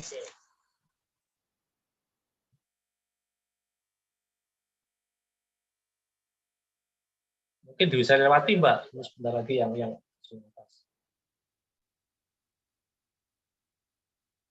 Nah ini, di sini aja. Ini semuanya sudah terangkum di sini. Ketika Anda akan mendirikan tenda ataupun peruan darurat, saya rasa sudah tercover di sini semuanya, persyaratan umum tadi. Satu, harus tersedia lahan yang stabil. Lahan yang stabil itu tidak mudah longsor, tidak mudah keguguran, tidak mudah terkena angin kencang. Itu kira-kira seperti itu, lahan yang stabil. Kemudian disiapkan peta atau zona bencana. Ya, setiap daerah itu memiliki peta ataupun daerah-daerah tertentu yang dipandang paling aman. Misalnya saja, ya jangan dekat sungai, jangan di pucuk gunung, misalkan saja, kira-kira seperti itu. Sediakan sumber-sumber air, ya kalau toh tidak ada sumber alam dari situ, nanti dikaitkan dengan akses, ya, misalkan saja kalau tidak tersedia sumber air di titik itu, karena memang tidak ada sumber air yang sifatnya ada di tempat itu, ya harus dikaitkan dengan akses jalan, akses komunikasi, sehingga sumber air itu meskipun tidak ada, tapi suplai air itu bisa ada karena aksesnya ada, yaitu accessibility itu tadi, akses jalan, akses untuk komunikasi, akses untuk yang mendapat kebutuhan yang lain, itu yang paling utama adalah akses jalan. Jangan dibayangkan jalannya kemudian sudah seperti gambar itu beraspal. Yang penting ada jalan seperti itu bisa dilalui oleh sarana untuk. Jangan lupa ketika kita menyediakan tempat untuk perumahan itu juga diperhatikan tadi drainase yang bagus. Pengertian drainase itu bukan adanya bangunan drainase seperti pada gambar ini, tetapi harus ditempatkan di area di mana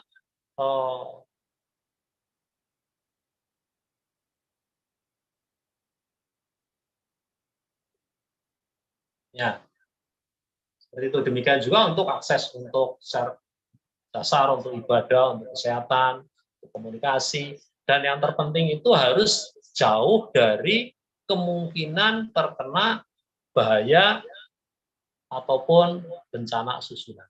Barangkali demikian yang intinya itu, yang lain itu di bawahnya itu bukan jabaran-jabaran. Kemudian loncat Mbak ke satu lagi ke peran sanitarian. The role of sanitarian. Ya lanjut, ini penjelasan terus.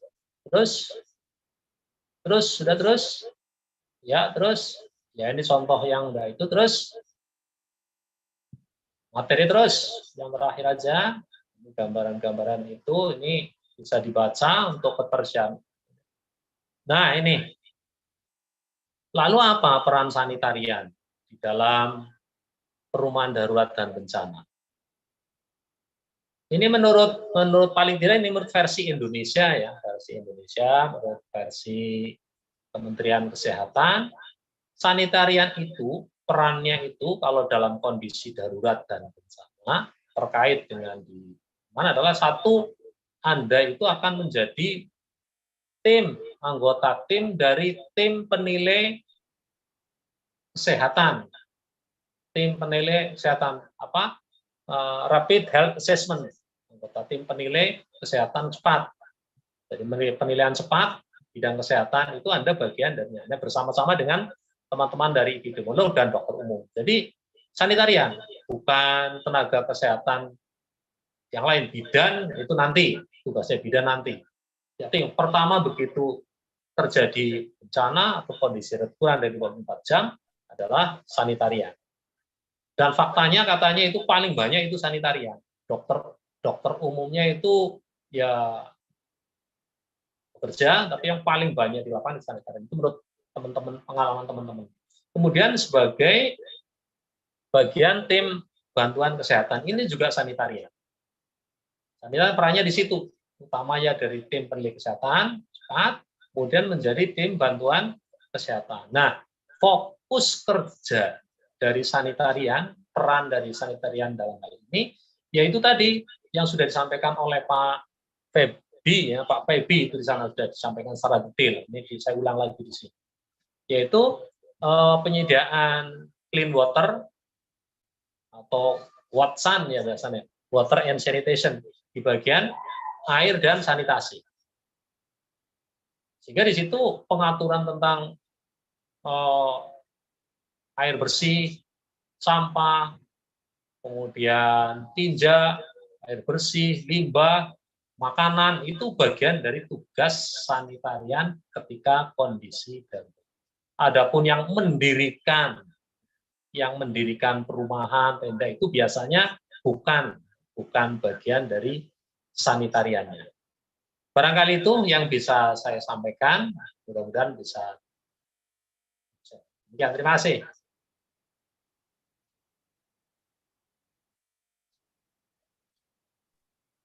Baik, waktu pemaparan materi sudah selesai. Thank you, Mr. Sugeng, for the very interesting and useful material. And now, the agenda is discussion session. Please feel free to raise your hand first or type your question on the chat box. Acara selanjutnya yaitu sesi tanya jawab. Peserta dipersilakan untuk bertanya dengan menggunakan fitur raise hand atau dapat menulis pertanyaan di chat room Zoom. Terima kasih.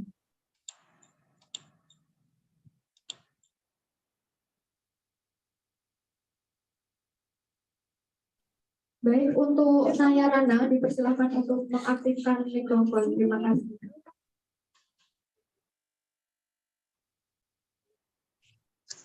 Baik, izin memperkenalkan diri. Perkenalkan, nama saya Nairana Eka Chandra.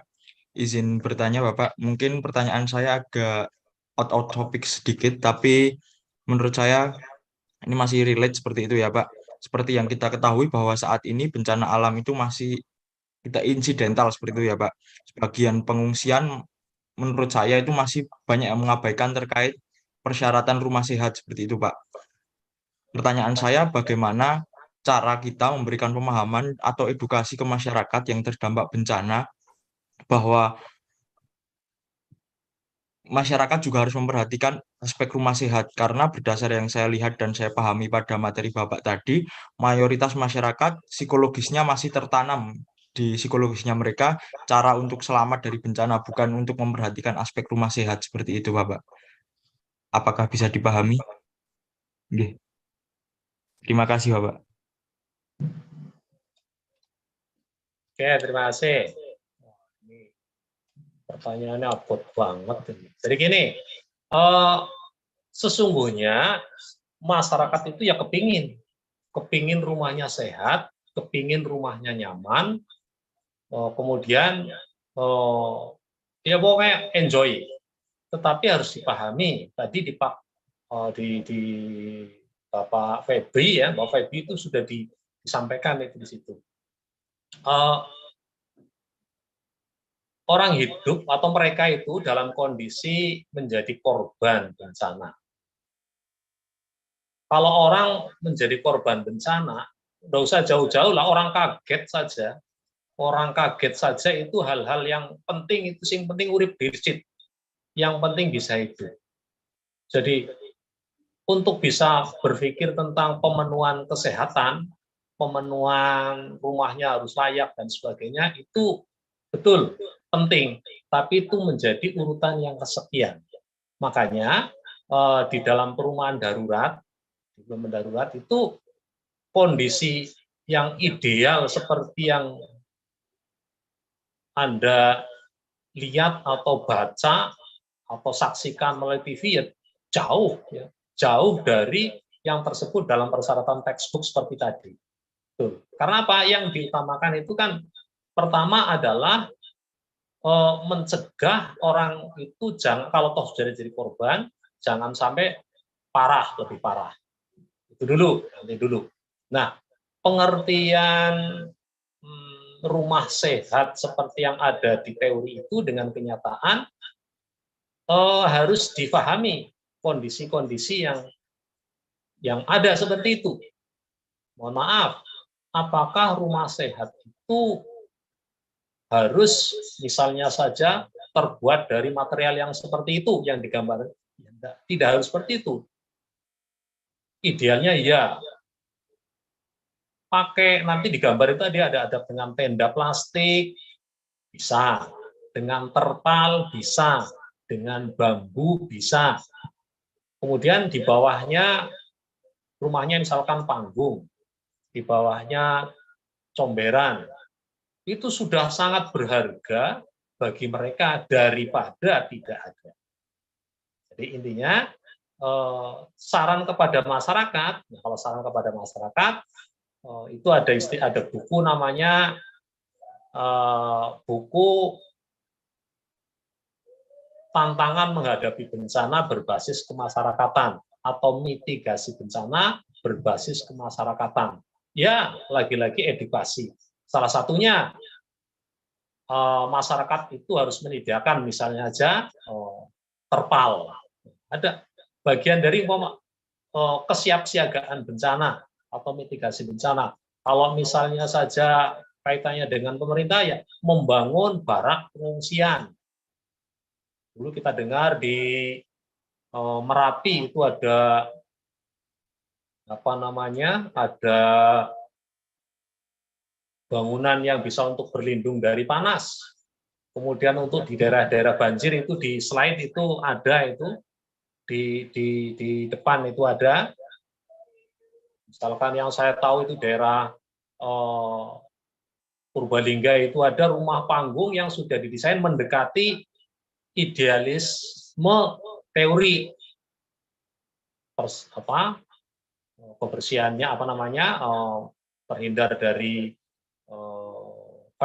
terhindar dari kemungkinan gangguan penyakit, dan sebagainya. Itu bagus, bangunnya bagus.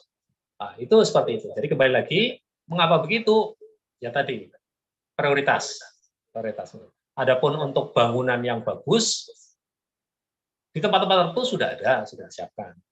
Pemerintah juga sudah menyediakan, salah satunya ya bangunan tempat untuk mengungsi yang sudah memenuhi kaidah-kaidah yang disebutkan di atas. Terkait dengan masyarakatnya, ya dengan edukasi ada satu LSM yang menerbitkan buku tadi, mitigasi bencana berbasis masyarakatan. Nanti bisa dibagikan atau bisa dibaca bareng dengan masyarakat. Barangkali itu Mas apa tadi? Mayarana ya. Barangkali itu Mas. Baik Pak, terima kasih sudah menjawab pertanyaannya.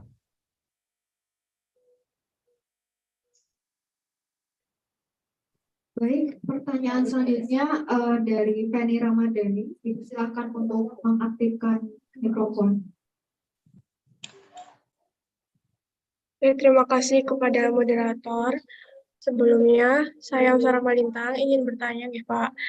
Tadi dijelaskan di PPT bahwa persyaratan rumah sehat itu harus mempunyai pencahayaan yang cukup. Tetapi kenyataannya di daerah ibu kota, banyak yang rumahnya belum mempunyai pencahayaan yang cukup. Karena kepadatan penduduk dan adanya yang tinggal di kolong jembatan. Nah, itu apakah sudah termasuk disebut rumah sehat ataukah belum? Dan jika belum, bagaimana solusinya? Terima kasih, Pak.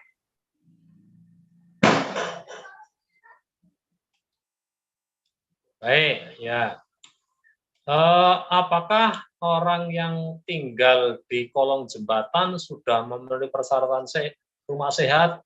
Ya, secara kasat mata langsung bisa dilihat ya tidak memenuhi, atau belum lah, belum memenuhi. Apakah bisa memenuhi? Kalau dari sisi teoritis mungkin bisa, tapi kalau dari sisi praktis mungkin terkait dengan regulasi. Kolong jembatan ya tidak boleh disulap jadi perumahan yang sehat. Dari sisi regulasi, kalau dari sisi teori, bisa. Nanti di situ dipasang misalnya seperti rumah kontainer yang sudah memenuhi syarat kesehatan, bisa. Tapi dari sisi regulasi itu tidak bisa. Nah, itu dikaitkan dengan pencahayaan. Pencahayaan tidak memenuhi syarat. Bagaimana cara pencahayaan bisa memenuhi syarat? Pencahayaan itu kan yang sudah Anda pelajari ada dua macam. Ada pencahayaan secara alami, ada pencahayaan secara buatan.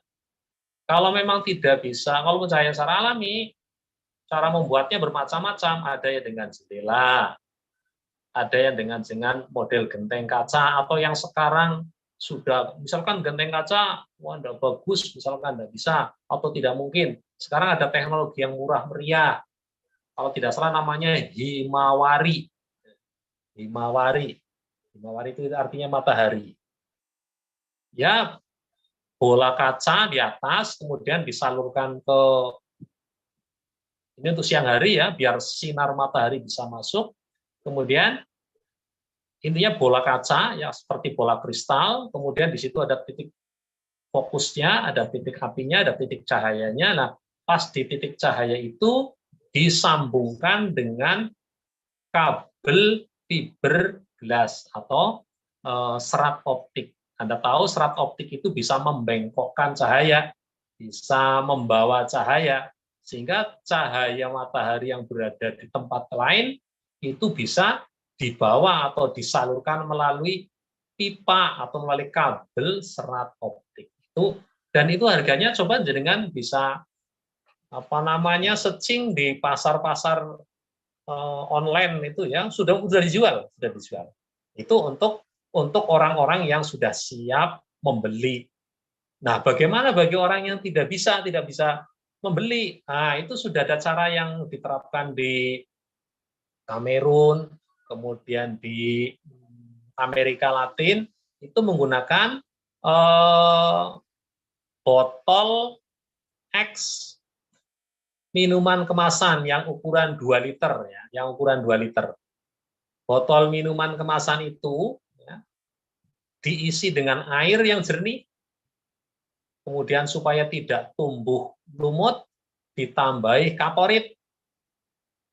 Ya, botol itu kemudian ditutup. Setelah ditutup itu ditempatkan di bagian atap biasanya, di bagian atap, kemudian sebagian separuhnya muncul di luar, separuhnya lagi ke bagian dalam rumah. Nah, yang di bagian atas berfungsi mengumpulkan cahaya seperti teknologi Himawari tadi, karena bentuk minuman kemasan itu ya dicari yang bagian atasnya melengkung ya, bukan yang botolnya kotak, tapi botolnya yang melengkung. Di situ cahaya akan terkumpulkan dan disebarkan nanti di bagian botol separuhnya yang berada di bawah. Ini bagi mereka-mereka yang memang karena kondisi tidak bisa membeli yang saya sebutkan. Barangkali itu Mbak siapa tadi? Mbak Feni apa ya? Feni ya, tulisannya apa ya? Barangkali itu Mbak. Terima kasih.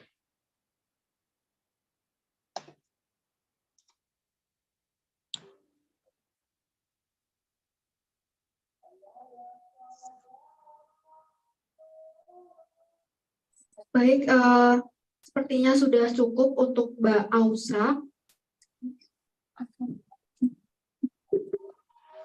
Baik, terima kasih Bapak Sugeng atas penyampaian materinya. From your presentation, I can conclude that disaster emergency housing refers to temporary housing built or provided in response to natural disaster or other emergency events while still referring to healthy housing requirements.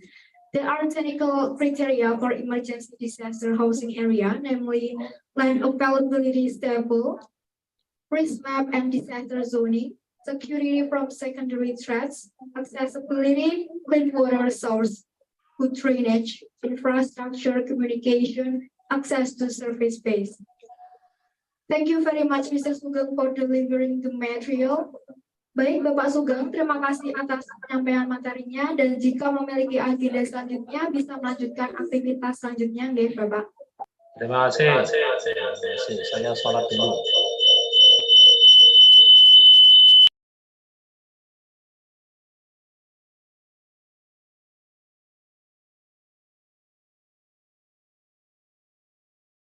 Okay, ladies and gentlemen, before we continue to the next section, actually, we have two keynote speakers, but before it, we will take a short break for 30 minutes, and the audience could stay in room Zoom. Thank you.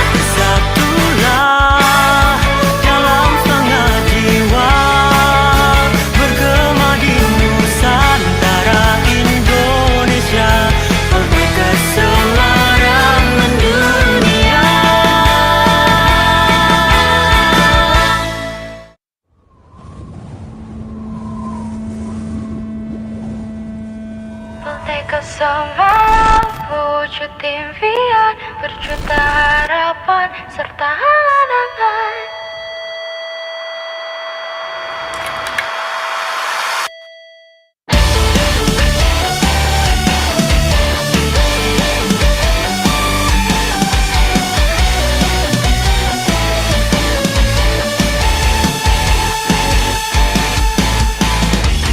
Beribu kampus di Nusantara,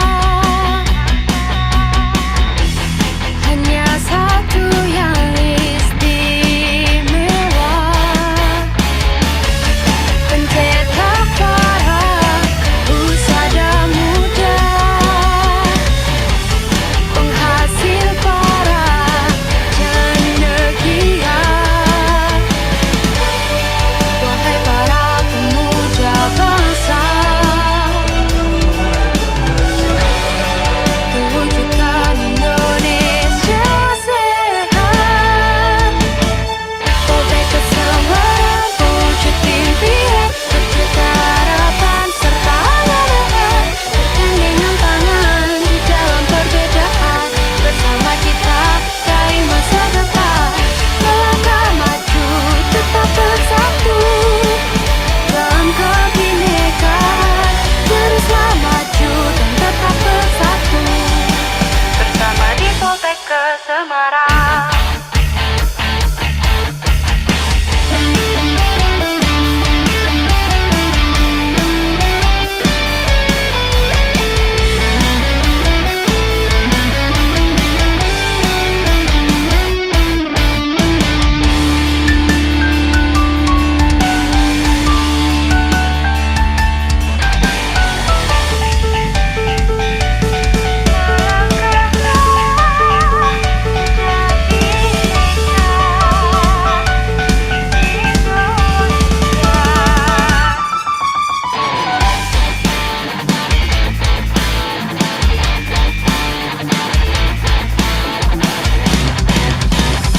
Poltek ke Semarang, wujud impian, berjuta harapan serta angan-angan. Bergandengan tangan di dalam perbedaan, bersama kita raih masa depan. Melangkah maju, tetap bersatu dalam kebinekaan. Teruslah maju dan tetap bersatu, bersama di Poltek ke Semarang. Bersama di Poltek ke Semarang. Bersama di Poltek ke Semarang. Bersama di Poltek ke Semarang.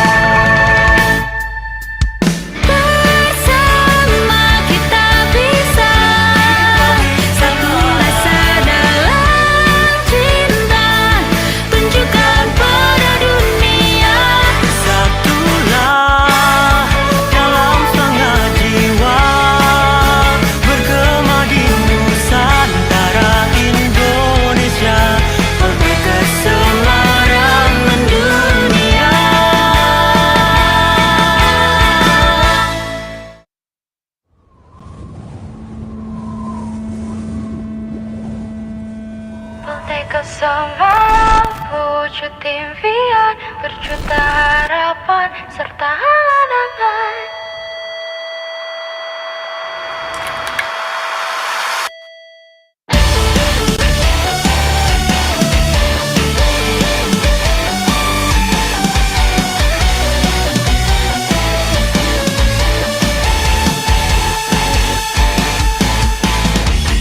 Beribu kampus di Nusantara, hanya satu yang istimewa, pencetak para usada muda, penghasil para cendekia. Wahai para pemuja bangsa, wujudkan Indonesia sehat. Poltek kesabaran, wujud impian, berjuta harapan serta halangan. Bergandengan tangan di dalam perbedaan, bersama kita raih masa depan. Melangkah maju, tetap bersatu dalam kebinekaan. Teruslah maju dan tetap bersatu bersama di Poltek ke Semarang.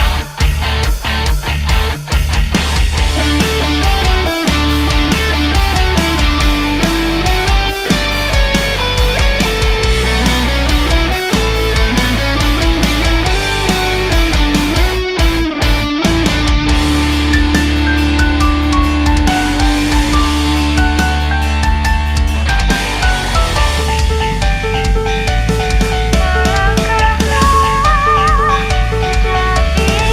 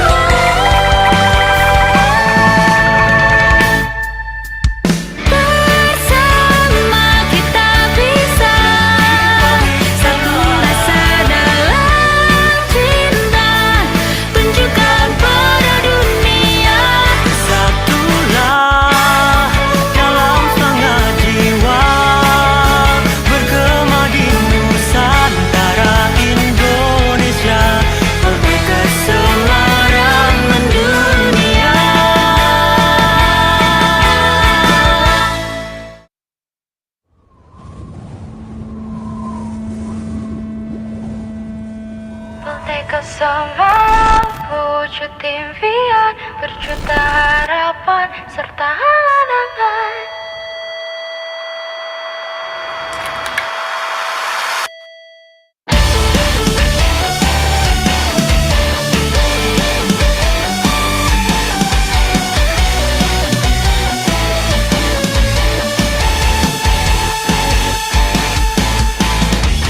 Beribu kampus di Nusantara,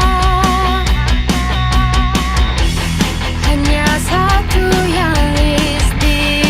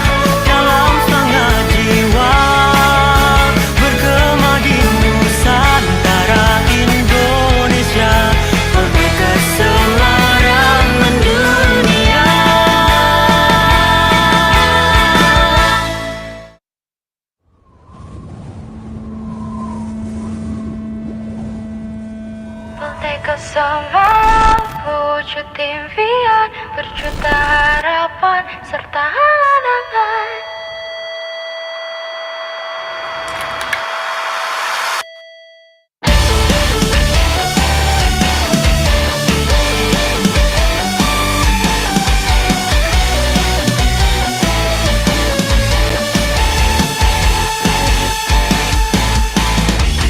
Beribu kampus di Nusantara, hanya satu yang istimewa.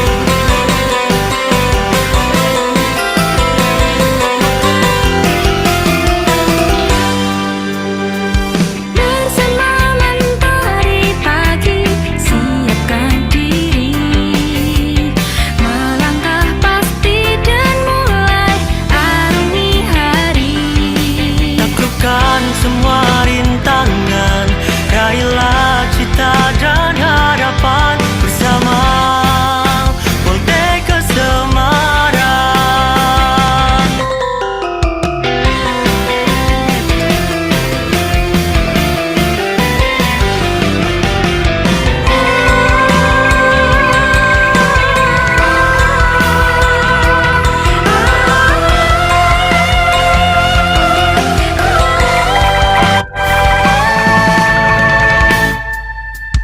Bersama kita bisa, satu rasa dalam cinta, tunjukkan pada dunia. Satulah dalam semangat jiwa, bergema di Nusantara Indonesia, Poltekkes Semarang mendunia.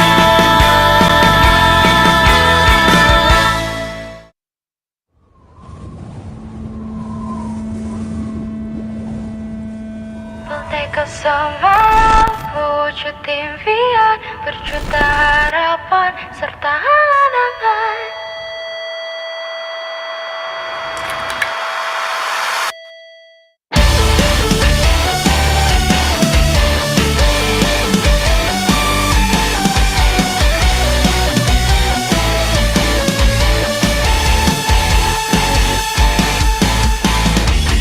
Beribu kampus di Nusantara, hanya satu yang istimewa.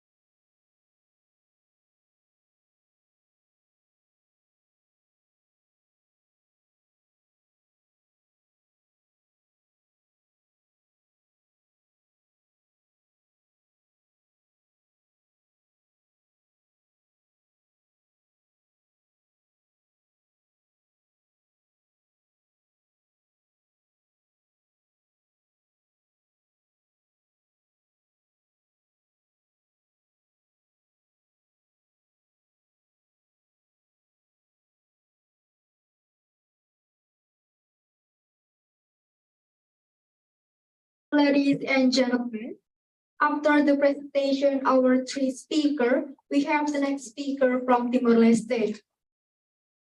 We move on to our next guest speaker, Dr. João Manuel Correa Ximenez. He is from Universidad Dili, Timor-Leste. He will deliver the material with the title Disaster Management in Timor-Leste. But before it, I would like to read a brief of his curriculum vitae.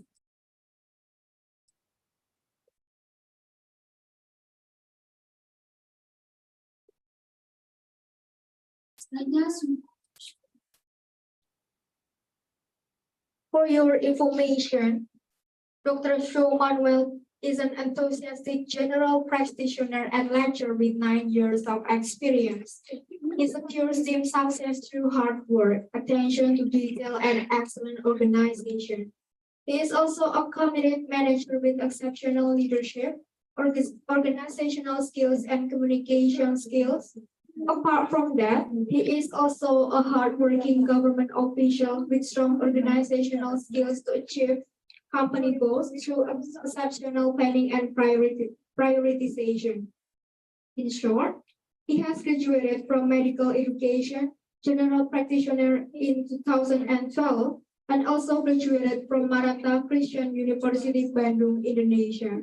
In 2014 till 2019, he served as the Department of Ethics and Profession. Then in 2019, he also served as the Department of Quality Control of National Health Institution and Health Minister Cabinet in Dili, Timor-Leste. And now he is working as a medical doctor and lecturer in anatomy and program officer of Timor-Leste NCT.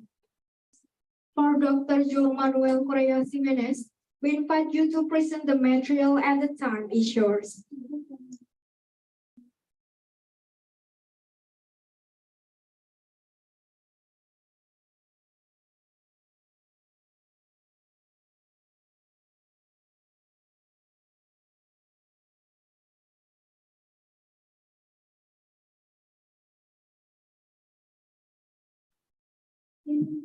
Selamat siang, Pak Jo.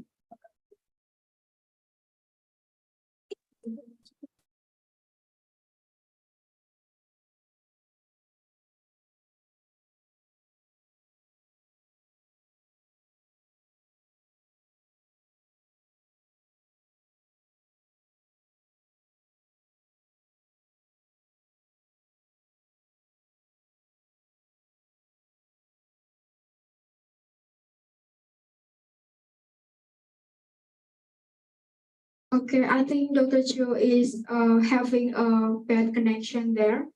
We have to wait a minute for himself.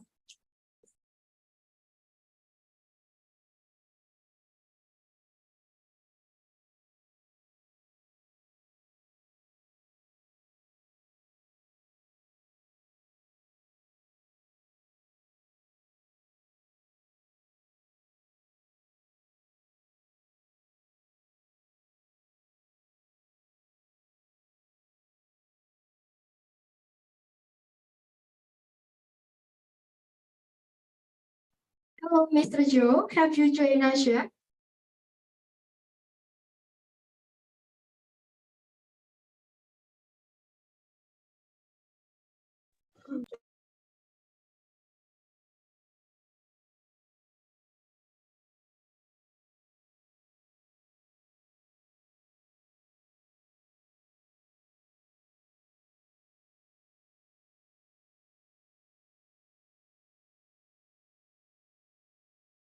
Halo.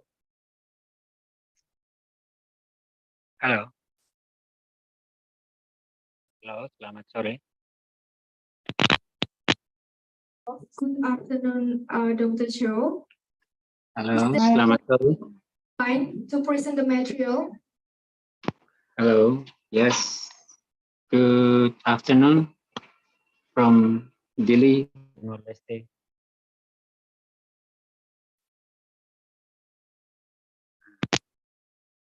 Good afternoon, Mr. Joe. Okay, Mr. Joe, I invite you to present the material and the time is yours. Thank you so much. I'm so sorry because it's internet issue, maybe some technical issue. So I don't know your name, maybe, but I can start. So first of all, many thanks to colleagues there for the opportunity for us from Ondil from Timor-Leste to share about how Timor-Leste coped the disaster that happened in our country. Maybe I would like to thank all of you and for all the participants that what we share here. We just prepare it in a very short time. So I hope we can bring something from Timor-Leste to you. So we can go for the next slide.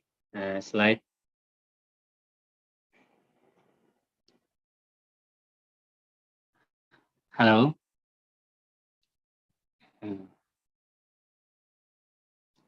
Okay, so maybe we start with the Hello, general. Mr. Joe. Is it clear? Yes. Yeah, I can hear you clearly, but I'm not sure that you can hear me from this because okay. I hope that my voice can be We can hear you very clearly here, Mr. Joe. You can start to present the material. Okay, thank you. So we start with the general concept of what we should know about the disaster before we go into the very specific things that we want to do to cope the disaster. So we take some concept from the 2009 about what is disaster. So it's a serious disruption of the functioning of a community or a society. So something that interrupt our structure of life in here is in the structure of the and also the function of our community. So it's make the system there something the structure there it's damaged or it can be collapsed. So what will happen? So it will involving widespread human. It can affect to the human being, material, or our environmental also, and we can have something loss, and also the another impact that can happen to us, not only as a person, but can happen to the community, and mainly disaster. It's happened to our community. So every disaster have the potential risk that can harm us. It's not only actual that something that happened, but it's also has the potential risk that can affect to our life, affect to our community in the next time and next period. So if something happened actually, but it also has the potential damage that will come next the next time. So the potential risk that can happen actually it exists. It's linked and closely to the social system. So how we build our social, how we build our community, how we build our system to prevent to cope the any disaster that can happen. It's really help us, or it's really have the very big impact for us to cope and also to survive, or even to prevent any disaster that can happen to us. So go to the next slide. So here is some data that show us we are now in 2023 with all the advanced technology, all the very high intelligence of the human being, but the data shows that the nature also works in its way, and even though we prepare everything, but disaster still happen, and it seems that more we develop, the disaster also come with many barriers and also with high impact to our life.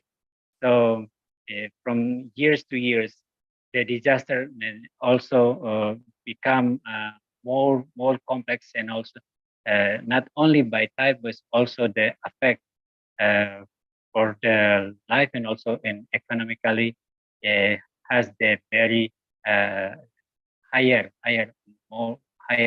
impact to the our system. So we go back to the slide before that. It's happened because it's linked to the how we build our system in our community, in our social. So if we can prepare, we can build, we can have the good system to prevent, then we can reduce or minimize all the effect, all the impact from the and also the costs from the any disaster that can happen to us. Okay, next slide.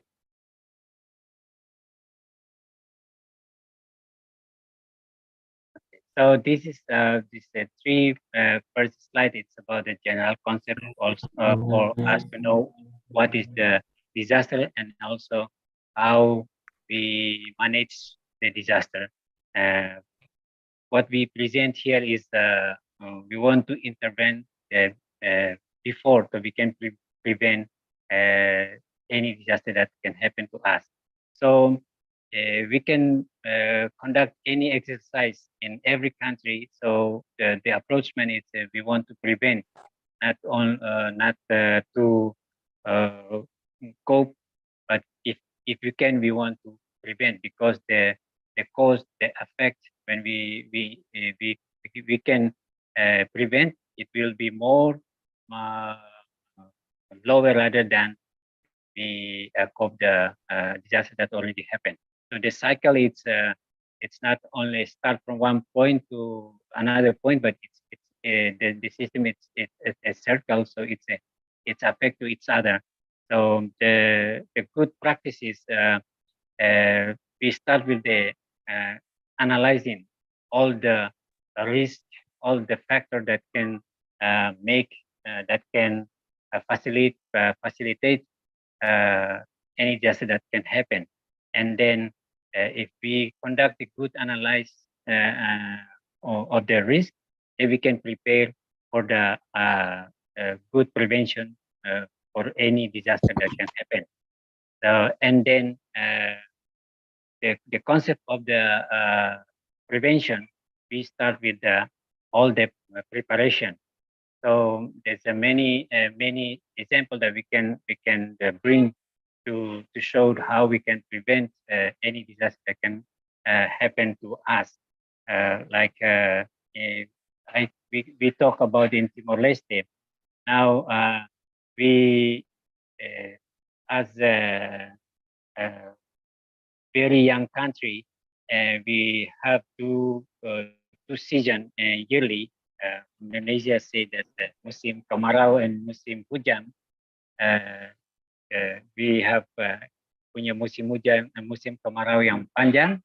So kita yang bisa dilakukan di timur, kami bisa dilakukan di sini di timur adalah misalkan karena punya potensi sangat besar untuk terjadi kelaparan. Baru-baru saat ini saja di Timor-Leste harga beras, harga sembako, saya menggunakan bahasa Indonesia mungkin lebih bisa disampaikan dengan baik karena ini terkait dengan situasi Timor-Leste. Harga sembako, harga ya semua diimpor dari luar negeri, terutama dari Indonesia, dan bulan-bulan dalam 1 bulan terakhir ini melonjak begitu tinggi. Lalu secara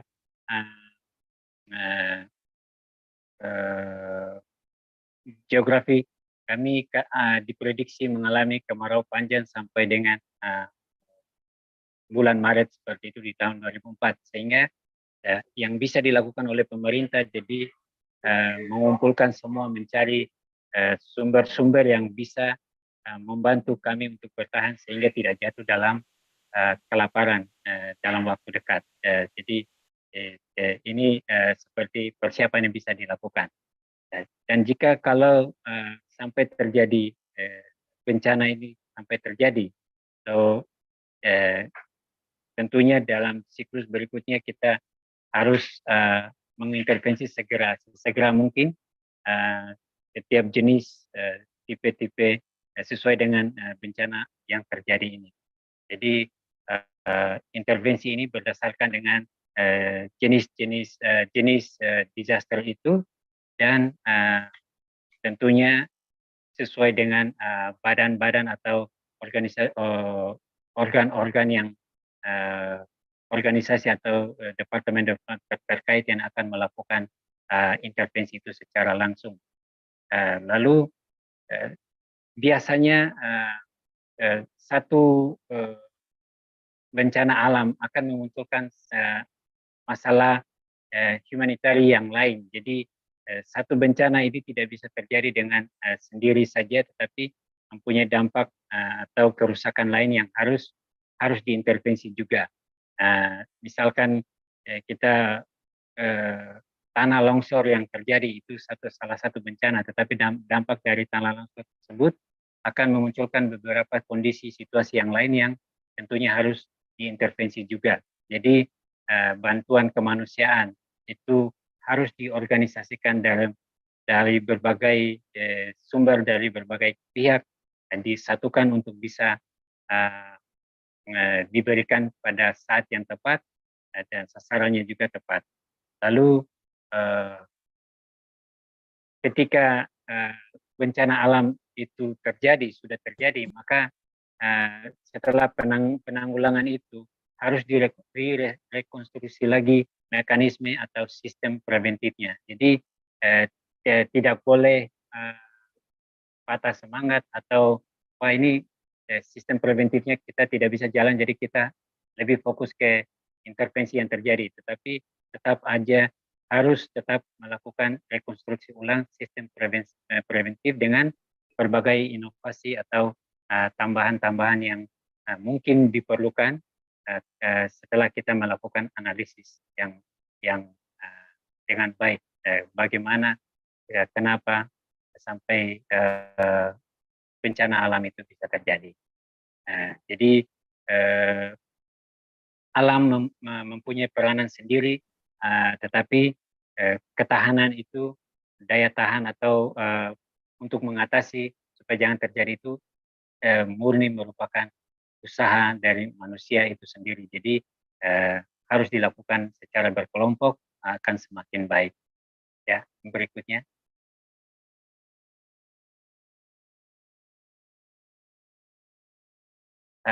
Jadi biasanya bencana alam yang terjadi itu secara umum seperti ini. Jadi bencana yang terkait dengan kondisi geologi, terus kondisi meteorologi, dan juga bencana yang terjadi di luar dari ruang lingkup atau batasan bumi tempat kita tinggal. Oke. Yang sering terjadi di Timor Leste, slide selanjutnya. Saya kira ini tidak perlu diperpanjang. Slide selanjutnya, yang sering terjadi di Timor Leste, potensi bencana yang bisa terjadi di Timor Leste sampai sejauh ini adalah paling sering banjir, terus ada tanah longsor, terkadang terjadi juga kebakaran hutan, dan salah satu yang lain adalah ancaman kemarau panjang yang akan menjadikan kami jatuh dalam kelaparan yang berkepanjangan. Di Timor Leste, kemampuan kami secara senegara ini untuk mengatasi, bahkan untuk preventif supaya tidak terjadinya banjir, itu sangat terbatas kemampuan, termasuk juga terhadap keempat ancaman ini. Kapasitas sebagai negara masih sangat terbatas. Kami mungkin atau orang mungkin akan memberi toleransi. Kami sendiri mengatakan kepada diri sendiri bahwa kami masih negara yang baru. Sesuatu yang harusnya tidak perlu terjadi, tidak perlu berpikir seperti itu. Bahwa banjir, tanah longsor, dan kebakaran hutan ataupun kemarau panjang harusnya bisa dihindari atau bisa kita bisa membangun sistem preventif yang baik. Tetapi ancaman ini nyata sekali karena konsep budaya masyarakat Timor Leste itu masih sedikit primitif. Kami masih menggunakan bahan bakar kayu sebagai bahan bakar terutama terjadi di daerah-daerah perifer, sehingga penebangan hutan yang tidak terorganisir dengan baik, tidak ada penghijauan atau rehabilitasi, lalu masyarakat berkendaraan suka membuang puntung rokok di sepanjang jalan, di mana seperti tadi sudah disampaikan bahwa Timor Leste ini sebenarnya merupakan padang rumput sabana seperti itu yang ini. Jadi pada saat tertentu di bulan-bulan sampai sekarang ini kemarau panjang terjadi, ilalang rumput atau hutan itu cenderung kering, jadi gampang dipicu kebakaran dengan api yang minimal seperti itu. Jadi ini 4 keadaan yang terjadi, yang sangat rawan yang bisa terjadi di Timor Leste di sini. Ya, berikutnya. Ini sangat framework ini diadopsi dari secara global. Timor Leste juga mengadopsi polisinya sesuai dengan framework yang ini. Jadi secara umum seperti yang tadi disebutkan di atas bahwa siklus yang tadi di atas harus ada persiapan, lalu kalau terjadi harus bisa diatasi sehingga bisa meminimalisir dampak-dampak yang ada. Di preventif supaya bisa meminimalisir bahaya yang bisa mengancam, kalau untuk mengatasinya supaya dampak selanjutnya itu juga bisa diminimalisir seperti itu. Lalu secara nasional ini, secara konsepnya untuk mengintervensi sebuah suatu bencana alam, maka harus dilakukan secara terstruktural dan pendekatannya pendekatan multisektoral. Jadi supaya usaha yang kita lakukan itu benar-benar bisa efektif dan bisa menjangkau dengan baik. Sehingga dari segi biaya pengoperasional dan juga dampak yang ekonomi yang ditimbulkan dari sebuah bencana ini bisa diminimalisir, bisa ditekan dengan baik karena bergerak dengan tim yang sudah terpadu. Berikutnya.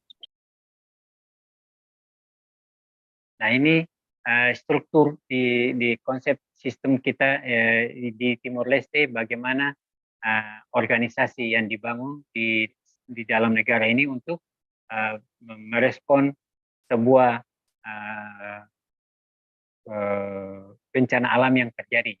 Dari tingkat paling tinggi sini dari kementerian, tingkat kementerian, Perdana Menteri, Parlemen, tugas dalam merumuskan legislasi atau peraturan-peraturan atau konsep-konsep untuk mengintervensi sebuah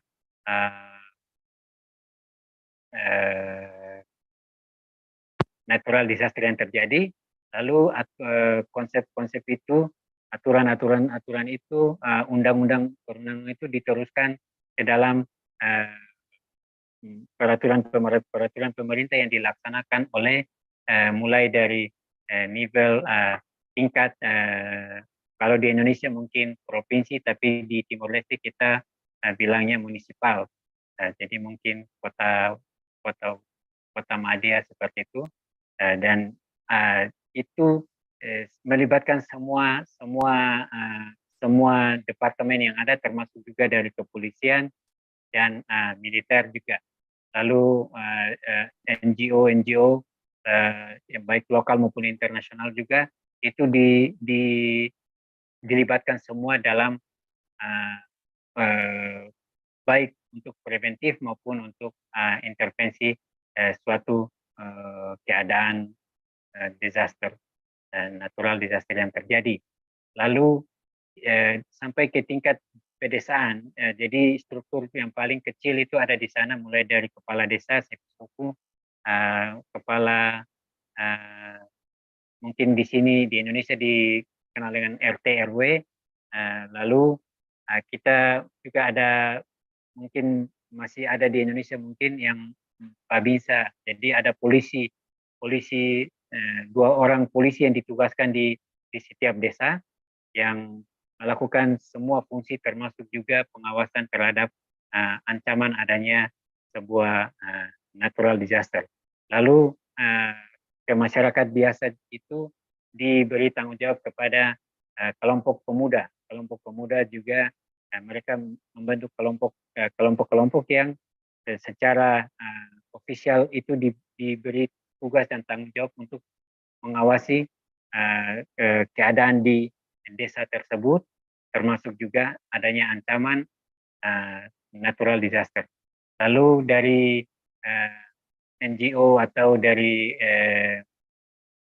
religi itu semua baik di Kristen, Muslim atau yang lain itu semua menunjuk perwakilan-perwakilan mereka. Jadi sampai di tingkat lingkungan itu ada perwakilan dari agama atau yang bisa membantu aparatur pemerintah terkecil itu yang tadi ketua lingkungan segala macam untuk bisa mengawasi, memberi pengawasan terhadap lingkungan mereka sendiri. Berikutnya, nah ini slide ini yang seperti tadi sudah dijelaskan ini, jadi ini struktur yang ada di dalam yang dipergunakan di negara Timor Leste untuk mengintervensi sebuah natural disaster yang terjadi di Timor Leste. Saya mungkin tidak perlu menjelaskan lagi yang ini, lalu mungkin ini slide yang terakhir. Jadi apapun itu natural disaster yang terjadi, pasti sebelumnya harus kita bangun sistem preventif yang bagus dengan tujuan untuk menghindari supaya tidak terjadi. Tapi kalaupun itu terjadi, maka harus segera ditangani sesuai dengan kebutuhan yang ada. Jadi segala macam resource yang kita punya harus diorganisasi dengan baik dan diarahkan dengan baik supaya memberi intervensi yang baik dan tepat sasaran. Dan akan lebih bagus lagi kalau intervensi itu dilakukan secara terpadu, artinya dilakukan bekerja secara lintas sektoral sehingga dampak-dampak lain daripada sebuah natural disaster itu juga bisa ditekan dan bisa dihilangkan. Kami seperti yang tadi sudah dikatakan, kalau dilakukan dalam kelompok yang terpadu, meskipun kapasitas atau fasilitas dari masing-masing area itu terbatas, tetapi dengan disatukan dalam satu sistem yang terpadu, kiranya intervensi kita atau mekanisme preventif kita itu diharapkan bisa berjalan dengan baik. Saya kira demikian yang bisa saya sampaikan. Saya contohnya misalnya di Timor Leste kemarin atau di semua secara global terjadi pandemi COVID, salah satu natural disaster yang terjadi dalam bidang kesehatan, tetapi memiliki dampak untuk di semua bidang yang lain. Saya kira di Indonesia juga membentuk Satgas untuk penanggulangan COVID, di Timor Leste juga kita membentuk Satgas untuk penanggulangan COVID yang di sini sama seperti di Indonesia itu langsung di bawah pengawasan Perdana Menteri, atau di Indonesia seperti langsung di bawah pengawasan Presiden itu beliau sendiri. Sehingga ada kekuatan hukum, ada yang yang kuat dari atas, dari high level dan diturunkan ke bawah sehingga yang di bawah aparatur yang paling kecil bisa melakukan dengan baik karena ada jaminan, ada kepastian hukum dan yang lainnya ada di sana. Saya kira demikian. Terima kasih untuk kesempatannya. Salam dari Timor Leste. Ya, demikian saya kembalikan. Thank you, Dr. Joe Manuel, for delivering the useful material. And now, the agenda is discussion session. Please feel free to raise your hand first or type your question on the chat box.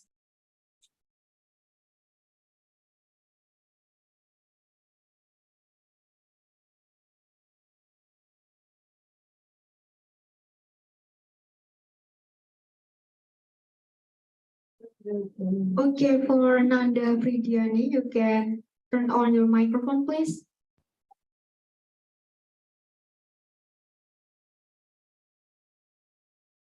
Baik, terima kasih MC. Dr. Joe, saya izin bertanya. Tadi dijelaskan bahwa salah satu bencana alam di Timor Leste sendiri yaitu adanya kemarau panjang. Apakah ada langkah-langkah praktis yang dapat diambil oleh pemerintah dan masyarakat Timor Leste sendiri untuk memastikan sumber air bersih dan sanitasi selama bencana alam guna mencegah penyebaran penyakit yang ada? Terima kasih.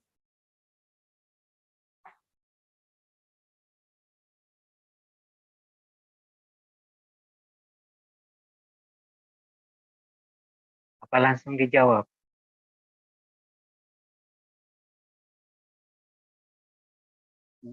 Oke, kalau langsung dijawab, baik. Terima kasih untuk adik Nanda untuk pertanyaannya. Sangat bagus, relevan dengan situasi kami. Jadi punya pengalaman dengan waktu masih bergabung dengan pemerintah Indonesia, instalasi air bersih, pemenuhan kebutuhan air bersih di Timor Leste hampir seperti teman-teman kami di Nusa Tenggara Timur sini. Memang daratan Timor Leste juga ketersediaan air bersih itu tidak merata. Jadi dibangun sebuah sistem yang sampai sekarang di Indonesia kita mengenal adanya sistem adanya PAM. Jadi itu untuk memastikan supaya ketersediaan air bersih yang layak konsumsi itu di masyarakat itu bisa dijamin. Kami bersyukur meskipun daratan ini sedikit tandus, tetapi penduduk Timor Leste juga tidak segitu banyak sehingga sumber-sumber daya yang sedikit seperti itu bisa dialokasikan dengan baik. Setelah kemerdekaan, maka dibangun lagi pusat-pusat fasilitas-fasilitas penampungan air bersih di semua distrik, di semua municipality itu dibangun untuk bisa memberi jaminan terhadap masyarakat bahwa pada saat-saat yang musim kemarau panjang, masyarakat masih tetap mengakses kebutuhan air bersih atau air layak konsumsi dengan baik. Tetapi tentunya di beberapa tempat selalu ada kendala, terutama di masyarakat pedesaan yang sangat jauh. Dengan sekarang ini dari 10 tahun terakhir ini, maka instalasi PAM di seluruh municipalities itu dibuat dan dibangunlah pusat-pusat penampungan hingga ke tingkat kecamatan dan desa. Ada pendekatan dari pemerintahan lokal untuk melihat atau mencari sumber air bersih yang ada di satu tempat dan bisa didistribusikan ke tempat lain yang kebetulan tidak memiliki sumber air yang layak konsumsi. Saya kira demikian, tetapi bahkan di kota Dili sendiri juga ini pusat negara juga, di pusat ibu kota negara juga kadang-kadang masih mengalami kekurangan air layak konsumsi yang dari sistem instalasi pemerintah PAM seperti itu. Lalu kita harus dibiasakan untuk bisa bertahan dengan pemerintah meminta bantuan dari NGO baik lokal maupun internasional untuk memberi membantu pemerintah menginstalasi akses terhadap air bersih. Demikian yang bisa saya sampaikan. Terima kasih. Terima kasih, Dr. Jo. Sama-sama.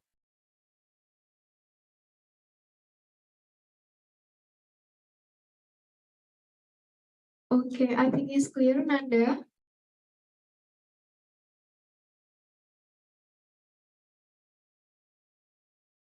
Next, for Hani, you can turn on your microphone, please.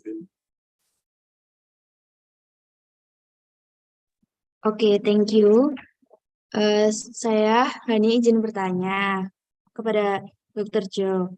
Tadi kan dikatakan bahwa pemikiran warga Timor Leste masih cukup primitif. Jadi bagaimana sih upaya pemerintah mengatasi hal tersebut, terutama dalam hal untuk mitigasi bencana alam? Terima kasih. Baik, terima kasih untuk pertanyaannya.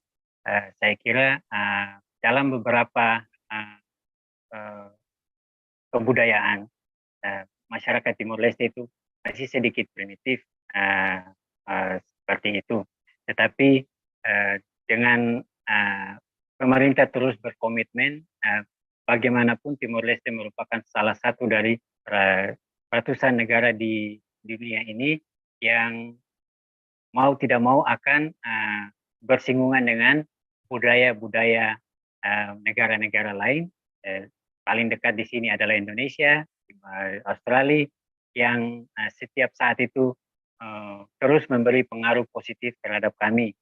Jadi ini sebuah konsep yang tidak bisa dilakukan serta-merta untuk merubah konsep kehidupan atau budaya primitif kita. Sehingga yang kita lakukan sekarang ini adalah asimilasi budaya dari yang bagus, yang positif ya, dari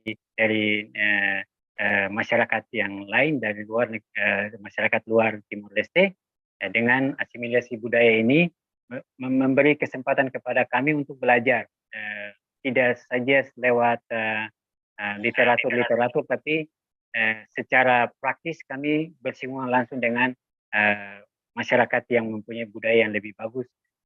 Di sekolah-sekolah diajarkan, seperti sekarang adik-adik di sini di Timor Leste juga dimulai dibuat fakultas atau jurusan-jurusan kesehatan masyarakat yang dipersiapkan dengan beban itu terjun ke masyarakat secara langsung untuk memberi edukasi yang layak yang terkait dengan bagaimana merubah perilaku yang primitif yang punya potensi untuk mendekatkan kita terhadap kejadian bencana alam.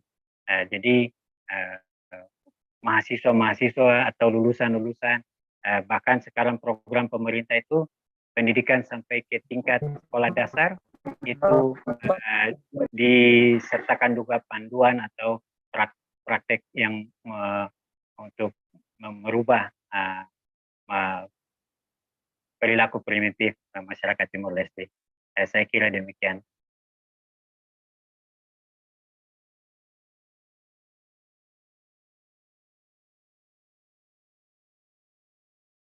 Okay, I think it's clear, Hani. Okay, thank you. Okay, the last question is from Ausa. You can turn on your microphone, please. Oke. Terima kasih untuk moderator. Izin bertanya, dokter. Di Indonesia ini kan belum lama ini terjadi kebakaran lahan di kawasan Gunung Bromo. Tanggapan Dr. Jo mengenai hal tersebut bagaimana? Terima kasih. Baik. Nah, terima kasih.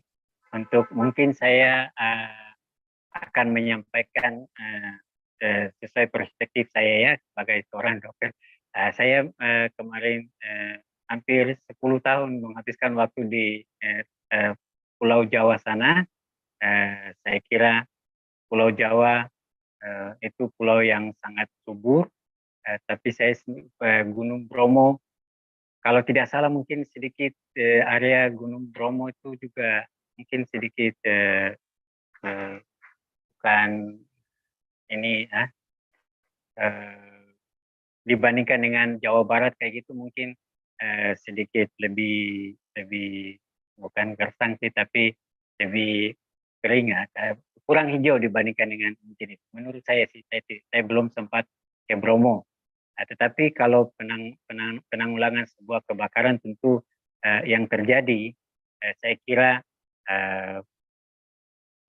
bangsa Indonesia, negara Indonesia itu sudah memiliki fasilitas yang bagus, tetapi jangkauan area untuk bisa di cover itu juga lumayan besar.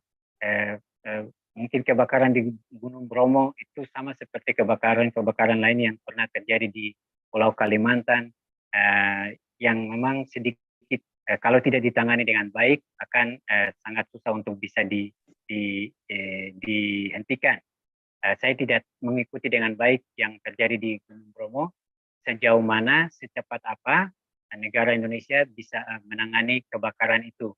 Kebakaran terakhir yang saya ikuti itu waktu yang terjadi di Jakarta, yang di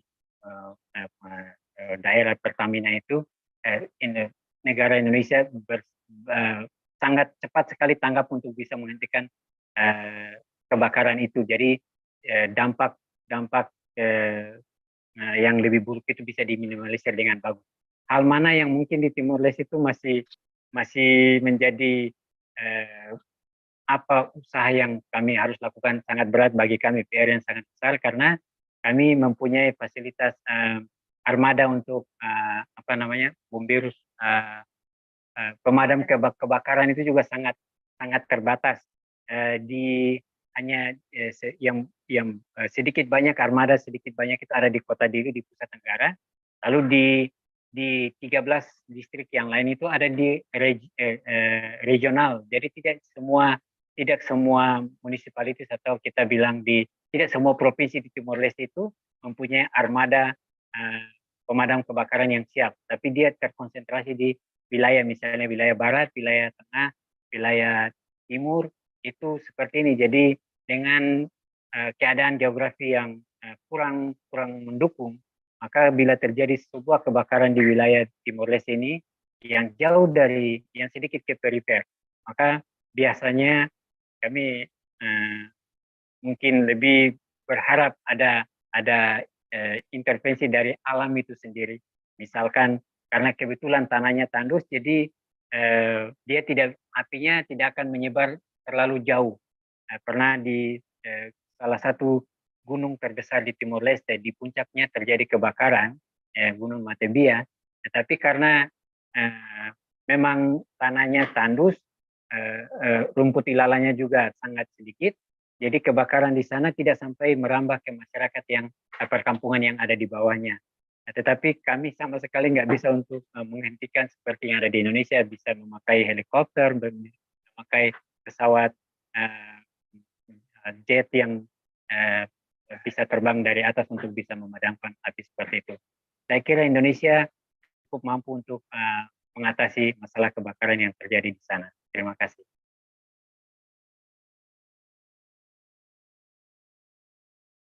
Baik, apakah cukup menjawab, Ausa? Cukup. Terima kasih, Dokter Jo, atas jawabannya. Oke. Baik, ini ada pertanyaan dari chat Zoom, Pak Jo. Saya izin membacakan pertanyaan dari Torik Ardiansyah. Mohon izin bertanya, Pak Jo. Kan tadi sudah dijelaskan tentang kebakaran, cara penanganan kebakaran yang baik dan benar harusnya seperti apa. Sedangkan pemicu kebakaran bukan hanya dari pembuangan puntung rokok, pembakaran liar, ataupun pembukaan lahan dengan cara membakar hutan. Tetapi kebakaran juga bisa dipicu dari pemanasan global dan efek pemantulan sinar matahari. Jadi harusnya seperti apa ya? Apakah sudah jelas pertanyaannya, Pak Jo?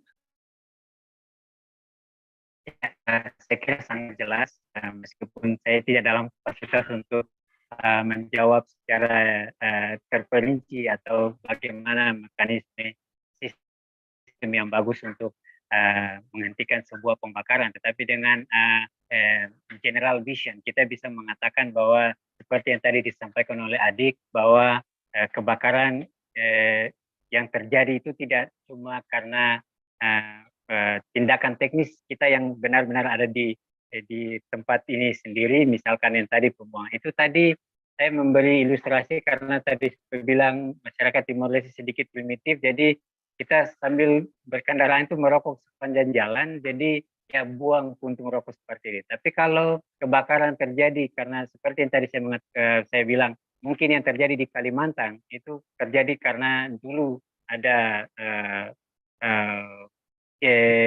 hipotesis mengatakan bahwa itu karena efek dari pemanasan global.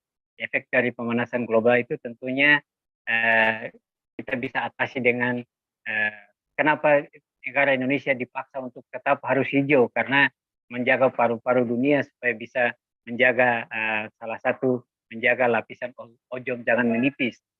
Berikutnya misalnya penggunaan peralatan dengan gas yang sangat tinggi, emisi yang memicu pengeluaran emisi, emisi gas yang tinggi juga perlu kita tekan sehingga tidak terjadi efek rumah kaca seperti itu. Nah, kalau sudah sampai terjadi seperti efek rumah kaca seperti itu yang mempunyai ancaman akan terjadinya sebuah kebakaran karena sinar matahari seperti itu tidak bisa difilter dengan baik oleh lapisan ozon kita, maka tugas tanggung jawab kita ya seperti itu. Saya tidak tahu dengan pasti seberapa besar penggunaan alat-alat elektronik atau alat-alat yang mempunyai daya mengeluarkan emisi gas yang baik itu untuk mempengaruhi konsentrasi lapisan ozon kita seperti apa, tetapi secara umum bisa seperti itu yang bisa dilakukan. Jadi penggunaan barang-barang elektronik juga harus seperlunya, penggunaan kendaraan bermotor terutama yang mengeluarkan asap juga seperlunya. Di Jakarta sudah dimulai dengan konsep Transjakarta, itu sesuatu yang baik sebenarnya menurut saya.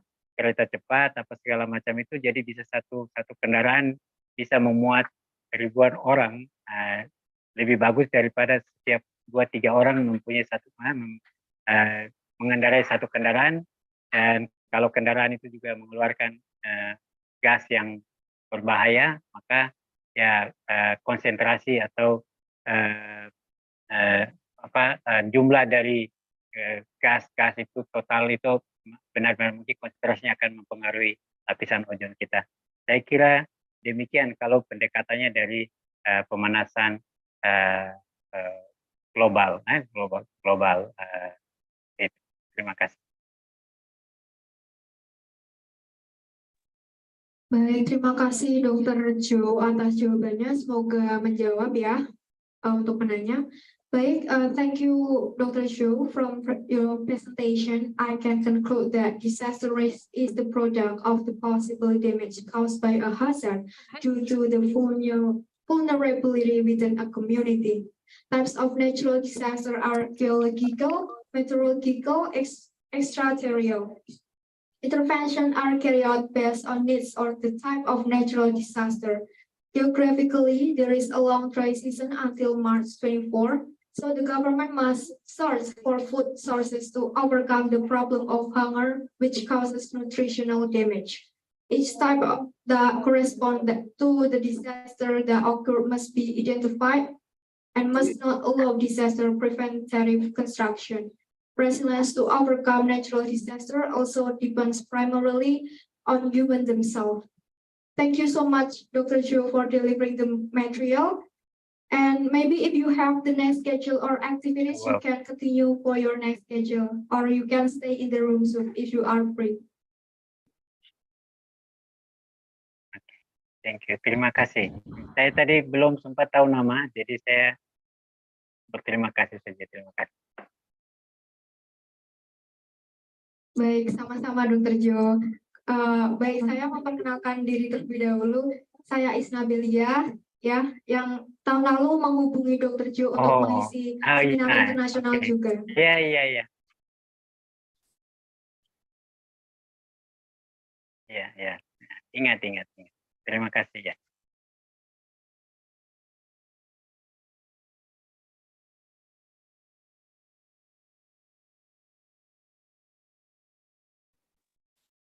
Okay, we propose to all speakers who have explained the material very clearly and interestingly. Okay, because the presentation of the material and the discussion session with 4 speakers has been completed, so let's continue with the presentation of material by the National Disaster Management Authority and Ministry of Health of the Republic of Indonesia as keynote speaker. Okay, before starting the presentation of the material, I will say hello to the speaker. Good afternoon, Dr. Andes Pangarso Suryotomo. Have you joined us yet?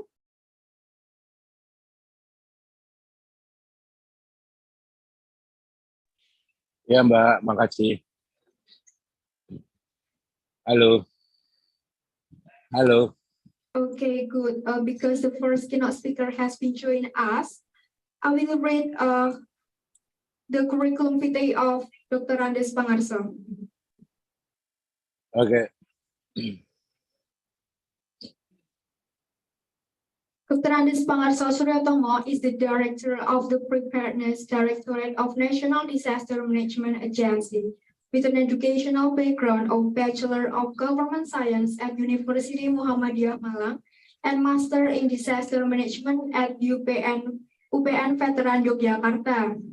In addition, Dr. Andes Pangarso Suryotomo has several work experiences such as Middle Expert Planner for the Preparedness Directorate, Head of Subdirectorate for Resource Empowerment, Head of Subdirectorate Community Role, Head of PB Education and Training Center Program Division, Head of Subdirectorate for Inventory of Needs and Procurement of Equipment, Head of the Planning Section of the Directorate General of Social Assistance, Ministry of Social Affairs, and Subsector of Extension in Kapuas Hulu District, Ministry of Social Affairs. To Dr. Andes Pangarso Suryotomo, we invite you to present the material and the time is yours.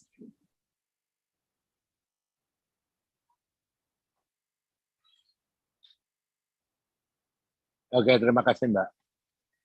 Waktunya jadi selamat siang, Assalamualaikum warahmatullahi wabarakatuh. Salam sejahtera dan pastinya kami dari BNPB selalu menyampaikan salam tangguh untuk kita semua. Pertama-tama kami berikan update kepada yang terhormat pastinya seluruh komponen pimpinan Poltekkes Kementerian Kesehatan Semarang dan para narasumber dan pastinya seluruh peserta pada kegiatan pada hari ini terkait sama peringatan 4 tahun kegiatan yang kita lakukan pada hari ini. Pastinya di hari ini kami dari BNPB akan menyampaikan beberapa hal terkait sama bagaimana penanganan kebencanaan mulai dari pra, saat, dan pasca urusannya dengan sanitari atau air atau lingkungan dan sebagainya. Namun yang paling penting adalah bagaimana kita bersepakat bersama pada hari ini bahwa bencana adalah urusan kita bersama. Jadi kita mengenal adanya yang kalau kita sebut dengan pentahelix, yaitu keterlibatan pemerintah, masyarakat, dalam hal ini termasuk NGO, INGO, kemudian ada lembaga usaha, ada media, dan pastinya ada akademisi atau perguruan tinggi. Kita tahu bersama bahwa di Indonesia ini adalah daerah yang cukup rawan bencana. Dari hampir 80% wilayah kita adalah daerah rawan bencana. Kurang lebih ada di data kami ada sekitar 53.000 desa yang rawan bencana, yaitu tinggi dan sedang. Ada banjir, longsor, ada 43.000 wilayah yang kena gempa bumi, ada 5.744 desa yang rawan gempa bumi dan tsunami, ada 2.700 lebih desa yang rawan akan gunung api, dan 35.000 desa lebih banjir, longsor, dan termasuk kekeringan. Nah, kita tahu bagaimana proses tahapan di dalam kegiatan kebencanaan, kita kenal yang kita sebut dengan tahapan pra-bencana, saat bencana, dan pasca bencana. Artinya para hadirin, teman-teman sekalian paham apa itu. Nah, dari 53.000 desa itu ada sekitar 51 juta keluarga yang tinggal di daerah itu. Kemungkinan termasuk kita-kita ini. Nah, untuk memastikan bahwa wilayah kita itu punya risiko, ancaman, dan apa tindakan yang harus dilakukan pada sebelum bencana, saat, dan pasca, maka BNPB sudah membuat satu platform atau platform yang kita sebut sebagai Inaris. Maka teman-teman sekalian bisa mengupload Inaris melalui handphone dengan Inaris personal, INARISK personal. Maka akan diketahui di mana kita pun berada. Posisi kita itu punya risiko atau ancaman apakah gempa, apakah tsunami, apakah banjir, kekeringan, dan sebagainya. Dan Inaris personal ini tidak cuma bisa dilihat di Indonesia, tapi ada beberapa negara, terutama di negara ASEAN ya. Karena kami juga sudah mengembangkan di beberapa negara di wilayah 18 negara yang sudah bisa mengatur dan memastikan ini. Ini adalah sebagai upaya kita untuk mengurangi risiko bencana yang ada. Namun selain itu kita juga bergerak bersama dengan teman-teman komunitas, organisasi, termasuk dengan pemerintah desa, juga perguruan tinggi, bagaimana kita menguatkan masyarakat dengan yang kita sebut sebagai desa kelurahan tangguh bencana. Karena kita tahu di dalam setiap desa itu ada yang kita sebut sebagai 7 objek tangguhan. 7 objek tangguhan itu apa? Satu adalah keluarga, hunian, mohon maaf. Satu adalah hunian, berarti di sana ada keluarga, ada kita semua. Di setiap desa pasti punya yang namanya sarana pendidikan, mulai dari tingkat paling dasar sampai ke tingkat perguruan tinggi. Berikutnya ada yang namanya sarana pendidikan, tadi sudah sarana kesehatan, mulai dari puskesmas sampai rumah sakit besar. Ada juga sarana ibadah, ada pasar, ada perkantoran, dan ada sarana vital lainnya seperti bandara, terminal, pelabuhan, stasiun, tempat wisata. Nah, ini yang harus kita kuatkan sehingga bagaimana kita bisa mengurangi risiko akibat bencana. Bencana pastinya akan terjadi karena memang kondisi alam kita yang seperti ini, sehingga kita mengenal bahwa bencana itu bisa diakibatkan oleh iklim atau hidrometeorologi dan juga bisa karena alam atau tektonik. Data kami dari 1 Januari 2023 sampai 6 Oktober itu sudah ada kejadian bencana kurang lebih 3.077 kejadian. Jadi hampir rata-rata setiap hari ada 10 sampai 15 kali kejadian di seluruh Indonesia dengan jenis-jenis bencana yang saat ini masih mendominasi adalah terkait sama bencana hidrometeorologi atau karena cuaca. Pastinya ini sangat berhubungan erat dengan para penyintas atau korban bencana itu. Kita tahu bahwa semua orang pada saat terjadi bencana pastinya berpikiran akan atas penyelamatan. Setelah itu bagaimana terkait sama pengungsian. Nah, di dalam pengungsian ini pasti ada beberapa hal yang menarik yang harus kita dorong, yaitu terkait sama bagaimana logistiknya, bagaimana sanitasinya, ya kan, dan beberapa hal yang pokok termasuk kesehatan lingkungan. Ya, kalau kita masuk ke bala kegiatan pada pertemuan hari ini terkait lebih kepada bagaimana penguatan sanitasi, maka internasional dan nasional juga sudah melakukan satu upaya yang kita sebut sebagai cluster WASH atau cluster penanganan terkait sama sanitasi, yaitu water sanitation and hygiene. Artinya bahwa ini juga menjadi bagian terpenting dari penanganan bencana. Memang kalau kita bicara bencana, maka kita tidak terlepas dari upaya-upaya di dalam memitigasi. Kita selalu menganggap bahwa bencana itu hanya ada pada saat tanggap darurat saja, tapi bagaimana peran-peran kita di dalam kegiatan pra-bencana. Maka tadi saya sampaikan bahwa karena kita tinggal di Indonesia itu pasti tinggalnya di desa dan kelurahan, maka yang perlu kita kuatkan di sana. Karena apa? Karena masyarakat itu pasti menjadi korban pertama.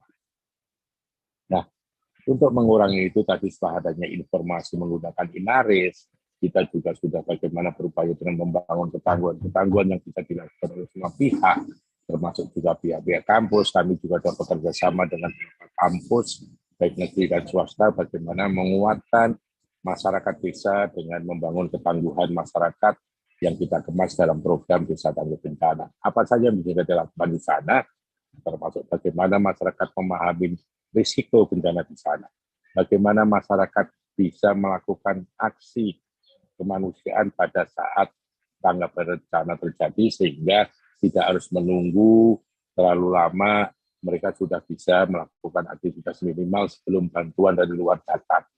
Bagaimana menggerakkan teman-teman yang punya jiwa sukarelawan di dalam desa untuk ikut membantu terlibat di dalam kegiatan kebencanaan. Bagaimana juga nanti merumuskan kebijakan desa yang didorong oleh Forum Pengurangan Risiko Bencana tingkat desa atas penganggaran desa terkait sama penanganan bencana, karena kita tahu bersama bahwa anggaran desa yang digelontorkan oleh pemerintah pusat ke desa itu bisa dimanfaatkan untuk kegiatan bencana seperti 2020 sampai 2022 kemarin dengan adanya COVID di Indonesia, maka anggaran desa bisa dimaksimalkan untuk urusan kebencanaan terutama di COVID dan peningkatan kapasitas warga desa. Teman-teman sekalian, Bapak Ibu sekalian, kalau kita bicara masalah sanitasi atau kebutuhan air, sanitasi dan kesehatan, maka yang paling penting harus kita lakukan adalah bagaimana kita memberikan edukasi dan kesadaran masyarakat itu dulu.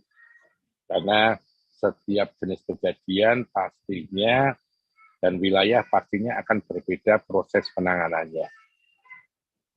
Yang baru-baru ini, baru setahun yang kurang lebih akhir tahun yang lalu, kita mengenal dengan adanya, kita tahu bersama bahwa ada gempa bumi di Cianjur, di sana menjadi pembelajaran baik terkait sanitasi, karena kebiasaan masyarakat di sana masih membuang atau artinya masih melakukan aktivitas kebersihan itu masih menggunakan MCK secara bersama di atas kolam, di atas jamban, atau di atas sungai. Sehingga masih banyak warga di sana yang belum punya kamar mandi di dalam rumah. Nah, menjadi menarik dikala kita semua berpikir untuk melakukan penguatan di sana dan memberikan bantuan hanya pasti banyak sifatnya material terkait sama logistik, berbagai peralatan, namun kita lupa bahwa masyarakat di sana butuh yang namanya air dan MCK, sehingga kami mengajak beberapa perguruan tinggi yang ada di sana seperti ikatan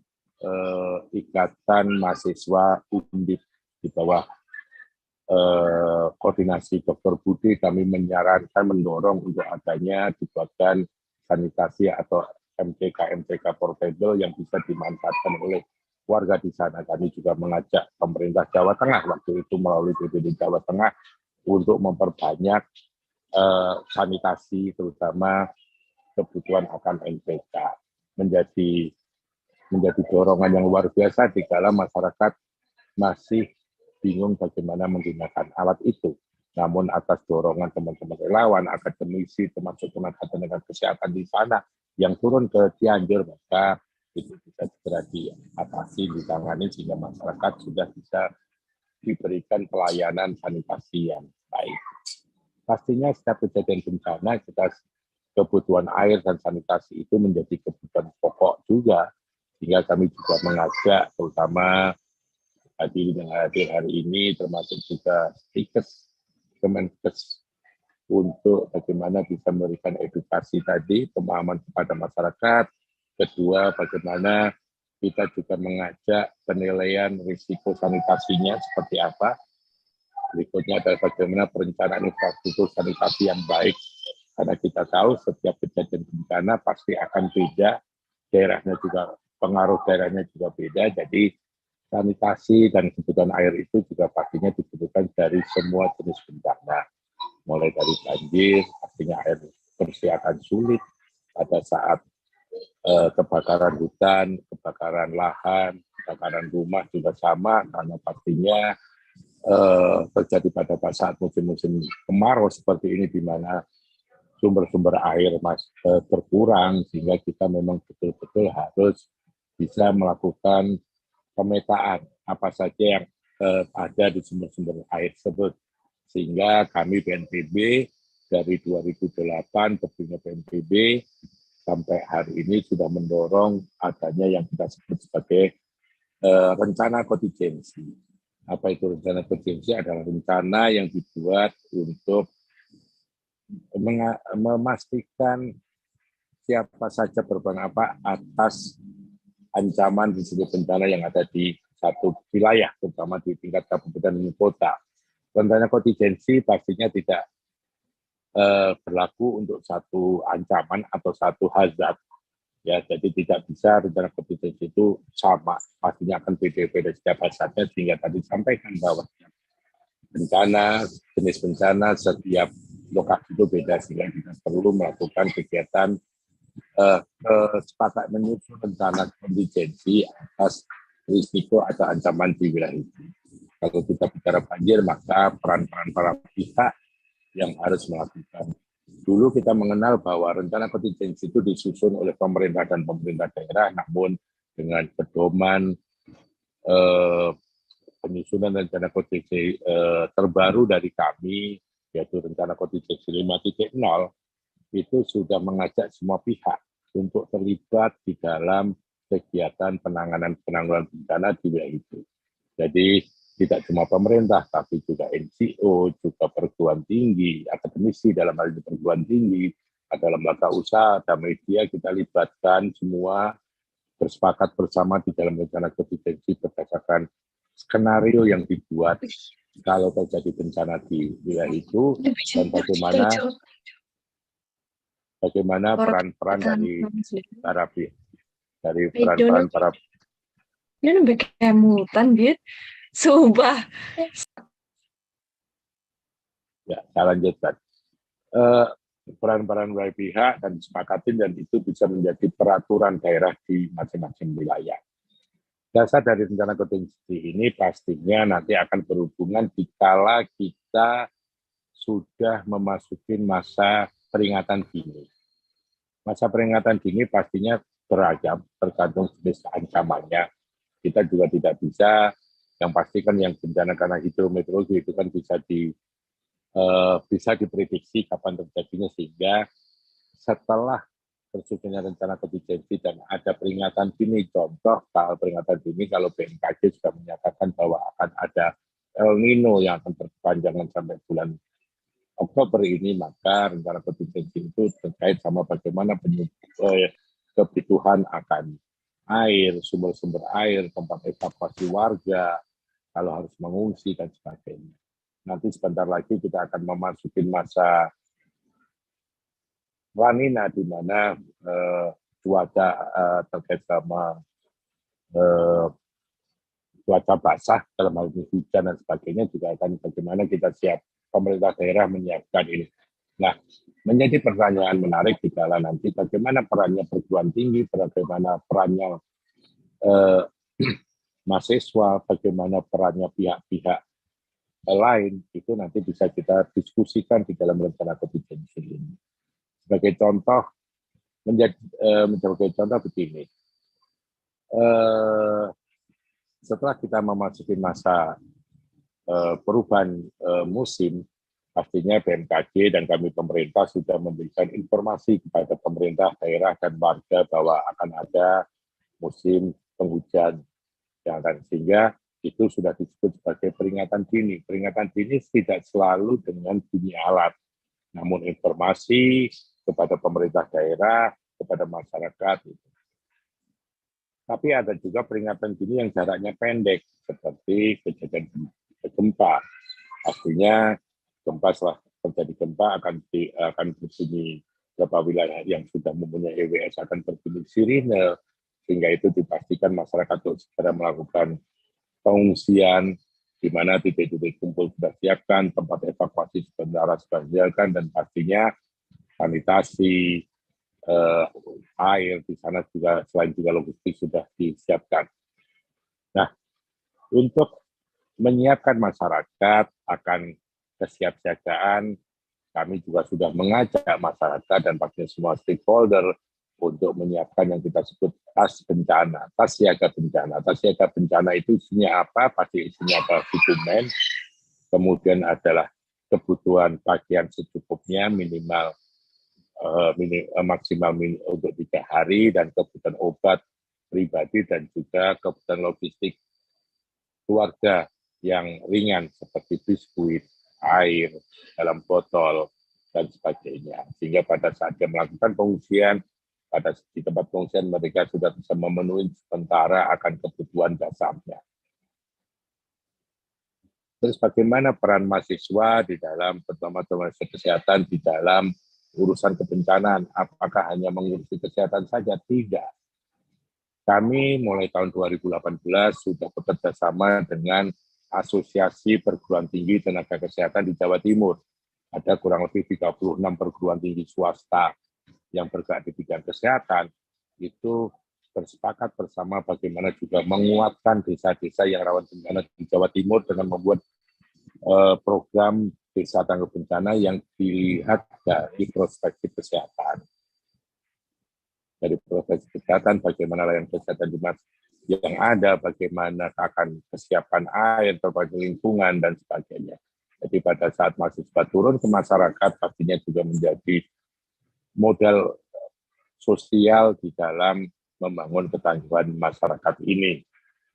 Nah, kami bekerja di Binagas atau tenaga atau perguruan yang lain pasti memastikan bagaimana satu terkait sama tata kelola daerah yang ada, seperti peraturan desanya dimatangkan juga seperti apa kalau terjadi bencana, anggaran desa, kemudian masyarakat tahu akan risiko, tahu bagaimana membuat rencana aksi kegiatan komunitas desa, dan pastinya juga melakukan latihan gladi simulasi kalau terjadi bencana di wilayah tersebut.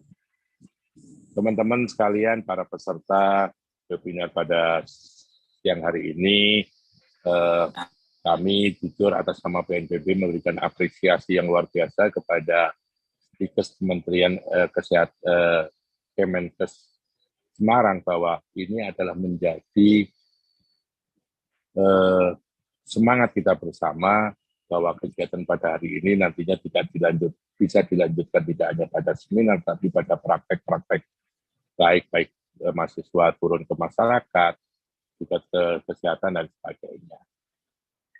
Selain itu kami juga sudah menyiapkan satu dashboard yang kita sebut penilaian ketangguhan desa, di mana kita sebelum turun ke desa pastinya akan mengukur dulu kemampuan desa itu, sehingga kita tidak salah pada saat mengambil tindakan atau melakukan kegiatan edukasi atas program-program kita yang ada di desa. Karena jangan sampai kita sering keliru, kita hanya melakukan sosialisasi, tapi sebenarnya masyarakat sudah sering sekali dikuatkan sosialisasi oleh para pihak.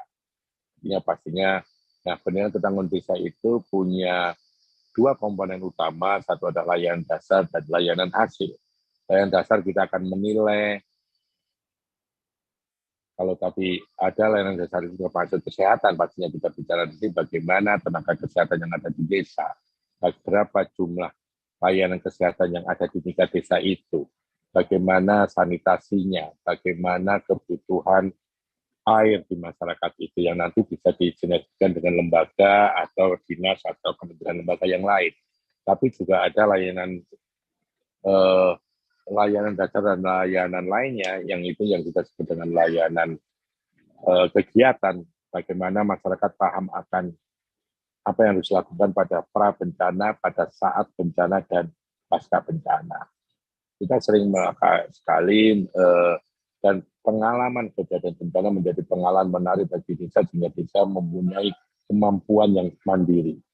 Kita tahu sebagai contoh masyarakat di Jogja, di Jawa Tengah dan Jogja itu masyarakat di sekitar Merapi pada KRB 3 itu sudah betul-betul siap kalau terjadi erupsi Gunung Merapi, sehingga mereka sudah menentukan tempat evakuasinya di mana, apa yang harus dibawa pada saat melakukan evakuasi, kendaraannya siapa dan sebagainya.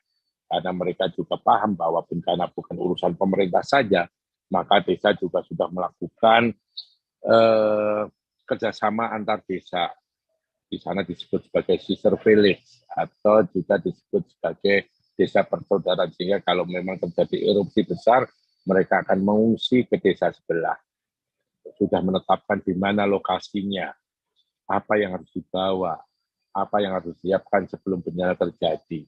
Nah, kerjasama antar desa itu juga menjadi menarik. Tadi juga saya sampaikan, mungkin menarik juga kalau Dr. Jos yang dari tim tadi masih ada, bagaimana kerjasama antar wilayah, karena ada perbatasan darat, bagaimana masyarakat di Nusa Tenggara Timur dan di Timor Leste kalau terjadi bencana dan harus mengungsi ke negara sebelah, itu mekanismenya seperti apa dan itu. Karena kita belum, ini yang agak sulit. Sedangkan kita baru berusaha antar desa, antar kabupaten itu sudah dilakukan. Tapi pastinya berdasarkan pengalaman yang sudah kita miliki bersama di dalam kegiatan pengurangan risiko bencana dalam hal ini kesiapsiagaan masyarakat. Siapa saja yang berperan dalam kegiatan pengurangan risiko bencana banyak. Kami juga sudah bekerja sama dengan komunitas-komunitas yang ada yang kita sebut pengurangan risiko bencana berbasis komunitas. Bisa komunitas sungai, bisa komunitas gunung, bisa komunitas masyarakat pantai. Nah, kami setiap 26 April ada yang kita sebut sebagai Hari Kesiapsiagaan Nasional, di mana seluruh komponen bangsa ini jam 10 tepat waktu sempat melakukan kegiatan latihan evakuasi secara mandiri pada tahun, dan ini sudah masuk ke tahun 8. Harusnya makanya kami juga mengajak pada kesempatan ini para di tempat-tempat sekolah, perguruan tinggi dan sebagainya untuk melakukan penguatan atas itu. Kami juga bersama dengan Kemendiknas sudah membuat kesepakatan bagaimana ada program yang kita sebut Satuan Pendidikan Aman Bencana.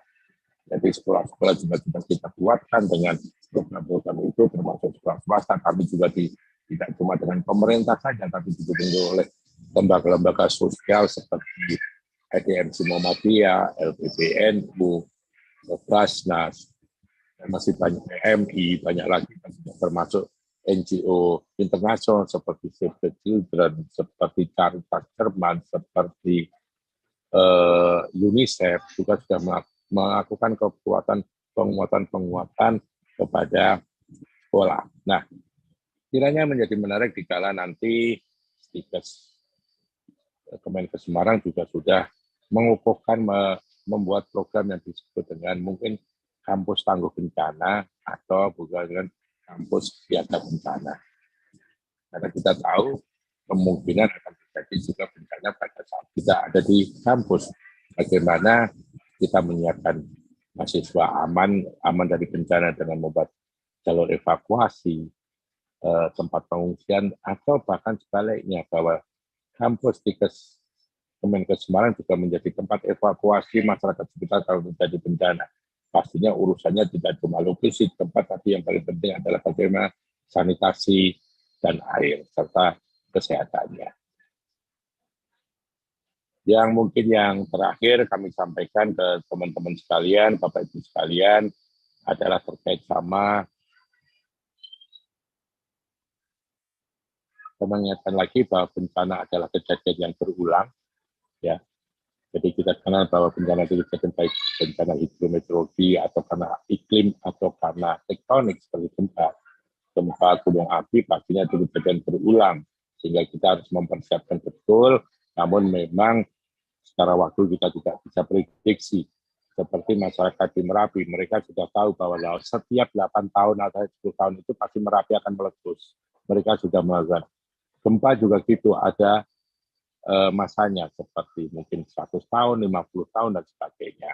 Kita tahu bahwa seperti kejadian gempa dan tsunami Aceh 2006, itu juga mengingat bahwa sebelumnya pernah terjadi bencana yang besar sebelumnya, sehingga masyarakat di wilayah Aceh seperti Semeru sudah membuat, sudah menciptakan satu cerita yang kita sebut smong, yang selalu diceritakan kepada anak cucunya bahwa kalau terjadi bencana nanti harus melakukan aktivitas seperti ini dan sebagainya. Maka di sana disebutkan di smong itu kalau tahu air ada bumi yang bergoyang, ada air laut surut sehingga larilah ke atas, dan itu selalu diceritakan ke semua pihak. Di daerah pantai selatan mulai dari Banyuwangi sampai ke contoh, karena kami tahun 2019 sudah melakukan ekspedisi Desa Tangguh mulai dari Banyuwangi sampai Banten, juga menemukan cerita-cerita rakyat yang usang, yang harusnya ini disaut ini bagaimana penyiapan masyarakat akan kalau terjadi bencana. Sebagai contoh, di Pacitan itu ada kutuk makan manggar. Kutuk itu kan ikan gabus. Kalau ikan gabus sudah makan sampai ke makan bunga kelapa, berarti air sudah tinggi dan itu akan melakukan kegiatan evakuasi dan sebagainya. Nah, bagaimana peran mahasiswa, bagaimana peran akademisi atas ini, termasuk juga bagaimana kita menyiapkan peringatan-peringatan dini yang bisa dilakukan, yang bisa diinginkan oleh masyarakat, karena masyarakat kita juga ada saudara-saudara kami yang mempunyai kerentanan, ya kan, ada orang tua, lumpuh, ada bayi, ada disabilitas dan sebagainya. Namun saya juga mengingatkan kembali bahwa kelompok rentan itu juga punya kapasitas. Jadi kita tidak bisa hanya melihat kelompok rentan itu hanya dari fisik, tapi kita juga harus tahu kapasitasnya. Mungkin yang jompo kita ajak diskusi pada saat pra bencana, karena mereka juga bisa jadi literasi bencana. Karena mereka punya informasi dulu tahun sekian pernah terjadi ini, saya waktu kecil, ini bagian dari literasi. Jadi kita sering sekali melupakan hal-hal itu ya. Terus teman-teman kita yang disabilitas baik netra, tuli maupun jasmani, mereka sering dianggap kelompok rentan yang, tapi sebetulnya mari kita ajak mereka untuk tidak menjadi objek di dalam penanganan bencana, tapi menjadi subjek. Sehingga tahun 2014 BNPB sudah mengeluarkan peraturan kepala badan nomor 14 tahun 2013 terkait sama 13 dan 14 itu terkait pengaruh samaan gender dan penanganan serta partisipasi disabilitas dalam penanganan bencana. Jadi kita ajak mereka berpartisipasi akan penanganan bencana. Jadi itu mungkin yang bisa saya sampaikan pada pertemuan siang hari ini, kiranya ini juga bisa mewarnai dan menambah hasanah pemahaman teman-teman, terutama mahasiswa yang ada di lingkup kesehatan, bagaimana peran-peran mahasiswa serta akademisi kampus dalam ikut membangun ketangguhan bukan saja dari sisi kesehatannya, tapi mereka juga bisa menjadi penggerak di masyarakat di dalam kegiatan bencana, karena saya yakin para mahasiswa, para dosen, para pembantu dosen, pelaku di dalam kampus itu pasti akan kembali ke desa, akan kembali ke wilayahnya. Nah, ini yang menjadi modal, menjadi ilmu ini menjadi modal sosial bagaimana ikut berpartisipasi di dalam wilayahnya, ikut membangun ketangguhan. Itu Mbak kira-kira bisa sampaikan. Terima kasih, selamat siang. Assalamualaikum warahmatullahi wabarakatuh. Waalaikumsalam warahmatullahi wabarakatuh. Thank you very much, Dr. Andes Pangarso Surotomo, for delivering the material.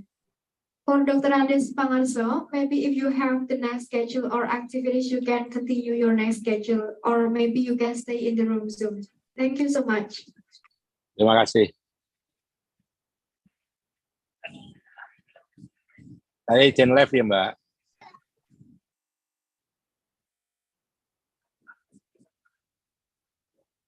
Saya izin live ya.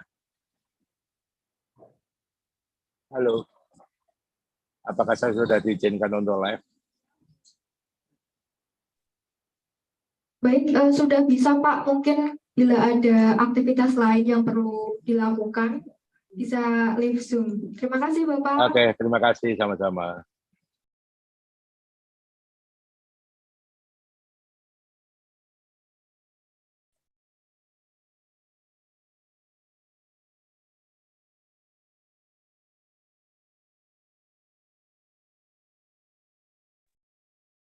The next keynote speaker from Ministry of Health of the Republic of Indonesia, which will be delivered by Dr. Anas Ma'ruf MKM with the title Provision of Basic Sanitation Facilities During Disaster Emergency Response.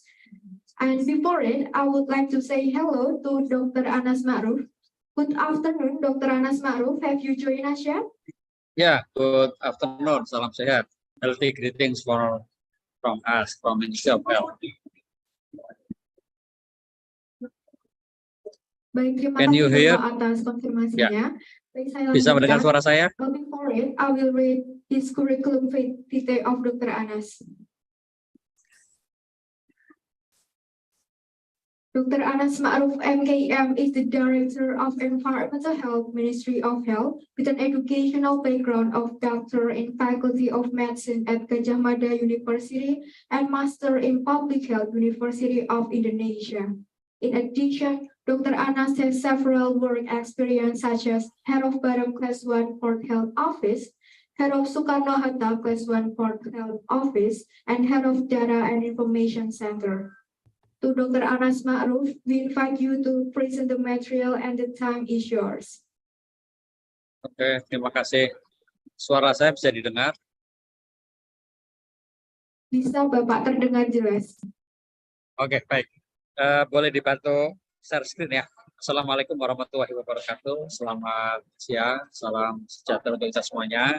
Yang hormati Bapak Ibu para pimpinan Poltekkes Semarang, juga Bapak Ibu para prodi kesehatan lingkungan yang di Poltekkes di Purwokerto, teman-teman para panitia, para narasumber, para peserta yang hormati dalam seminar internasional tentang penanggulangan situasi bencana atau penanggulangan.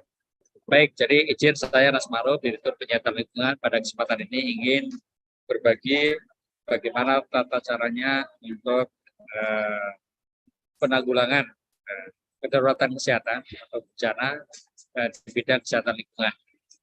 Tentu yang pertama saya mengucapkan terima kasih dan apresiasi atas terselenggaranya seminar ini. Mudah-mudahan ini bermanfaat bagi kita semua dan utamanya adalah bagi peran untuk kita dalam rangka kesiapsiagaan untuk penanggulangan kedaruratan terutama karena bencana ya. Kemudian ucapan terima kasih juga saya sampaikan pada pimpinan Poltekkes Semarang dan juga Poltekkes Kantor di Purwokerto dan seluruh panitia. Baik, next slide. Slide berikutnya. Ya. Halo. Slide berikutnya bisa. Ya. Baik, yang pertama ingin saya sampaikan terkait dengan sebelumnya. Bahwa untuk menciptakan, sebelumnya, slide sebelumnya, mohon maaf. Halo, slide sebelumnya. Ya, baik, jadi Bapak Ibu, teman-teman semuanya, para mahasiswa di AD ya, jadi kewajiban kita adalah untuk menciptakan dunia sehat. Karena ini sesuai dengan amanat Undang-Undang Dasar 1945 pasal 28A, di mana bahwa setiap orang hidup sejahtera lahir dan batin, bertempat tinggal dan mendapatkan lingkungan hidup yang baik dan sehat. Juga berhak mendapatkan atau memperoleh layanan kesehatan. Jadi sekali lagi lingkungan hidup yang baik dan sehat adalah kewajiban bagi kita semua untuk diselenggarakan karena ini merupakan hak dari masyarakat. Demikian juga di Undang-Undang yang baru, Undang-Undang 17/2023 tentang kesehatan, di pasal 4 ayat 1G disebutkan bahwa setiap orang berhak mendapatkan lingkungan yang sehat bagi pencapaian tujuan kesehatan. Nah, tentu ini juga kewajiban kita semua untuk menciptakan lingkungan yang sehat ya, karena dengan lingkungan yang sehat ini akan mendukung tercapainya pencapaian derajat kesehatan. Kemudian lingkungan yang sehat itu harus meliputi sehat secara fisik, kimia, biologi maupun sosial, ya, sehingga memungkinkan setiap orang untuk mencapai derajat kesehatan yang tingginya. Nah, kalau kita bicara tentang lingkungan, maka sesuai dengan PP Kesling, PP nomor 66 tahun 2014, maka yang dimaksud dengan media lingkungan itu ada 6, yaitu air, udara, tanah, pangan, sarana dan bangunan, serta vektor dan binatang pembawa penyakit. Jadi ada 6 media lingkungan. Nah, ke-6 media lingkungan ini melingkupi di sekitar kita. Diharapkan bahwa media lingkungan ini memenuhi persyaratan kesehatan dan memenuhi standar baku untuk kesehatan, sehingga tidak menjadi faktor risiko kesehatan. Ya, sekali lagi, bahwa peran lingkungan sangat penting. Karena apa? Karena sesuai dengan teori Bloom, maka 40% itu berpengaruh pada derajat kesehatan masyarakat. Ya, baru 30%-nya adalah dari perilaku, 20%-nya adalah fasilitas pelayanan kesehatan, dan yang berikutnya 10% adalah dari faktor genetik atau demografi. Oleh karena itu sekali lagi lingkungan sangat penting untuk mendukung tercapainya derajat kesehatan masyarakat yang setinggi-tingginya. Berikutnya, next slide. Ya, berbicara tentang lingkungan, saat ini kita menghadapi banyak isu lingkungan ya, baik itu terkait dengan sampah, pencemaran air, pencemaran udara, perubahan iklim. Saat ini kita sedang ramai juga terkait dengan El Nino ya, di mana pemanasan global luar biasa kita rasakan, di mana-mana suhu tinggi di atas 36 derajat ya, ada yang 38, hampir ada yang 40-an gitu. Itu adalah suhu yang ekstrim karena biasanya kita itu di bawah 33 ya. Rata-rata kita itu di bawah 35 lah, paling tinggi 35. Saat ini kita mencapai ada yang sampai 38. Tentu suhu ini ekstrim bagi kita karena tidak biasa ya, tidak biasa. Kemudian juga terkait dengan isu air minum, sanitasi, kemudian juga bencana alam nomor 7 ini yang saat ini kita bahas ya. Jadi bencana alam juga isu karena memang terkait erat dengan kesehatan lingkungan ya. Kemudian juga penyakit-penyakit berbasis lingkungan yang banyak ragamnya, keracunan pangan maupun juga terkait dengan tanah ya, pencemaran tanah. Jadi banyak isu terkait dengan lingkungan, dan ini kalau tidak kita tangani atau tanggulangi dengan baik akan menjadi faktor risiko untuk munculnya masalah kesehatan masyarakat ya. Next slide. Nah, isu lain adalah terkait dengan perubahan iklim ya. Ini saya sampaikan satu slide khusus tentang perubahan iklim. Jadi perubahan iklim ini adalah sesuatu yang menjadi komitmen global. Seluruh negara itu punya komitmen, dan seluruh negara harus berpartisipasi, harus berkontribusi ya, yang disebut dengan NDC, nasional national contribution ya. Jadi semua negara harus punya kontribusi ya terhadap upaya untuk adaptasi, terutama adalah upaya mitigasi. Jadi mitigasi itu pencegahan, adaptasi adalah penyesuaian. Jadi setiap negara harus punya kontribusi terkait dengan bagaimana melakukan upaya mitigasi atau pencegahan maupun juga adaptasi terkait dengan perubahan iklim. Karena perubahan iklim ini, Bos sekalian, banyak sekali akibatnya ya, mulai dari yang langsung maupun yang tidak langsung. Kalau yang langsung itu misalnya saat ini kondisi suhu yang ekstrim itu sangat banyak punya dampak ya pada kesehatan, baik itu misalnya karena sengatan panas ya, maupun juga misalnya karena iritasi dan sebagainya ya. Bisa begitu dengan adanya perubahan iklim ini juga banyak daerah yang kekeringan, kurang air bersih, maka praktek higien dan sanitasi kurang. Ini juga menimbulkan risiko kesehatan seperti penyakit diare, salmonella typhi ya, kemudian juga hepatitis A misalnya, itu bisa meningkat karena praktek perilaku bersih yang tersehat berkurang karena kekurangan air bersih. Di samping itu juga penyakit-penyakit yang terkait dengan vektor ya, seperti DBD, malaria. Dengan adanya perubahan iklim, maka dan siklus hujan yang tidak menentu, maka ini juga bisa menimbulkan ancaman terhadap KLB atau kejadian luar biasa terkait dengan penyakit menular. Di samping itu, teman-teman, Bapak Ibu, adik-adik semuanya, penyakit tidak menular juga menjadi ancaman ya, kardiovaskuler, penyakit jantung, stroke dan sebagainya juga bisa muncul, termasuk stresor ketika perubahan iklim. Oleh karena itu sekali lagi isu perubahan iklim jadi penting. Berikutnya next. Ya. Nah, ini terkait dengan beberapa penyakit ya. Kalau kita bicara tentang lingkungan, itu sesuai dengan hasil riset WHO di tahun 2019, maka sebetulnya 24% kematian itu disebabkan oleh penyakit yang dapat dicegah dengan modifikasi lingkungan. Ya, oleh karena itu tentu lingkungan yang sehat akan menurunkan angka kesakitan dan kematian akibat penyakit yang berbasis lingkungan. Banyak sekali penyakit yang berbasis lingkungan, baik itu penyakit menular maupun penyakit tidak menular. Ya. Ini beberapa contoh yang saya sebutkan ya. Contoh diare itu pengaruh lingkungan adalah 57%, malaria 42%. Kardiovaskuler, baik jantung, stroke, dan sebagainya ya, penyakit pembuluh darah lainnya itu 31%. Kemudian kanker, tuberkulosis, kurang lebih kronis, ya, kondisi neonatus yang tidak sehat, itu pengaruhnya lingkungan sangat besar. Belum lagi kalau kita ngomong tentang penyakit menular lainnya, ya, seperti karena ultraviolet, seperti karena merokok dan sebagainya, itu kan relatif penyakit menular yang sebenarnya ada kaitannya dengan lingkungan seperti PPOK, ya, pneumonia radang paru dan sebagainya. Jadi sekali lagi kalau kita bicara tentang lingkungan, tidak hanya penyakit menular saja, tetapi juga penyakit tidak menular. Kanker itu adalah akibat dari lingkungan yang tidak sehat ya. Misalnya media pangan itu bisa tercemar karena adanya zat pengawet, adanya logam berat, adanya zat kimia yang lain atau radiasi yang ada di minuman dan pangan kita. Begitu dikonsumsi, lama-lama akan membuat faktor risiko, salah satunya adalah kanker ya. Next, berikutnya. Next slide. Ya.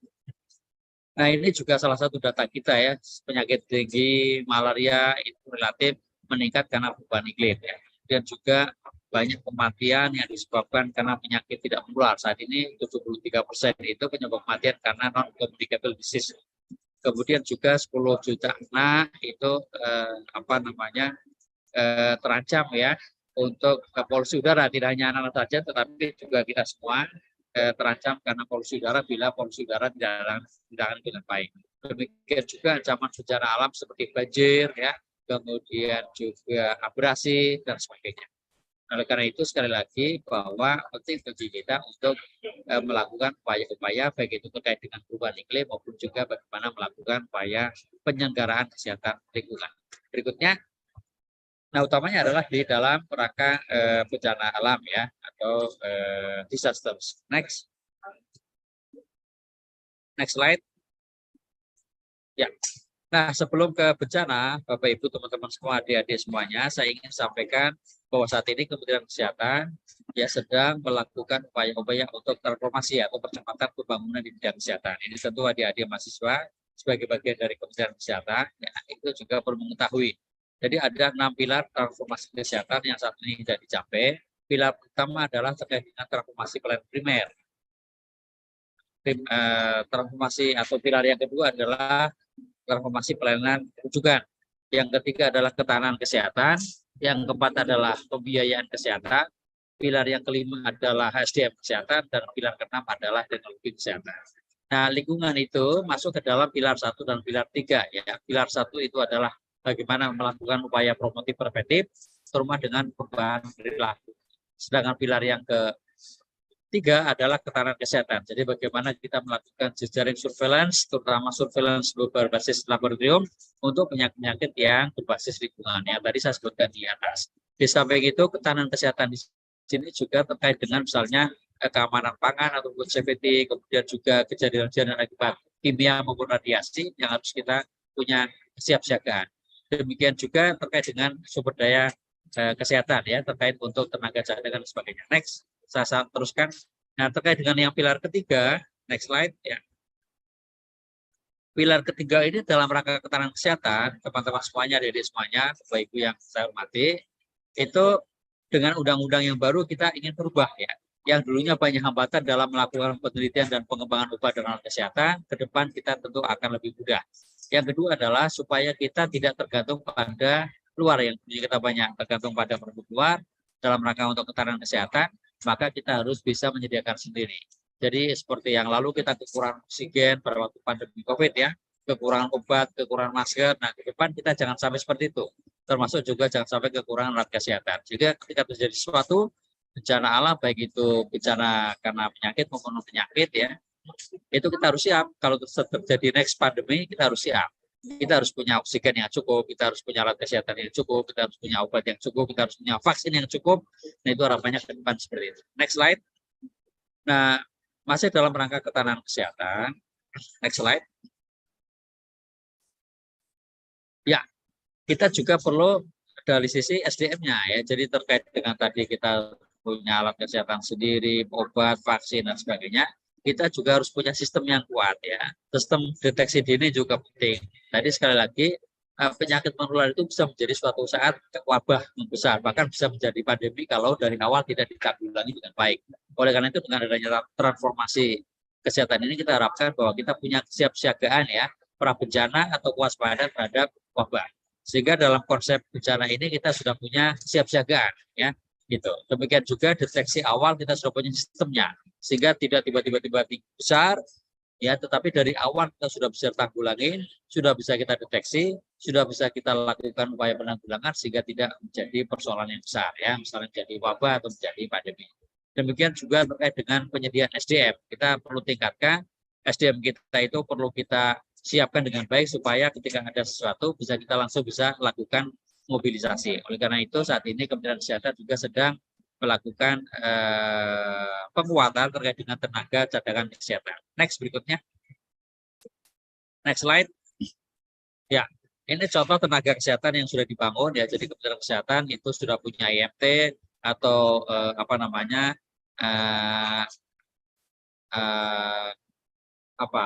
semacam medical team ya, emergency medical team. Jadi tim medis yang kedaruratan yang kemudian juga kita punya disebut dengan TCK atau tenaga cadangan kesehatan. Nah, ini adalah penting supaya setiap provinsi, kabupaten kota punya, sehingga ketika terjadi sesuatu, misalnya bencana, itu sudah siap pengenalan sumber daya manusianya. Next. Tentu selain sumber daya manusia juga logistiknya ya. Nah, oleh karena itu sekarang kita masuk bencana sesuai dengan tema seminar hari ini. Bapak Ibu teman-teman ada di semuanya. Tadi mungkin sudah disampaikan juga oleh narasumber dari BMKG, dari BNPB maaf, bahwa sesuai dengan Undang-Undang 24 tahun 2007 tentang penanggulangan bencana, maka bencana didefinisikan sebagai suatu peristiwa atau rangkaian peristiwa yang mengancam dan mengganggu kehidupan dan penghidupan masyarakat yang disebabkan baik oleh faktor alam dan atau faktor non alam maupun juga oleh faktor manusia, sehingga mengakibatkan timbulnya korban baik itu manusia, kerusakan lingkungan, harta benda maupun juga dampak psikologis ya. Nah, dalam Undang-Undang Kesehatan yang baru nomor 17 tahun 2023 juga mengatur terkait dengan penanggulangan bencana ya.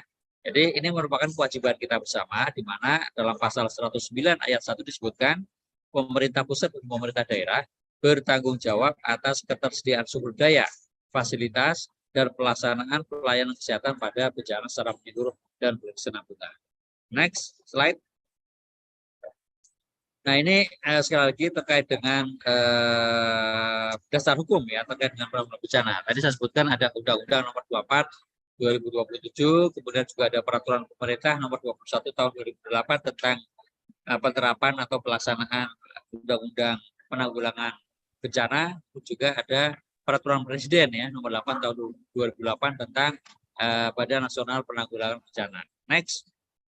Di dalam Kementerian Kesehatan juga banyak regulasi yang sudah kita lakukan ya, seperti PP Kesleng, PP 66 tahun 2014 ya.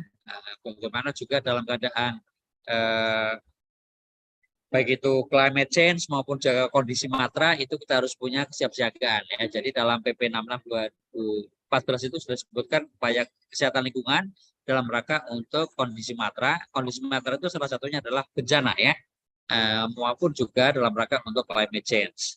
Kemudian juga ada Peraturan Menteri Kesehatan nomor 75 2019 tentang penanggulangan krisis kesehatan. Kemudian juga ada Keputusan Menteri Kesehatan ya, atau Permenkes tentang organisasi dan tata kerja Kementerian Kesehatan.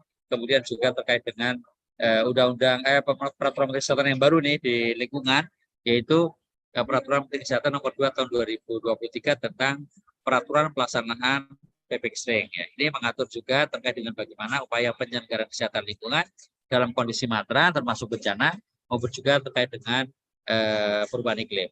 Berikutnya, next slide. Nah, ini kalau kita bicara tentang bencana, maka bencana itu sudah dengan undang-undang dibagi 3 ya, tadi saya sebutkan ya. Ada disebabkan oleh alam, ada yang disebabkan oleh non-alam, maupun juga disebabkan oleh manusia. Tadi di undang-undang sudah disebutkan ya.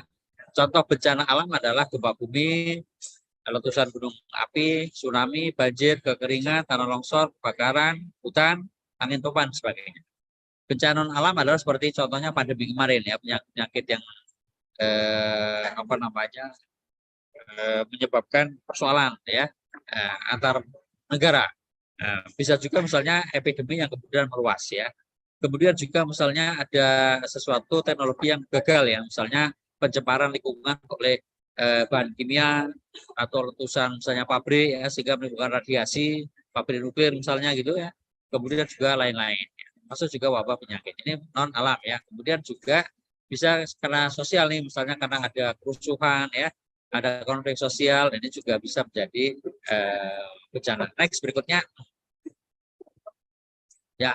Nah, dalam bencana yang alam itu kita faktor risikonya adalah dari geologi dan hidrometeorologi ya, karena memang negara kita itu berada di daerah cincin api di mana bisa letusan gunung berapi, kemudian juga gempa dan sebagainya juga bisa terjadi. Demikian juga di hidrometeorologi ya, karena kita daerah yang rawan bencana alam, baik itu banjir, longsor dan sebagainya, apalagi terkait dengan perubahan iklim. Nah, dua hal ini adalah ancaman dari bencana yang sifatnya alam, baik itu dari geologi maupun juga hidrometeorologi. Next berikutnya. Next slide. Ya. Nah, dalam rangka untuk penanggulangan bencana alam di bidang kesehatan lingkungan, ada hal yang penting nih, Bapak Ibu teman-teman semuanya ya. Jadi biasanya kalau ada bencana alam itu ada yang namanya shelter and settlement. Jadi ada semacam ya untuk tempat penampungan sementara ya, misalnya untuk pengungsi dan sebagainya. Kemudian nomor 2 adalah terkait dengan pelayanan kesehatan, ini penting. Kemudian yang berikutnya adalah terkait dengan penyediaan air dan sanitasi, ini penting ya. Water supply and sanitary service, ini penting. Jadi tidak hanya pelayanan kesehatan, jangan sampai air dan sanitasi itu tidak terpenuhi. Karena ini kalau tidak terpenuhi bisa menjadi masalah kesehatan berikutnya. Contoh ketika ada pengungsi, kemudian sampahnya nggak ditangani, air higien sanitasinya nggak dipenuhi, tempat sampahnya nggak dikelola, tempat WC-nya nggak ada, itu bisa menimbulkan masalah kesehatan yang berikutnya. Demikian juga dapur umumnya tidak sehat, pangannya tidak sehat, ya udaranya tidak sehat, tentu akan menjadi masalah kesehatan berikutnya. Oleh karena itu water supply and sanitation service itu penting, dan ini menjadi salah satu concern kita pada sebenarnya hari ini ya. Demikian juga terkait dengan media lingkungan yang lain, yaitu food security and nutrition service. Ini kebutuhan nutrisi, kebutuhan higien sanitasi penting ya, karena pangan ini kalau kita ngomong tentang pangan, terutama pangan siap saji, ada 2 hal yang penting. Yang pertama adalah terkait dengan kandungan nutrisinya supaya cukup ya, gizi nutrisinya itu cukup sesuai dengan siklus hidup, maupun juga jangan lupa yaitu higien sanitasinya. Jadi pangan ini harus memenuhi unsur aman dan sehat supaya dikonsumsi itu tidak menimbulkan faktor risiko kesehatan, bahkan menjadi untuk memperkuat daya tahan tubuh kita. Jadi sekali lagi nutrisi atau gizi maupun juga higien sanitasi pangan penting pada waktu situasi gawat atau situasi kedaruratan ya. Sekali lagi saya ungkapkan bahwa penanganan pengungsi dalam settlement itu penting atau penampungan ya. Kemudian pelayanan kesehatan penting, pemenuhan water supply and sanitation penting, maupun juga terkait penyelenggaraan pangan yang aman sehat serta sesuai dengan kebutuhan nutrisi. Berikutnya next slide. Nah, dalam rangka untuk penyelenggaraan kedaruratan dari bidang kesehatan itu ada 5 subcluster, 6 subcluster yang penting, sama-sama penting harus dilakukan semuanya. Yang pertama adalah health services, pelayanan kesehatan. Jadi kalau begitu ada bencana kan biasanya langsung SAR, search and rescue, dicari korban-korban yang selamat yang bisa diselamatkan ya, korban jiwa terutama dicari dan diselamatkan. Nah, begitu selamat tentu dibawa ke Vaskes, makanya di tempat pelayanan kesehatan. Maka health service penting. Health service itu bisa di Vaskes yang ada existing ataupun misalnya tempat-tempat seperti rumah sakit lapangan atau tempat pelayanan kesehatan darurat, tenda dan sebagainya itu harus disiapkan. Jadi yang satu adalah health service. Ini untuk melakukan penyelamatan tahap pertama ya, dan nanti di situ ada triase mana yang meninggal, mana yang berat, mana yang ringan. Nah, itu semuanya akan ada bendera-benderanya. Itu penting ya, health services itu. Yang kedua adalah penanggulangan penyakit dan juga penyihatan lingkungan. Jadi penyelenggaraan kesehatan lingkungan termasuk mencegah penyakit penting ya, karena kalau ini nggak ditangani dengan baik, sekali saya sampaikan itu menjadi faktor risiko untuk masalah berikutnya. Demikian juga kesehatan reproduksi, kemudian kesehatan jiwa ini karena penting, biasanya begitu orang berada di pengungsian, di settlement, di tadi shelter itu akan tertekan ya. Ini penting juga untuk penanggulangan kesehatan jiwanya.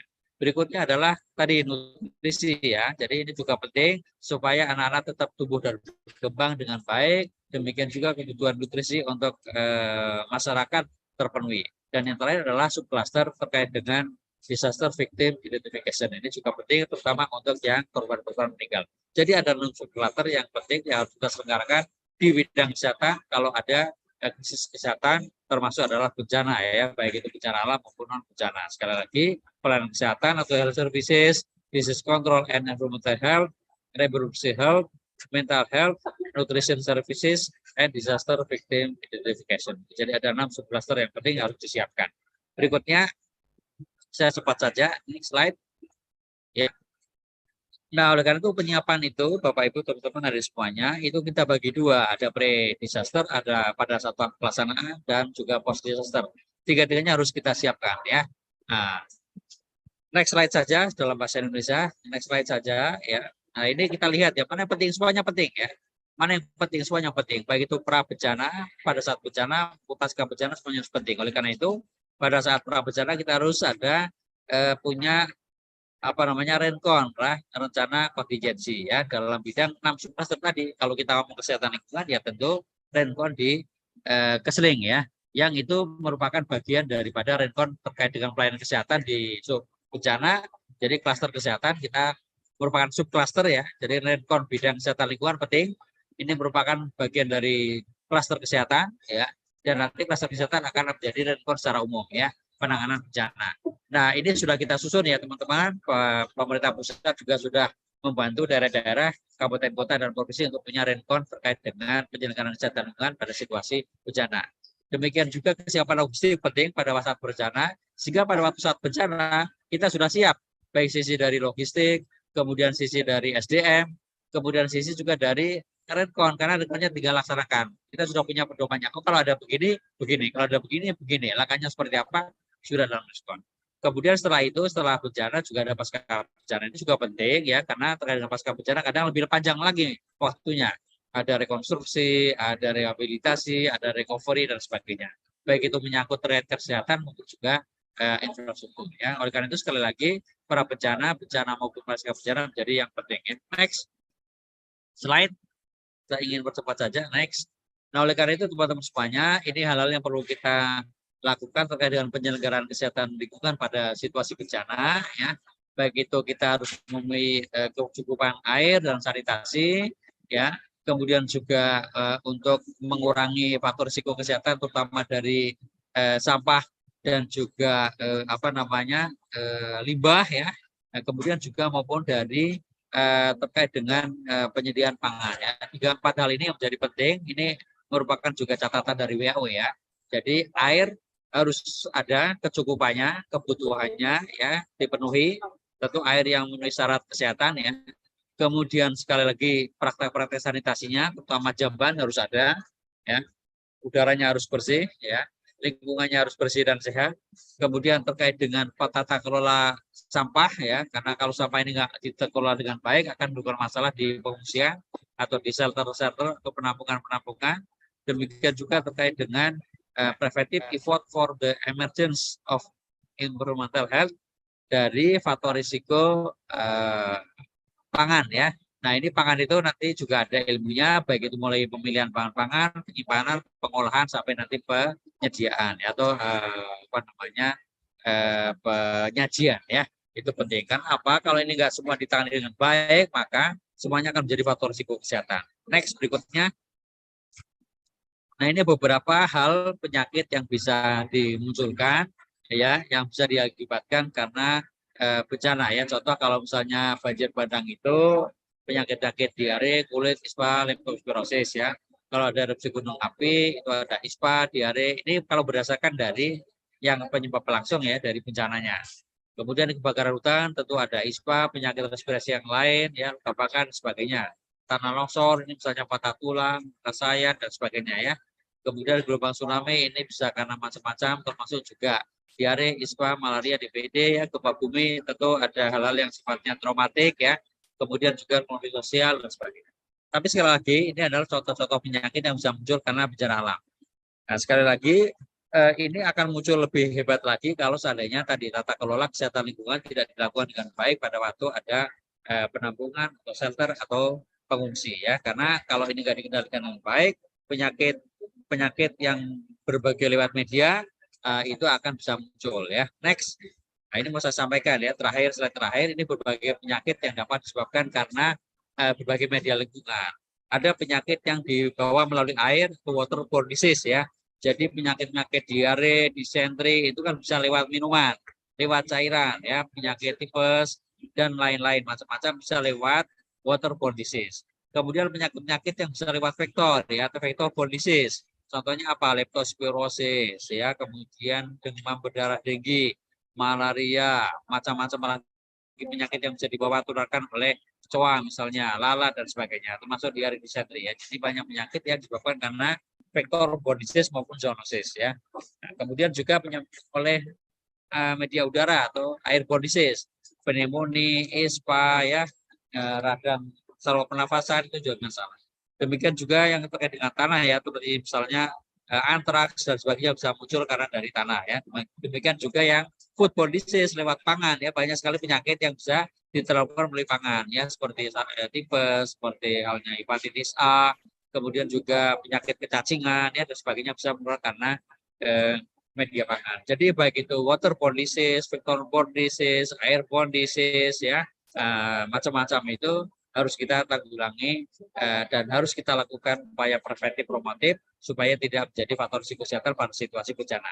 Nah terakhir teman-teman semuanya adik-adik, ada 5 hal yang merupakan kunci perubahan perilaku dalam situasi penyelenggaraan kesehatan lingkungan di situasi bencana yang kita sebut dengan 5 pilar STPM. Ya, next slide. 5 ini ya, 5 pilar STPM ini penting. Jadi dari semua yang tadi saya sampaikan, Bapak sekalian, pada saat bencana alam atau non alam atau terjadi tadi ada pengungsian, shelter, macam-macam ya, penampungan. 5 hal ini yang adalah kunci perilaku masyarakat di dalam lingkungan shelter atau penampungan atau pengungsi yang harus dilakukan ya, dan ini dibantu oleh petugas-petugas. Yang pertama adalah supaya tidak ada yang buang air besar di tempat terbuka. Ya. Kemudian jadi siapkan jambannya. Yang kedua adalah cuci tangan. Ya, jadi kebutuhan air harus dicukupi sehingga setiap saat masyarakat yang ada di pengungsian itu bisa melakukan cuci tangan pakai sabun. Yang ketiga adalah bagaimana supaya air minum dan pangan itu aman ya. Jadi dalam situasi bencana, penyediaan air untuk minum, untuk kebutuhan sehari-hari maupun juga terkait dengan pangan yang tadi saya sebutkan di atas itu harus tersedia dari sisi kecukupan nutrisi, dari sisi higien sanitasi pangan maupun juga faktor-faktor lain sehingga tersedia terus-menerus ya untuk pangan dan air minumnya ini. Demikian juga terkait dengan tata kelola sampah ya. Jadi waste management ini pilar yang keempat ya. Sampah itu sangat banyak produksinya pada saat pengungsian. Nah ini kalau nggak ditata kelola dengan baik menjadi masalah faktor risiko kesehatan. Dan terakhir adalah terkait dengan limbah cair. Ini kadang kita lupa. Jadi begitu ada air untuk mandi, air untuk mencuci, ya, air untuk kebutuhan yang lain-lain itu pasti akan ada limbah cairnya. Dan juga terkait dengan masa itu ada limbah cairnya. Nah ini harus ditangani dengan baik. Jadi harus disalurkan, nanti ada tata kelolanya, dibawa kemana, supaya tidak menjadi faktor risiko kesehatan. Karena sekali lagi air yang menggenang itu akan menjadi masalah kesehatan ya, baik itu nanti penyakit vektor maupun juga penyakit-penyakit menular lainnya. Jadi 5 pilar ini yang penting teman-teman semuanya, mulai dari kebutuhan untuk sanitasi ya, terutama untuk tidak untuk buang jamban ya. Nomor 2 kebutuhan terkait dengan air untuk cuci tangan. Yang ketiga terkait dengan kebutuhan air untuk minum dan juga pangan yang aman dan sehat. Yang kelima tata kelola sampah dan yang keempat tadi tata kelola sampah dan yang kelima adalah terkait dengan limbah cair ya dalam pengungsian. Nah, 5 ini kalau dilakukan dengan baik oleh seluruh masyarakat dalam rangka di pengungsian maupun juga dibantu oleh petugas, maka itu akan bisa meminimalisir ya faktor risiko kesehatan dan lingkungan, dan bahkan juga bisa menimbulkan derajat kesehatan yang tinggi di dalam tata kelola penyelenggara kesehatan lingkungan dalam pengungsian. Nah, itu teman-teman semuanya beberapa hal yang saya sampaikan, mudah-mudahan ini bermanfaat bagi semuanya dan menjadi salah satu bahan untuk diskusi. Nah, ini next slide, hanya foto-foto saja ya, next slide. Nah, ini foto-foto saja, ini contoh bagaimana memicu masyarakat di pengungsian supaya ikut serta bersama-sama dan menyadari ya bahwa penting melakukan upaya penyelenggaraan kesehatan lingkungan dalam pengungsian ya. Next. Sampahnya juga, airnya juga, ini jambannya juga ya, semua di tata kelola. Ini contoh yang tengah adalah jamban untuk di pengungsian, demikian juga sampah dikumpulkan dengan peran serta masyarakat ya. Kemudian juga lingkungan jaga bersih, tidak ada sampah, tidak ada kotoran dan sebagainya ya. Kebutuhan air minum juga dicukupi dan sebagainya. Ini adalah contoh-contoh yang kita lakukan pada waktu situasi bencana. Terima kasih Bapak Ibu sekalian, teman-teman, adik-adik semuanya, mudah-mudahan bermanfaat bagi semuanya. Sekali lagi saya ucapkan terima kasih atas kesempatan bergabung dan memberikan sharing informasi pada seminar internasional hari ini, dan mudah-mudahan bermanfaat, dan utamanya bahwa seminar ini adalah peran serta kita dalam rangka ya upaya kesiapsiagaan dalam penanggulangan bencana dan juga terkait dengan upaya kita untuk menyiapkan masyarakat secara umum. Terima kasih, saya akhiri. Billahi taufiq wal hidayah. Wassalamualaikum warahmatullahi wabarakatuh. Waktu saya kembalikan pada pembawa acara.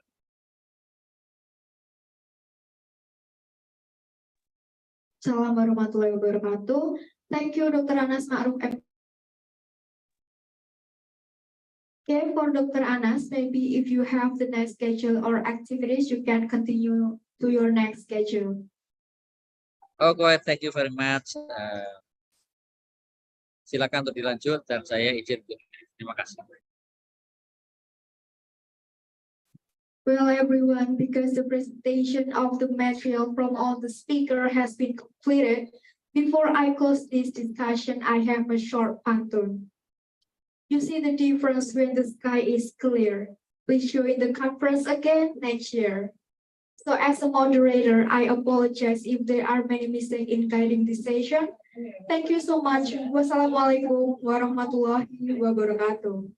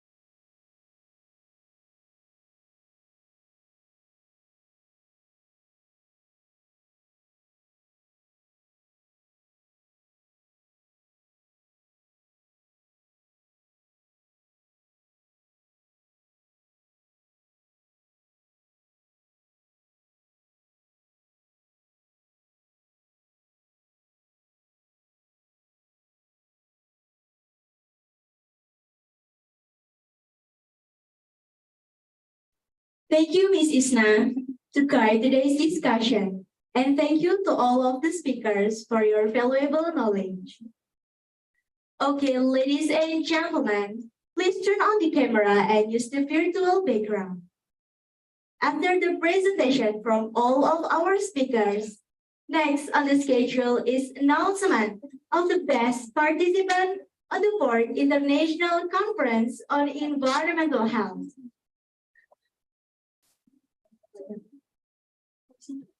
The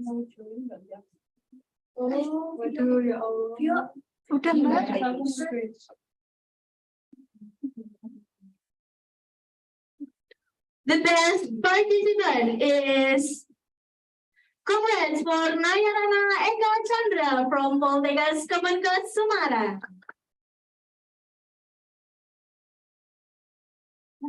Okay, maybe for Nayana, you can give your impression about this conference. And can you turn on your microphone and camera, please? Oke, terima kasih atas kesempatannya. Izinkan saya speech dengan bahasa Indonesia. Terima kasih kepada rekan-rekan himpunan mahasiswa yang telah mengadakan International Conference on Environmental Health yang keempat ini. Semoga harapannya dengan pembahasan pada siang hari ini bisa bermanfaat bagi kita sebagai mahasiswa ataupun sebagai tenaga sanitarian nantinya. Mungkin itu saja yang bisa saya sampaikan, kurang lebihnya mohon maaf dan saya ucapkan terima kasih yang sebesar-besarnya. Wassalamualaikum warahmatullahi wabarakatuh.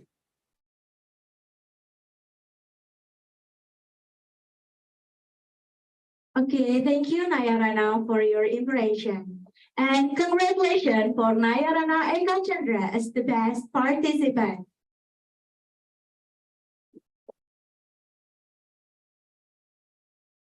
Okay, ladies and gentlemen, for the second attendance link will be shared on chat room. Then I would like to give short information in bahasa. Untuk link absensi kedua akan di-share oleh panitia pada room chat Zoom. Okay, ladies and gentlemen, to wrap our today's event, we would like to invite the leader of Student Association, Kinanti Chanakya Dewi, to give closing speech in today's event. With all due regards, please welcome Kinanti Chanakya Dewi. Thank you for the change. Assalamualaikum warahmatullahi wabarakatuh. Good afternoon, ladies and gentlemen. My name is Kinanti Chanakya Dewi. It's a great honor for me to give my closing speech at this international conference. The Honorable, the Head of Environmental Health Department, the Secretary of Environmental Health Department, the Head of Environmental Sanitation Study Program of Sanitation Program Diplomatry, the Head of Environmental Sanitation Study Program of Applied Undergraduate Program, all the lecturer and academic staff of Environmental Health Department. The last but not least, I would like to say thank you very much to all of the participants of international conference to being able to be with us in virtual meeting by Zoom and YouTube channel. First of all, I would like to say grateful to God because we capable to get together without any obstacle. Then, I would like to say thank you for being here with us today in international conference that join in this room Zoom. I want to say thank you to all the speakers, the Director of Environmental Health Ministry of Health of the Republic Indonesia, National Disaster Management Authority of the Republic Indonesia, the Director of Poltekkes Kemenkes Semarang, Griffith University, District Health Officer Public Health Medical Specialist Malaysia, and Universidad Dili Timor-Leste, who can take the time to be the speakers in this international conference. I hope this international conference can be useful to all the participants, and I hope this event can also continue with other collaboration and also can give the benefit for all. Well, I don't want to take too much of your time. I need to hand over it to Miss Aura Hasna as our today's MC. I would like to say thank you once more on behalf of this seminar committee. And thank you for the participants who have joined in international conference. It's great to see so many of you here. Thank you very much for your attention. I hope you're capable to meet up for the next conference. Thank you so much for your coming, joining, and for your nice attention. Good afternoon. Wassalamualaikum warahmatullahi wabarakatuh.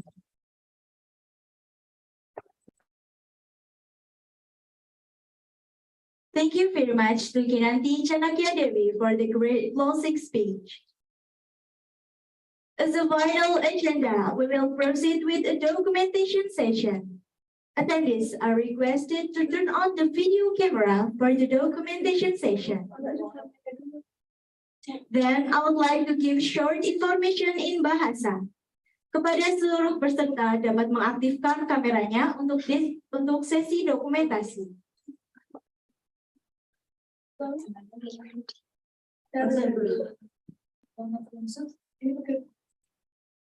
Iya, Mbak, di itu satu.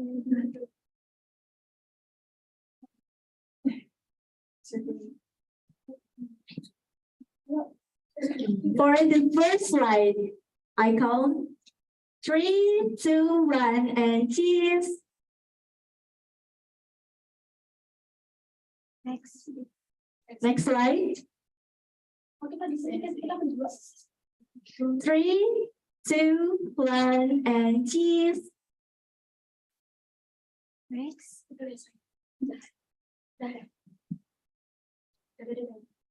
Okay, thank you. All right, ladies and gentlemen, that's all about our conference today. I'm Aura Hasna Rahmawati, as the master of ceremony today. I hope that we will be able to meet up for the next conference. Thanks so much for your coming, joining, and thanks for your nice attention.